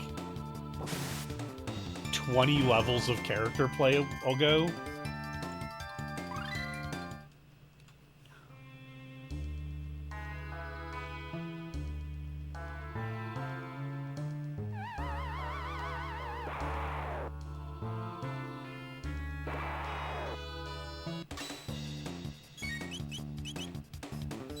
We can spam the shit out of lightning too now, because it costs 1 MP, 2 MP, something like that. His ultimate tech, Luminaire, will normally cost 20 to cast in a game where the character's MP maxes out at 99. So, you know. It costing 4 thanks to the gold stud is a fucking godsend. It's one of those things where you're totally willing to give up what, you know, a more like, what am I trying to say? Like a, you know, an accessory that boosts your power, or an accessory that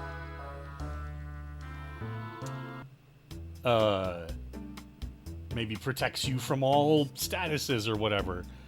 When you can turn 20 MP cost into fucking 4 for your most powerful tech, like, you'll just suffer having to use up some panaceas occasionally for that shit. Like, whatever.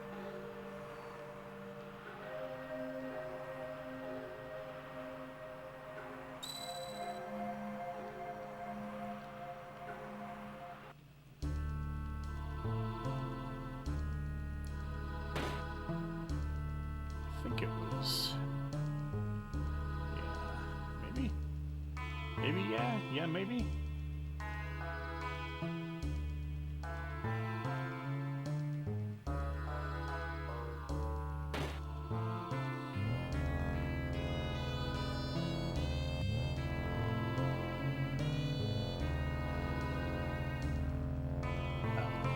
Oops. God damn it. That was just straight up the wrong direction.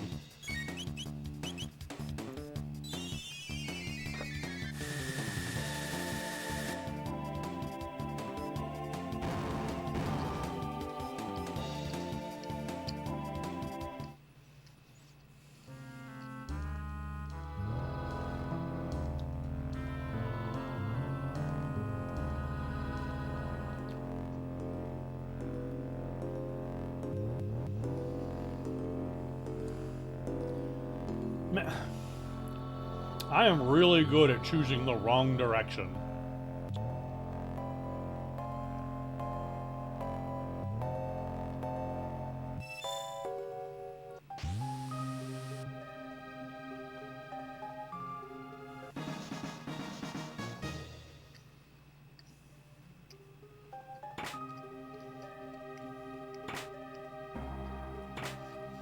Hey, that's like a first elixir, I think.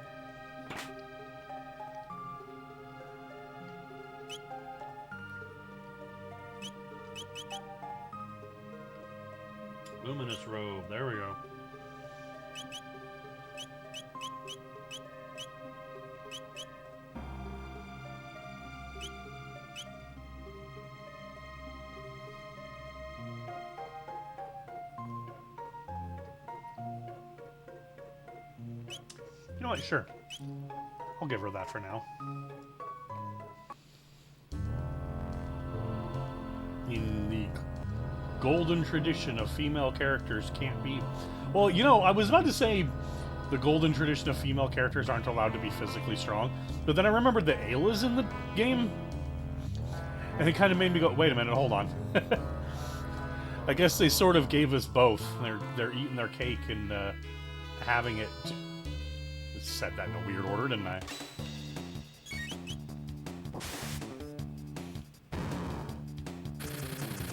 They're having their cake and eating it too in this regard.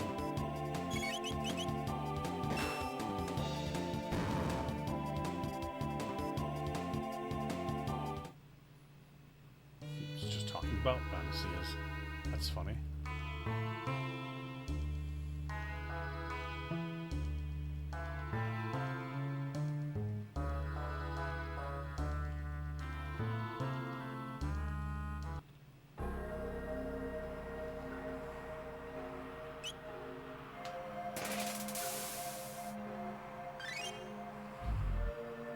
You're still just as hungry.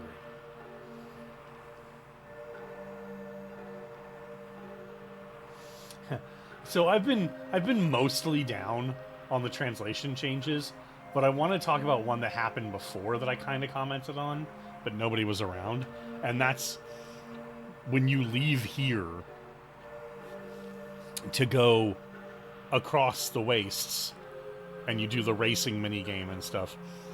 When you first leave this section after completing it, Doan, I think that's his name? Yep. Oh, it's you. Look, the seeds sprouted. The seed. In this translation, Doan says there's a part where he's like, you all seem different than us. And in the original translation, for some bizarre reason, I really wonder how they got to this, point. Luca responds that she thinks it's because they're healthy. And Doan says, healthy? Has a nice ring to it. In this translation, and what I'm positive is a more accurate translation, when he says that they are, fundamentally different than we are different than they are, Lucas says, I think it's because we haven't lost hope. And Doan's response is hope. I haven't heard that word in a long time, but it's got a nice ring to it. So I just want to point out that, I'm not going to be down on all the translation changes. Even if the ones I've been down on are less a problem and more just my preference. But that one is one where the new translation was just flat out better. That is just a way better response for him to have. And thing for Luca to have said. Now here's a funny bit. Yay, outsiders! Better report to Crawley. We could have come here and done this dungeon, way earlier. I never do. If you do it early, you can get, some early stuff. But it's actually quite hard to do it early.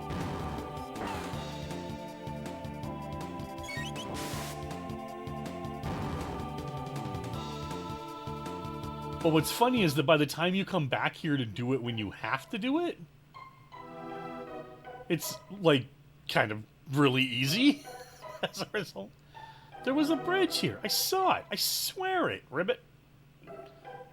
What, it got up and walked away, Ribbit? Don't you lie to me. There's nothing here at all, Ribbit. But it's true, Ribbit. Someone's coming. Let's scram, Ribbit. Ribbit, Ribbit.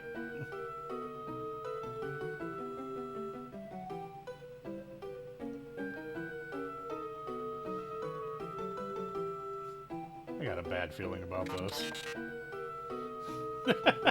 I don't remember that dialogue. Or that is to say, I don't remember them stopping to say something right there. There's a diary here. The final entry reads as follows. I'm through. I can't take any more of this. The fishmen attack if I make even the slightest noise. If I knew things would be like this, I'd have taken the guillotine any day of the week. Think I'll go out with a good loud scream. See how the soggy freaks like that. Yeah, so here's a funny little bit where we need to avoid touching stuff. Like if we touch the cat, it'll meow.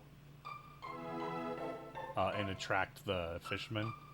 If we touch the junk, it'll make noise. Cheese!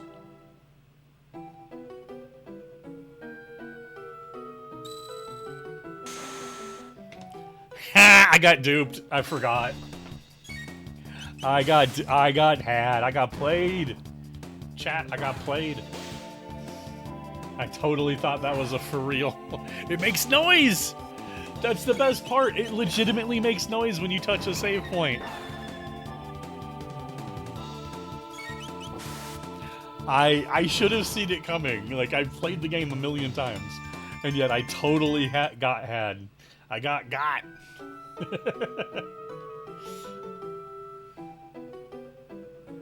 I'll be honest, normally I just force all the encounters anyway, because why not? I've actually, this playthrough, I've probably avoided more battles than I've ever avoided playing this game before.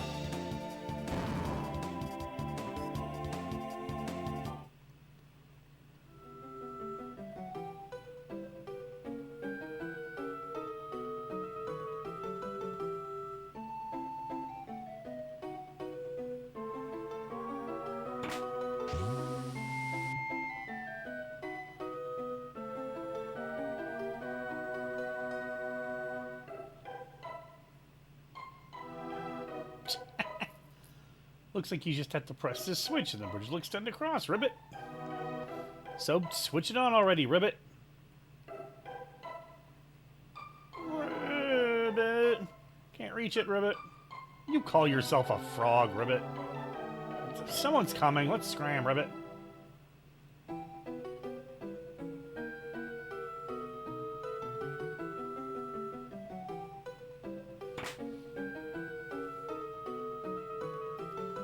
And here's the boss.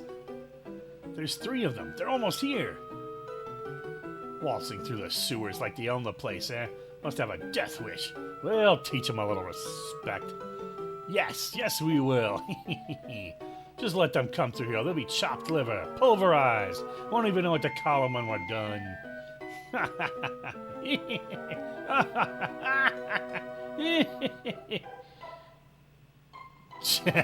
The lookout's just like, I'm out of here. Huh?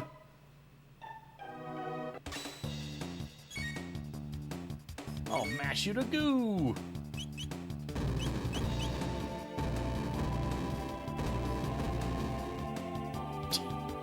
Holy crack-a-loli. That's a put him down to 1 attack. Oh, a bomb.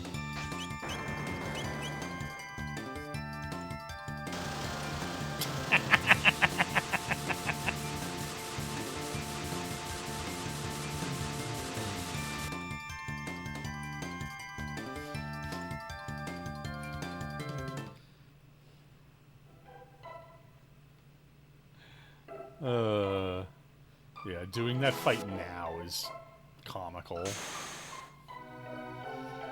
I'm assuming, just high-grade aerial. If full mechanics aerial is on sale, damn.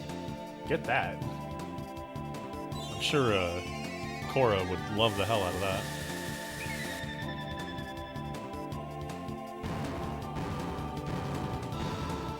The full mechanics looks so good. I'm always like, there's a little part of me that's always tempted.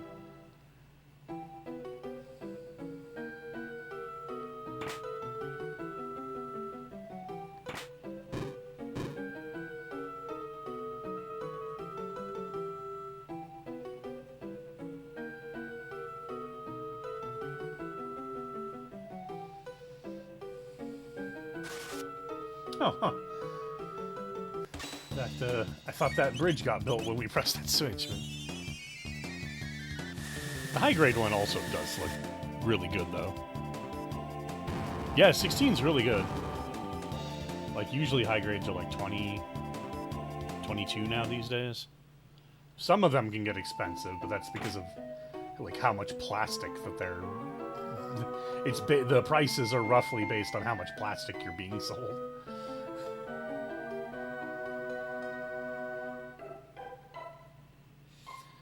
As a result, that's the new Sandrock EW was kind of expensive, but that's because it comes with all the extra plastic to make the cloak.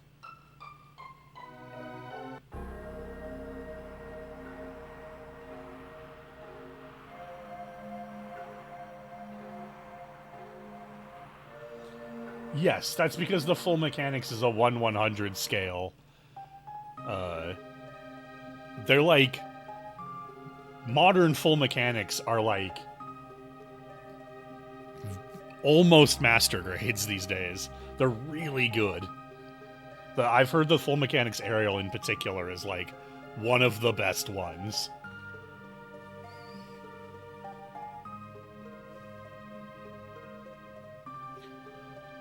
Please do not disturb my slumber.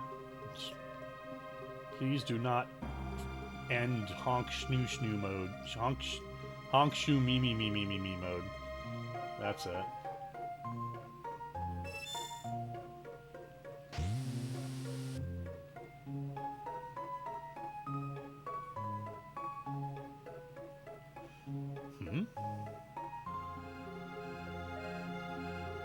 You who have opened the door. I am Balthasar, the Guru of Reason, and formerly of the Kingdom of Zeal. I was cast to this era by a great disaster which befell our land. Much to my surprise, I have learned that the creature Lavos was not a product of our age. Far from it. It seems that the being fell from the sky in a bygone age, burrowing deep into the planet's core. There it began to feed upon its energy, growing ever stronger. Lavos' form was revealed briefly when he was summoned forth by a mighty wizard by the name of Magus in the year 600. In the year 1999, Lavos emerged to claim the surface. Now it has taken the place I've named Death Peak as its throne, or nest, as it may well be. Its miniature spawn now flow from the mountaintop, an avalanche of death. Lavos is a parasite of gargantuan proportions whose host is the planet itself. Trapped here, I endeavor to continue my study and observation of Lavos, but I believe the end draws near. Maintaining one's sanity is an endeavor in and of itself in an age such as this. An endeavor I fear may be futile. So before my mind is lost forever, I have decided to leave these records of my knowledge behind, along with my greatest invention. Ever did I long to return home, and toil endlessly in search of a way. But as I neared the completion of my research, so did I near the end of my days. I have grown old and frail, and so I leave it in your hands, you who have opened the way. Take hold the reins of time, and let all the people of this planet's past and future join as one. Then, and only then, you just may be able to stop Lavos. You have little chance of success, but even a little chance is still a chance. You who have opened the door, the fate of the world is in your hands. Open now the final door, and claim what awaits you, my last and greatest work. The Wings of Time.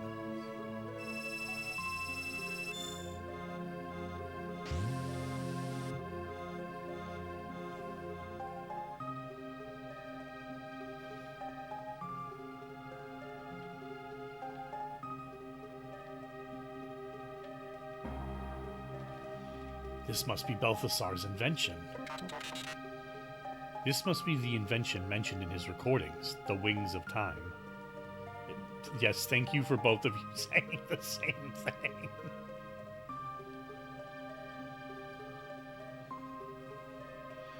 Good thing it's exactly a 3-seater. Would have been really awkward if it was only a 2-seater. Scared you, didn't I? It's me, Balthazar. I copied my memory into this thing. What do you think? Precious, isn't he? Anyway, there is something I need to explain, namely how to transcend time. Press the Y button to display the time gauge, then use the L and R button to select an era. Ah, yes. Falls asleep. Honk shoo me. Ugh. Before you go, why don't you give a name to my time machine? The Epoch. Well then, hop aboard.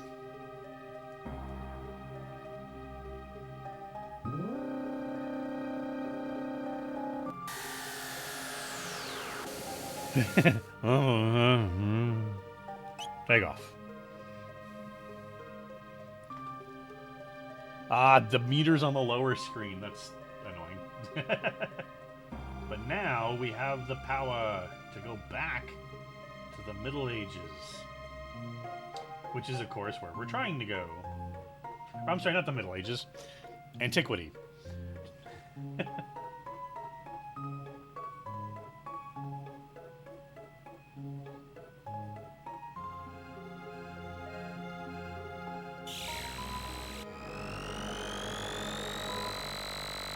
We're actually getting really close to,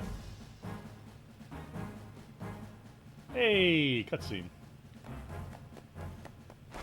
That was a Goku face right there. How does Chrono know how to fly this thing?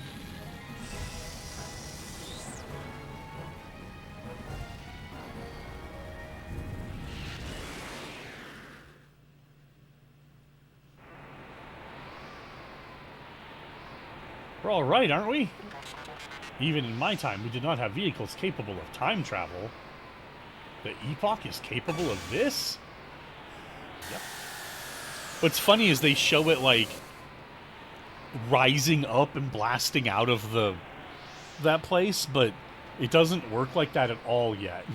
It can't actually move from its spot.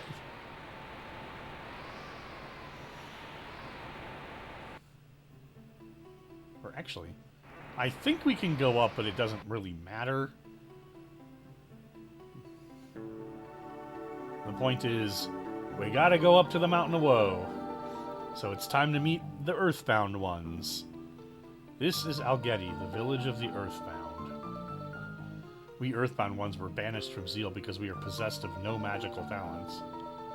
And because the people of Zeal are, pieces of shit. Might I interest you in some goods? And or services? Hey, new weapons. It's been a while. Ooh. Okay, how much does stuff cost? Because oh boy. We do not have a lot of funds at the moment. And I have a bad feeling that literally everybody, yep, every character kind of needs a new weapon. Oh, Luca and Marley need them worse than everyone else. Alright, let's start with Marley and Luca. So let's buy a Comet Bow and a Mega Blaster. Immediately go equip them. Sell their Man, I don't really want to sell their previous ones. I like holding on to everything in games like this. Oh, I can't even afford the Zanmato now if I don't do that. Phooey. Huh. That's weird. I don't remember having money well, I mean, I did just say that I've been, like, skipping more fights than ever. And you don't get any money from,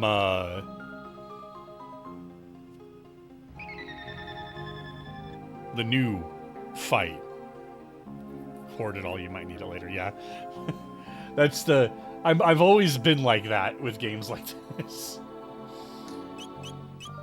Can I afford... Nope. Shit.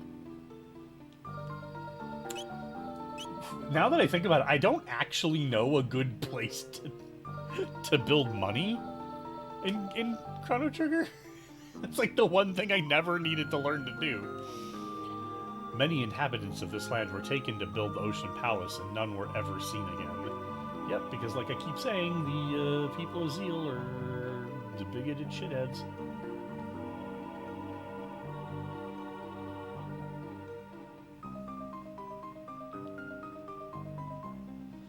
The Queen has installed the Mammon machine in the Ocean Palace in an attempt to absorb Lavos' energy. But is there not peril in such a thing? The Guru of Life said as much, but it only led her to imprison him upon the Mountain of Woe. I fear there's little we can do. Maybe you, but there's more I can do. The Guru of Life said that young Lord Giannis possessed power within him exceeding even that of Lady Scala. But then the Queen lost her mind, and the young Lord grew to hate that power and all the suffering it causes Lady Scala. Now he hides it, denies it, and shuts it from his thoughts. FF7, I don't think I've ever used a source item for boosting stats. Yeah, that's I used to be like that with the tabs in this game.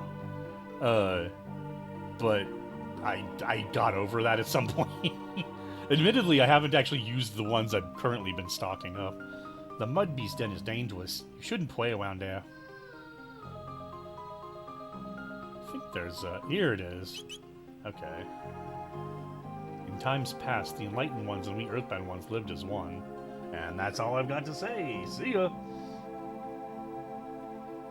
Okay, actually, I do need to rest. Ugh. Oof.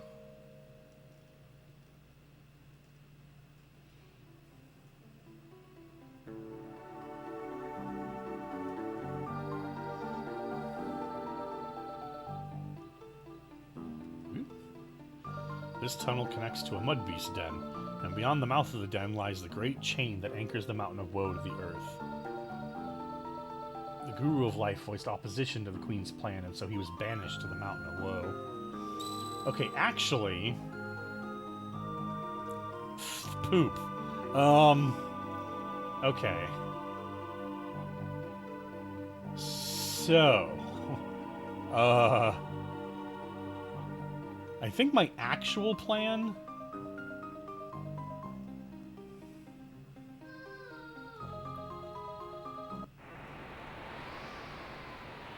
Okay,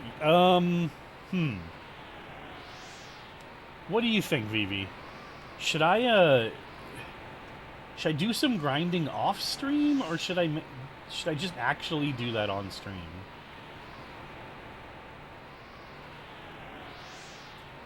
Because it's occurring to me that my preference for the next boss fight is to have Delta attack.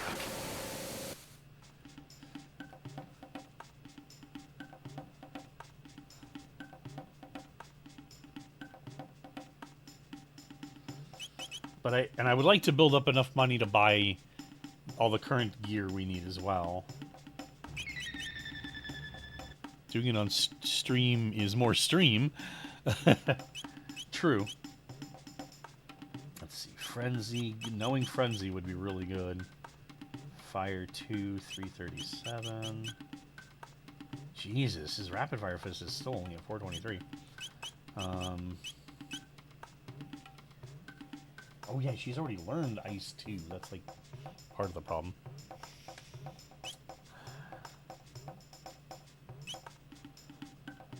I wonder how quickly...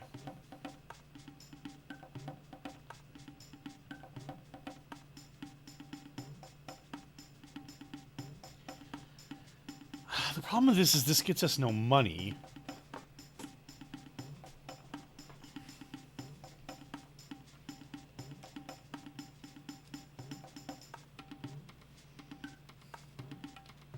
Could you look something up for me? Of the items that we can trade for, with, you know, the feathers, petals, etc., Which one sells for the most money?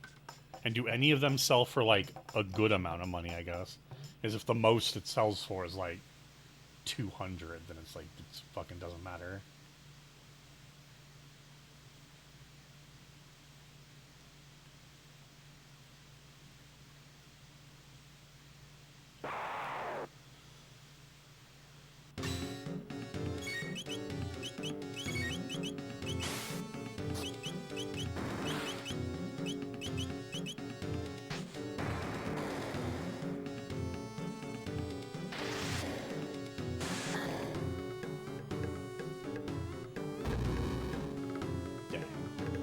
I was hoping I'd be able to win before it even attacked.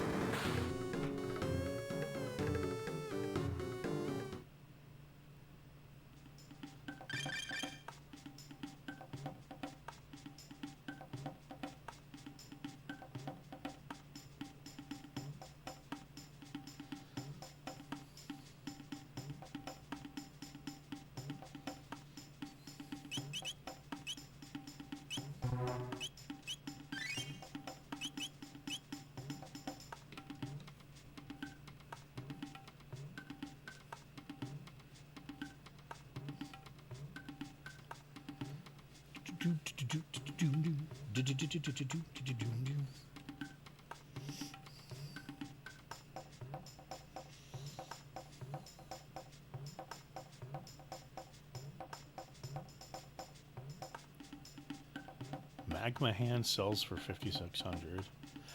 Wait, but is that for when that's the updated stock? I don't think they sell those or trade those yet.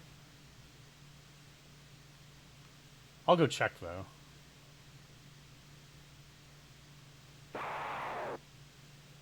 Oh, just after the Magus fight. Okay.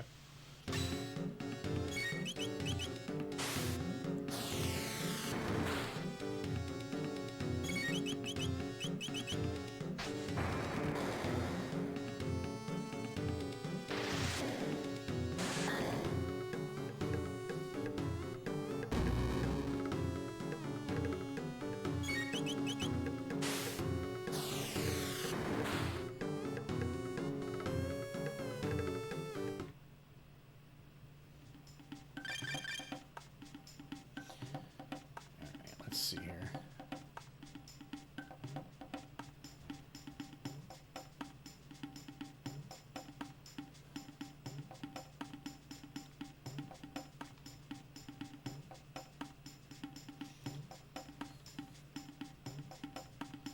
When does the ruby armor get unlocked? Is that after, Oh, I forget what fight exactly ends the antiquities section of the game. I guess technically that's... Oh, after Chrono is revived, straight up. Okay.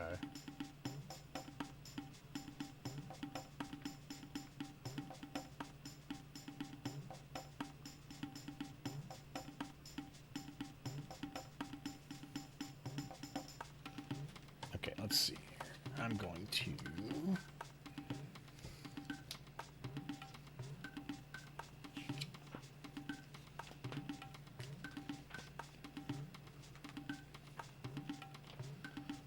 Eat your soup. Ah, here we go. Oh, interesting. I see. That's what that meant. Okay. So... Interesting. I wonder if these are just better than what I've got at the moment.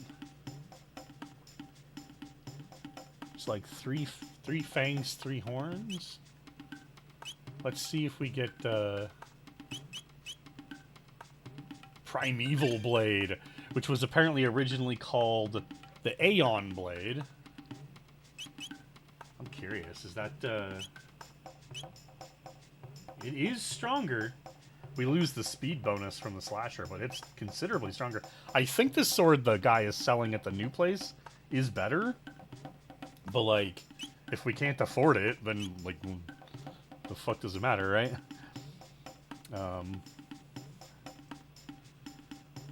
Three petal. Okay, so petal and fang. This is gonna get us dream gun, dreamstone gun. Then three petal, three horn gets us dreamstone bow. And then petal and feather gets us a magma hand. And then it's still ruby vests and rock helmets, so that part doesn't matter. Yep, the dreamstone gun is not better. The magma hand is better than the death claw. Combo dreamstone bow is not better than the... Yeah, so the new ones we bought for them, that makes sense. Okay, this was still better than nothing. We can also...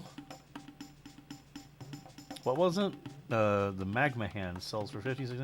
So 3 petal, 3 feather.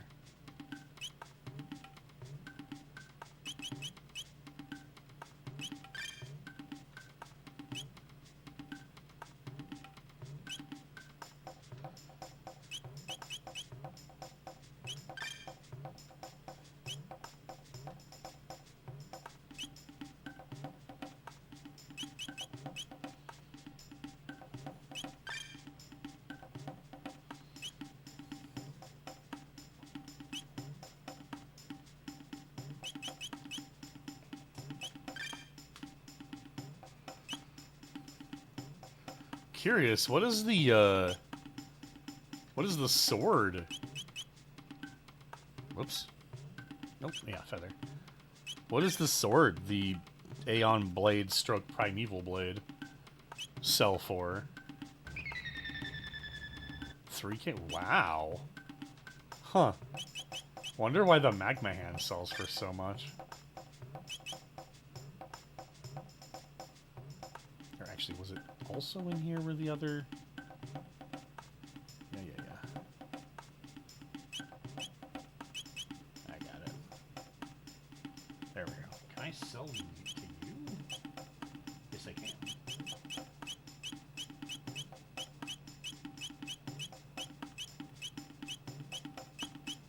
There it is. Yeah, look at that.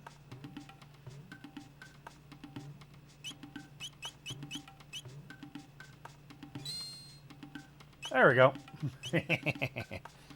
Hopefully that'll be enough to buy the... Okay, so the sword is worth more. Okay. That's fine. That's fine.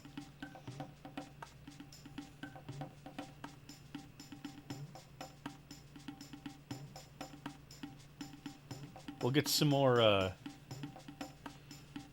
learning spells in. I at least want to learn Ice 2.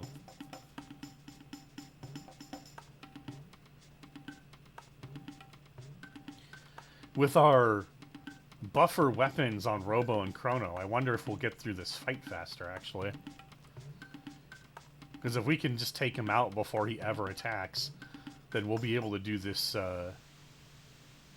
this grind even easier. Because we won't have to stop to heal. Oh, come on. I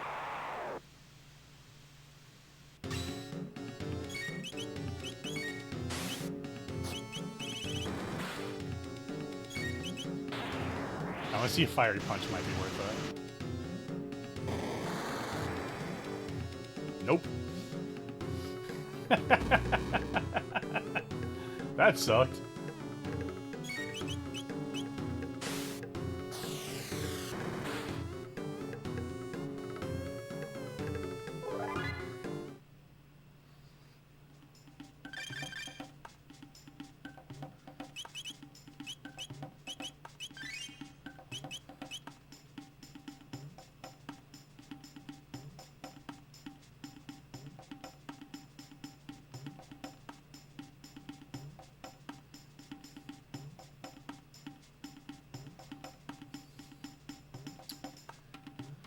You know, a doubly is fine, Even if you misread that, because the two things we trade for the Magma Hand are the opposite of the two things that we trade for the Aeon Blade. So it's not like we even gave up anything that we, like, you know, if we want to just go and get some blades to sell, right? Like, we didn't actually hurt our ability to trade for those.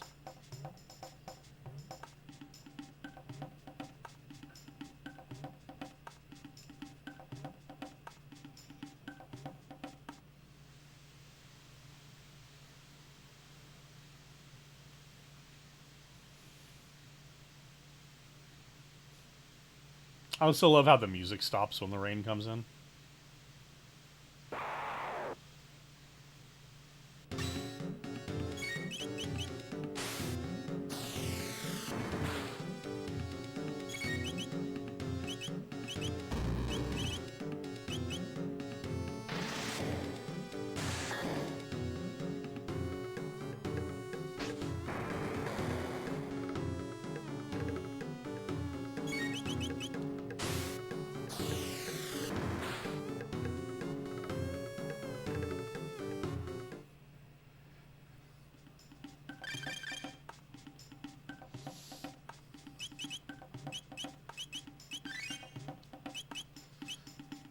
Chrono would just learn Frenzy, then we'd probably be able to take him out in one turn. Or one turn? One... before he hits us. Words. I feel like I've really been struggling with words lately. Oh...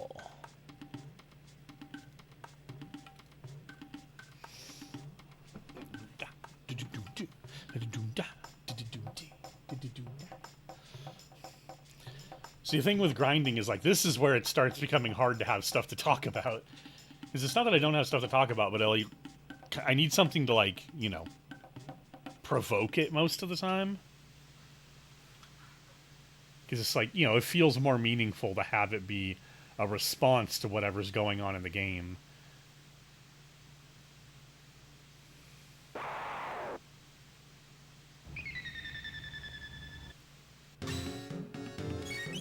This is why I need a couch. Like, not a literal one, a people couch. And not a couch made out of people. Look, you know what I mean. Tell us the full timeline of Gundam. Which universe? God, don't actually ask me to try to explain anything other than Universal Century, maybe G Gundam and Wing. I couldn't possibly explain, like, the Anno Domini timeline. Timeline? How many are there? There are... So all Gundams, there are at least 4. That's one way to put it. Yeah. At least 4. There's more than that. All Gundam is divided into 2 categories. Either the Universal Century, which is the original show, and all of the shows that take place in its, like, universe and timeline. And then the alternate universe Gundams, which take place in their own, like, completely separate universes and don't have anything to do with Universal Century or each other.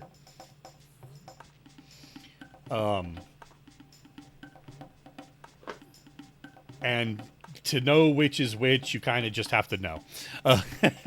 A lot of Universal Century stuff tends to have a year appended to the title somewhere, which helps, because it's, like, part of that is just literally, like, this is the year in Universal Century that it takes place.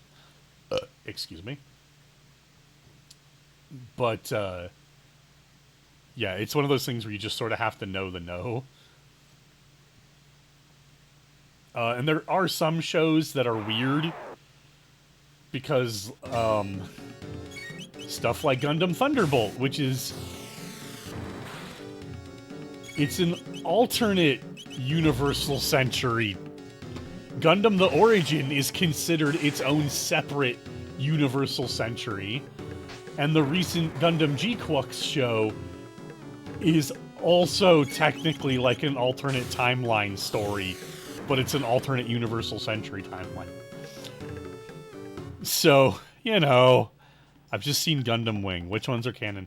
So with alternate universes, thankfully it's very easy. It's just whatever has the original show's extra title. So Gundam Wing and Gundam Wing Endless Waltz, the movie, that's it. Those are the two things canon to Gundam Wing. That's all you gotta worry about.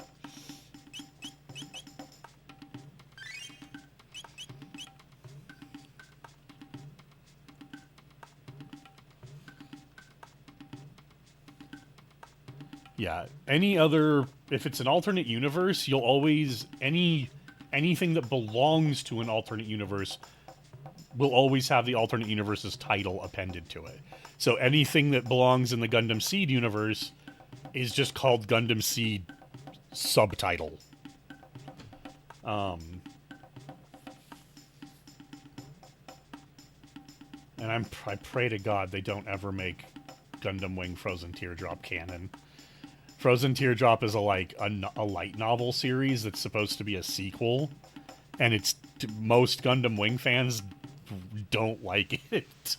From what I can, I don't like it, and from what I can tell, I have never seen a single person who liked it. The only thing people like are sort of the robot designs, which we can't even see most of it because they're all wearing cloaks. Literally all of them, not just Sandrock.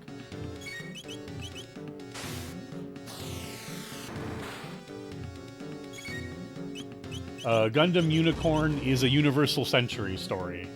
It is the furthest into the... No, it's not. It is not the furthest into the timeline. But Gundam really likes to pretend that late Universal Century doesn't exist. Late Universal Century is made... Yo, Frenzy! Is made up of stuff like Gundam Crossbone, Gundam Victory, and that shit got weird. That shit got weird as fuck, yo.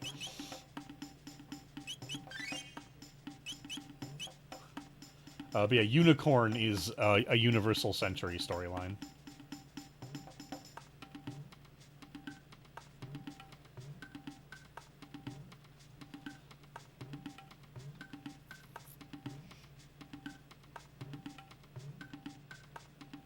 Okay, this time we have to remember to move the cursor down to Frenzy before we attack. Actually, be really interesting to see how much damage it does, because I think each individual hit is not going to be as strong as normal. Frenzy is technically the most powerful attack in the game, but you have to... That's only after you can get Chrono's strength stat up to a pretty absurd level.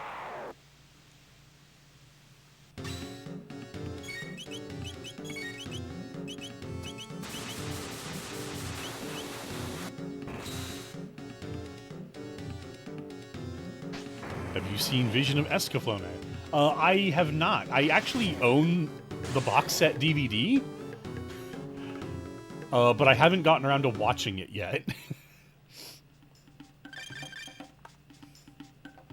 I'll admit, I originally didn't watch it because, and I'm not kidding, and it's really petty, but I really didn't like the way they drew the noses on the characters. It really threw me off. It's probably the first anime. Oh, cool. That's really cool to hear. I always think it's super interesting to hear what people's like first proper anime was. I do want to get around to watching Visions of Escaflowne at some point. Having seen, especially recently, finally watching some like clips of fight scenes and being like, oh damn! The fight scenes in this go way harder than I was anticipating. Holy shit. Oh, check it, Vivi. We can beat the new and without taking any damage now. Because Chrono learned Frenzy.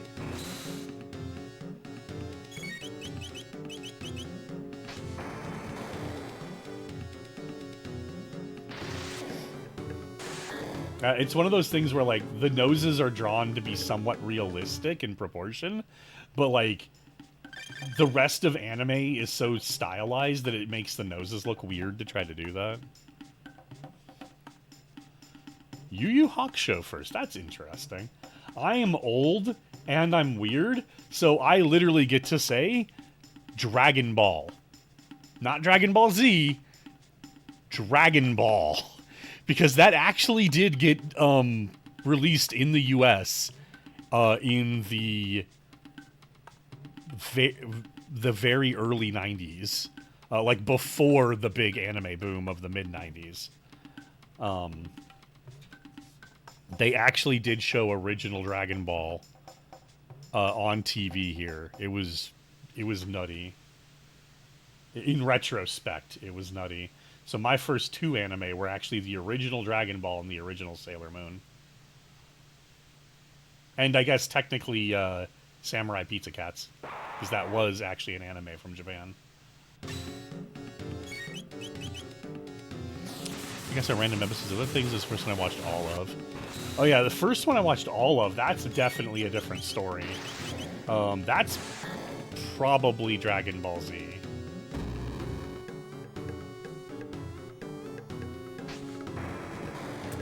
How did you get a hit in? You absolute donkle.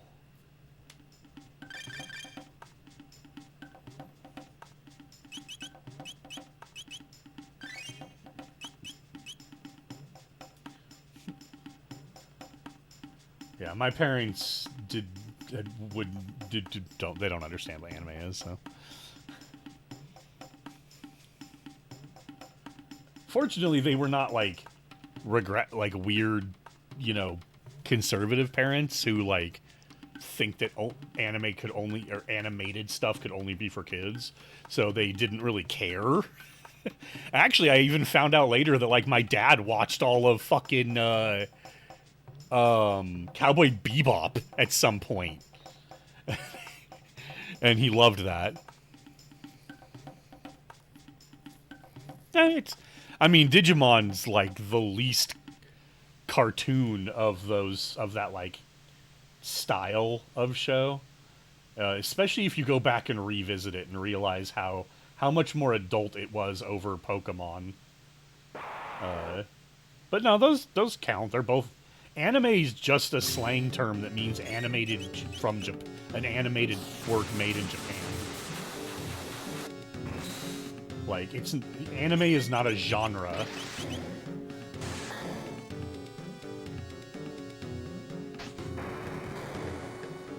Which I have to explain that to Whiteys all the fucking time, and it drives me insane.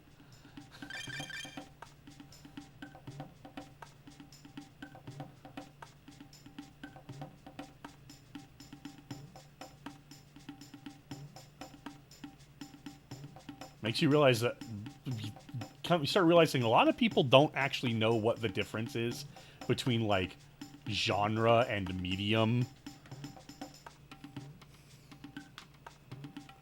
Oh.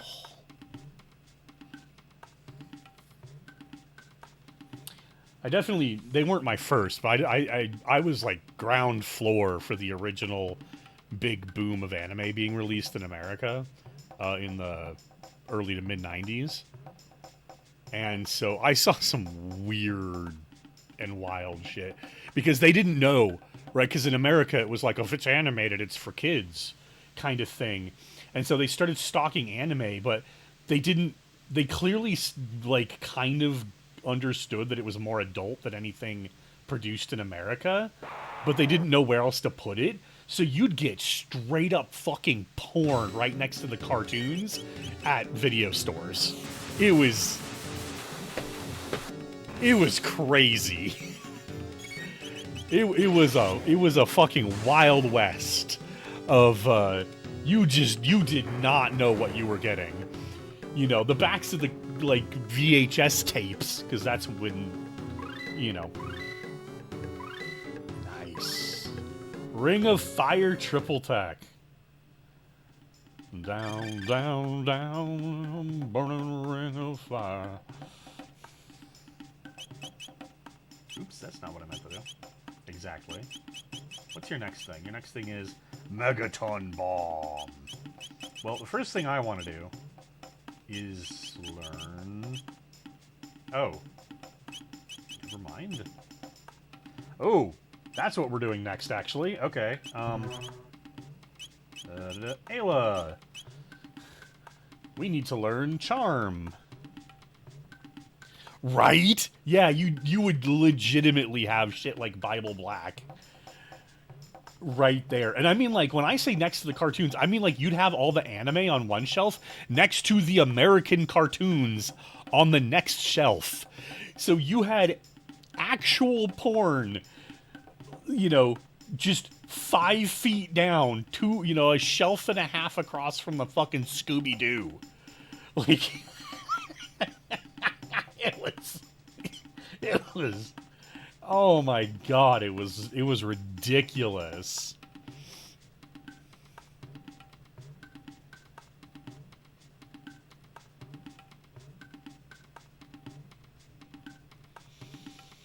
Yeah, I can't even remember, like, the names of a lot of the shit I saw back then. Because so much of it as well fell through the cracks.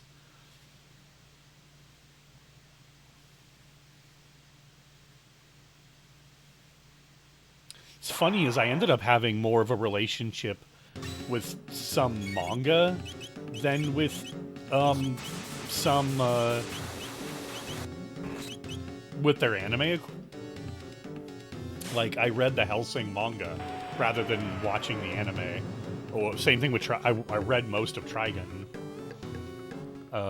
before I ever, without really watching much of the anime. Like, I saw a few episodes here or there or whatever, but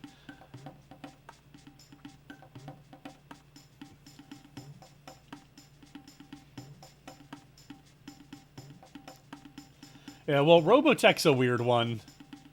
That's, I don't know if you know the wackadoodle history of Robotech in the West, and it being hamstrung by the company that had the rights, Gold something, I can't remember now, but yeah, it's wacky.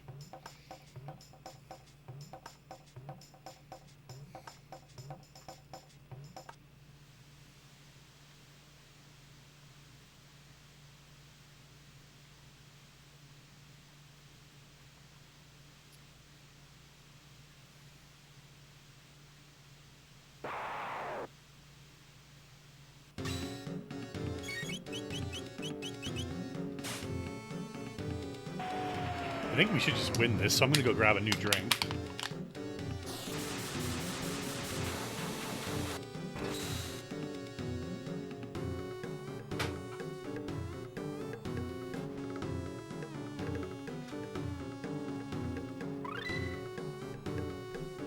Nice. I was right.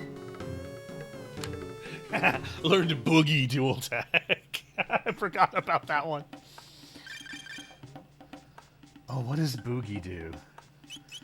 I'm saying that funny, but it's Boogie. Gotta boogie down. Inflict stop on all enemies. Huh. I might have to try that during some harder fights. I, like, never use status inflicting stuff. Yeah, the Secret Galaxy is where I learned, like, the full story. I'd known Harmony Gold, that was their name. Yeah, I'd known a bit of the story of Robotech, but yeah, the Secret Galaxy video on it is really, really good.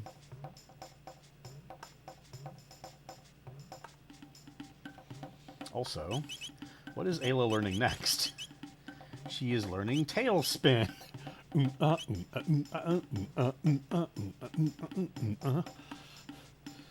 Tailspin, oh yeah, tailspin, oh yeah. Friends for life through thick and thin, it's another tailspin. Who remembers Tailspin? Sound off.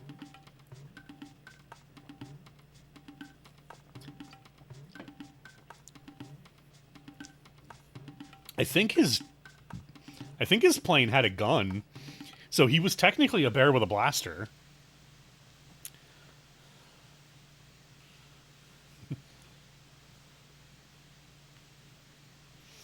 I want so bad. They're never gonna do it, but I would love so bad for Kingdom Hearts 4 to have a oops. You know, I actually meant to charm that time because I want to steal the mop.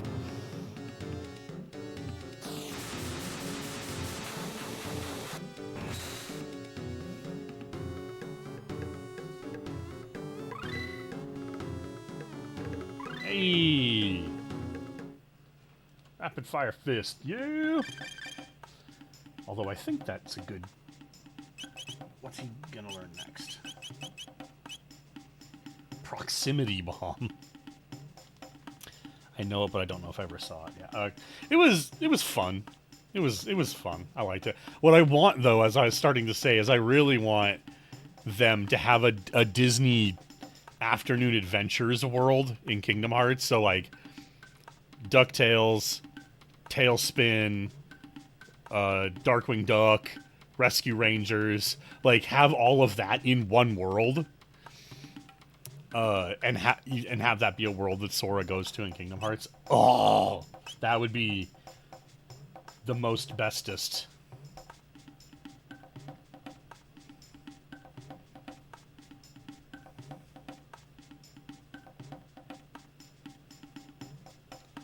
They even released all those NES games based on those shows as the Disney Afternoon Collection on, like, all gaming thingies. It's honestly wild that they haven't.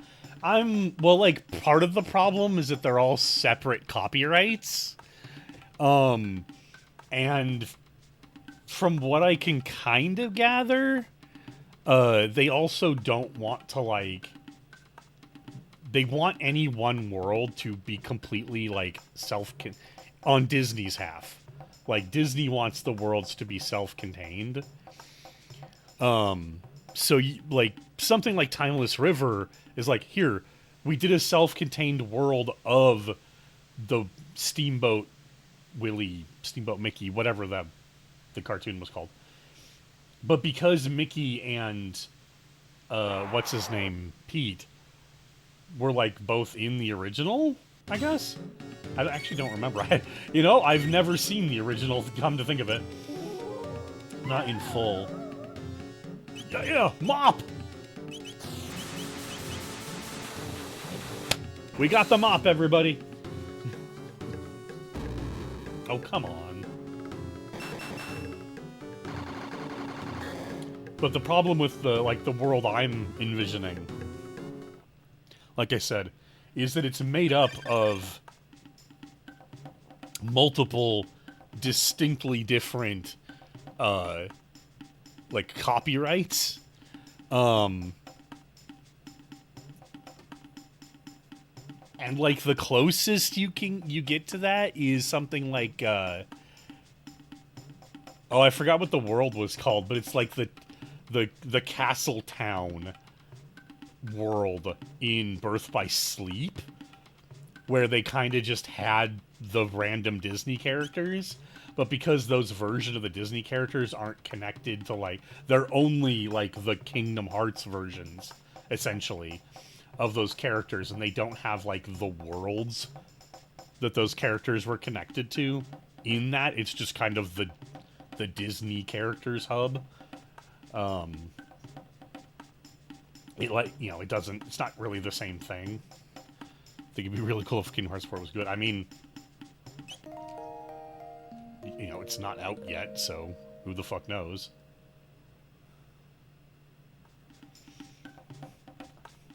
I am not going to go into it with a bunch of, like, expectations or assumptions, because that's exactly what ruins things for people, is they make up a bunch of bullshit in their heads about what a piece of media is supposed to be for them, and then they, instead of letting themselves just enjoy a piece of media for what it is, which is what you did when you were a kid and why everything seemed better when you were a kid.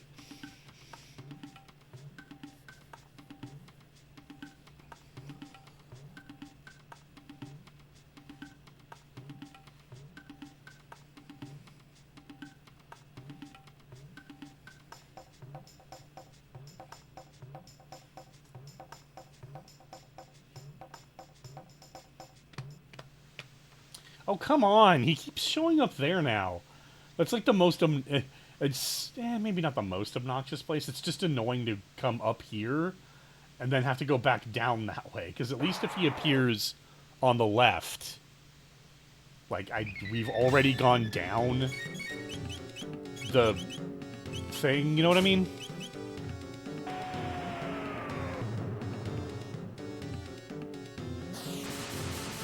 Oh, sure thing, bears.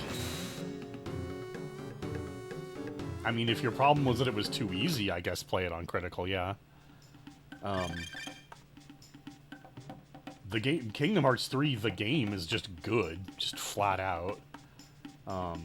It was the story that wasn't particularly well done. Oh, I don't think you need to play critical mode to turn that off. I think they just added... I think when they did the update that included the bonus end story stuff, I can't remember what they fucking called it. I think when they did that major update, they just added the ability to toggle off attractions.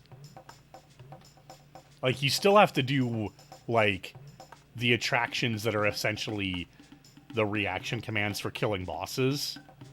But the ones where it's like, yeah, where you get the random kind of prompts to do, like, pirate ship or whatever in the middle of a fight, like, you can toggle those off. Yeah, I don't think that's a critical mode only thing. I think that's just a... They patched that in because people complained a lot about, like, yo, we'd really love to... I don't even know that it was people being like, oh, we're annoyed with how often, like, using these really often. It was just like, if you happened to have one queued and you tried to, like, open a chest, you would just... you would suddenly be on the fucking pirate ship. Right? It was, like, super annoying.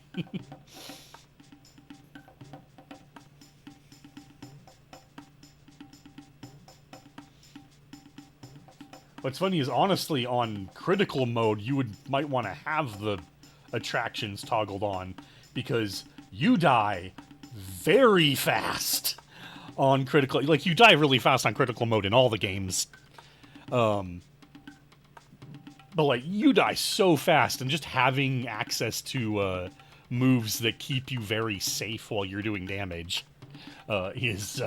you're not immune. You're not, like, invulnerable during attractions, it turns out. But you're mostly extremely safe from enemies while you're doing attractions, so it's actually... using attractions on critical mode can be really, really helpful, hilariously.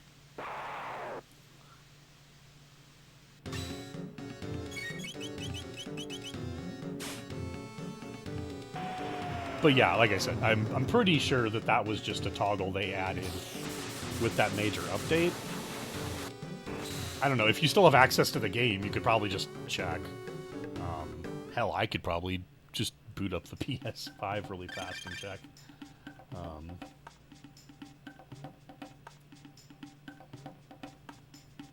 What am I...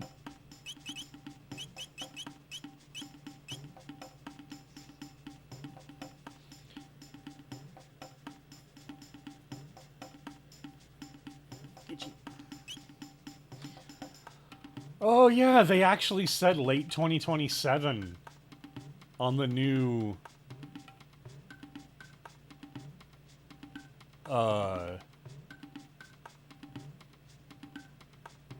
on the new trailer.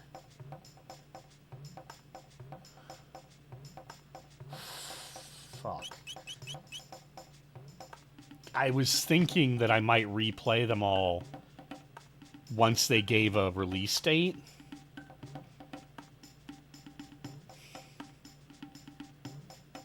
Maybe that's not a bad idea. Maybe if I just stick to streaming mostly stuff I've played before, so I have more, like, trivia to say and stuff. Like, maybe that's... But I really want to also play new games. I do not want to be hamstringing myself.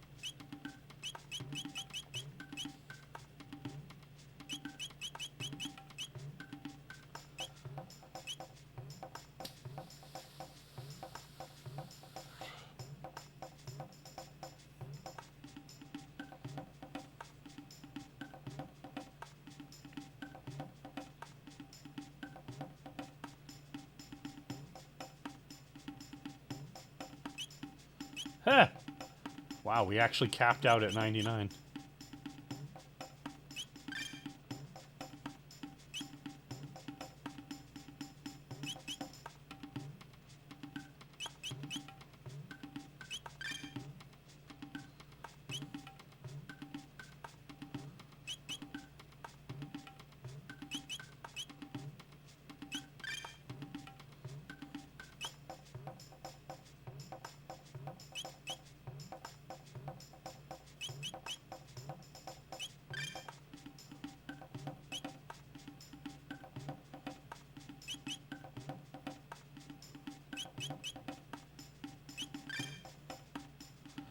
Ooh. Yeah, and I'll be able to play... I'll be able to actually play.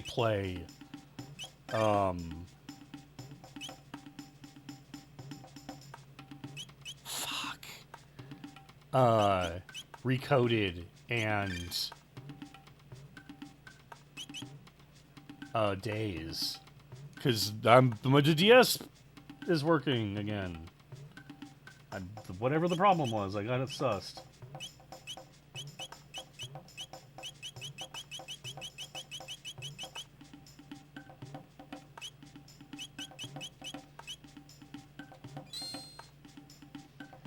Whoops.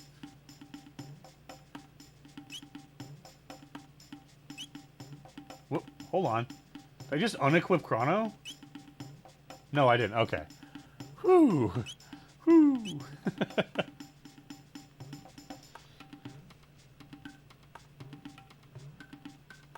I suppose getting, what am I doing?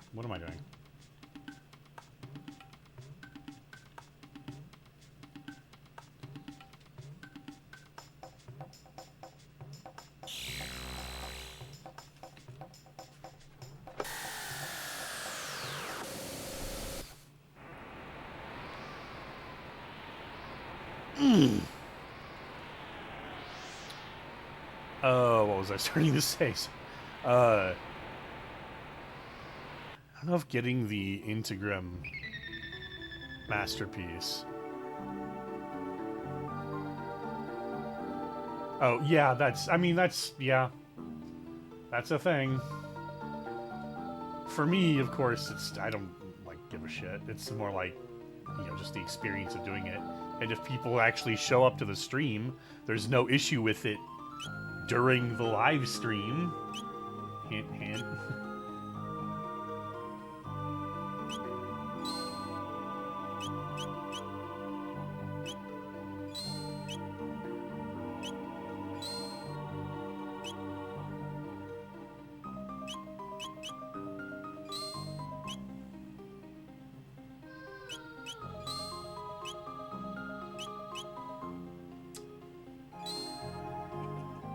That's fine though, because then we're gonna go.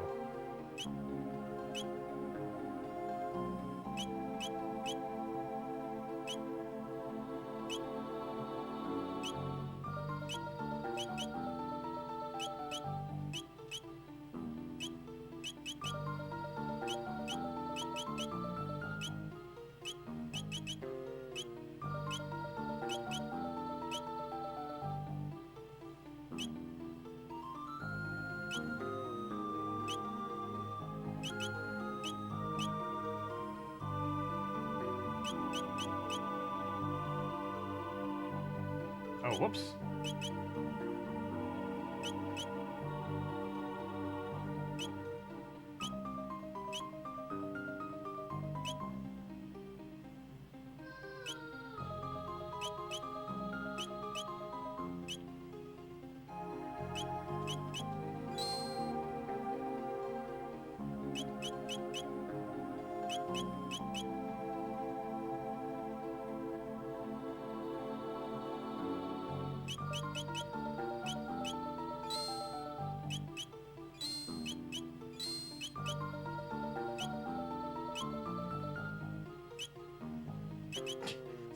Hold on.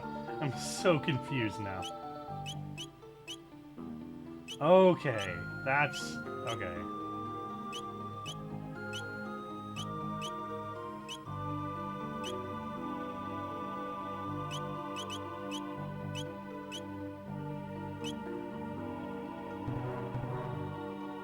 I need a little bit more.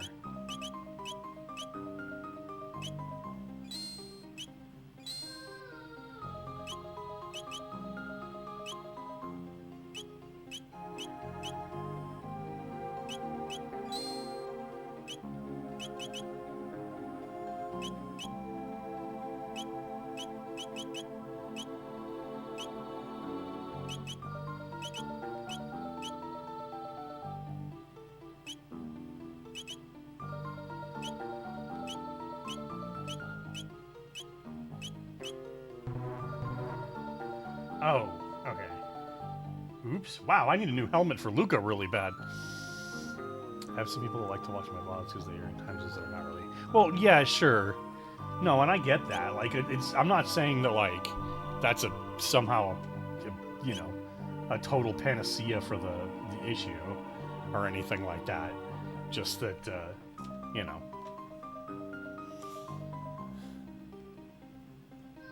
you know, it kind of is what it is, unfortunately. The thing you could do, I don't know how feasible this is, and in fact, I'm gonna have to double check something myself after this stream, which is you can record and stream at the same time with OBS. I'm sure that's true of other stuff too, but I don't know. I use OBS. But I don't know if doing both of those at the same time, like, affects the stream or the quality of the recording. You know what I mean? But I accidentally was recording and streaming simultaneously today. When I started this stream, I accidentally started with... Wait, did I actually say... God damn it. Okay, yeah, I did actually. Depends on how beefy your piece... Well, I'm gonna see...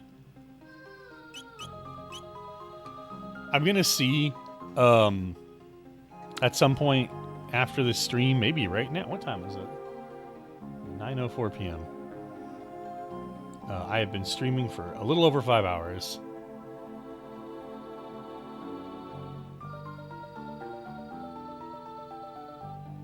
Yeah, I'm not doing that, though, because the in-game music for Kingdom Hearts kicks ass.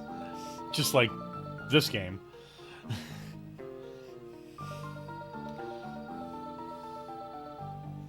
Like, what a...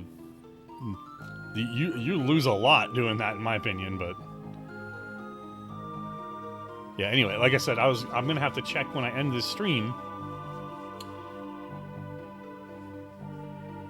Oh... Which I think is gonna be right now, actually. We'll start the next stream with the Mountain of Woe. We got a lot done during this stream, so I don't feel bad about it. Including some just straight-up grinding to help us be at a good point. And I will check... I shouldn't have deleted... Oh, I could just go... It's probably just in the trash can. I will check the little bit of recording I did and the VOD and see if they got affected by recording and streaming at the same time.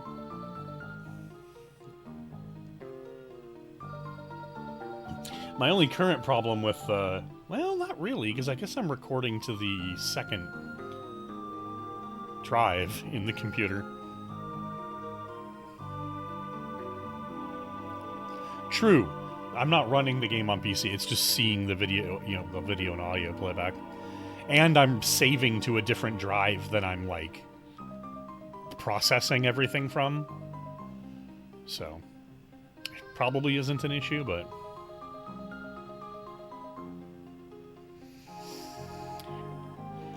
Anywho, I will talk to you in Discord VV. If there's anybody lurking, thank you for lurking. Shame Bears didn't, like, follow the channel, I suppose, because they seemed like they were actually a good talker. And I like it when people actually, you know, talk. Like, that's like the point of streaming, right? Live streaming is to talk with the audience. Anyway, do enough whining.